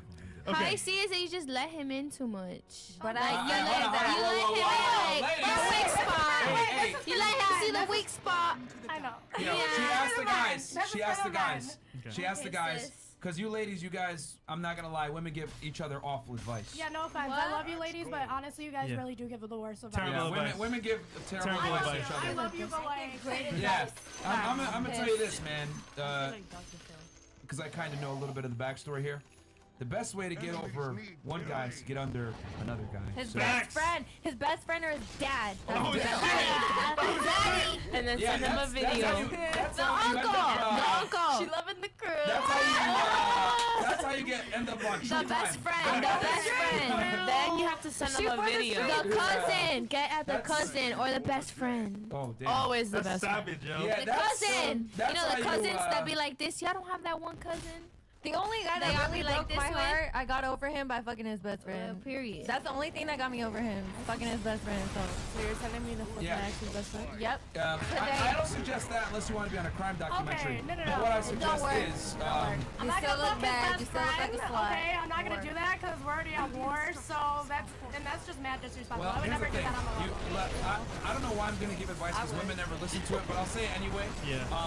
You just got to move on to the next guy, bro. Like, Got to. he don't respect you, and he don't like you. Like that. That's the truth. Yeah, and then I'll say from just knowing a little bit, it's too far gone, and you've shown a era of peace that's now going to be unavoidable. He's going to always see that and take it for granted. So you, at this point, you have no way to change it, and you just have to get out now. Because if you keep staying, you're gonna get hurt more, and if you stay even longer, what's gonna happen is you're gonna resent yourself because you fucked up by wasting your all your time. So basically. you mean to tell me, look, I'm about to get deep in this.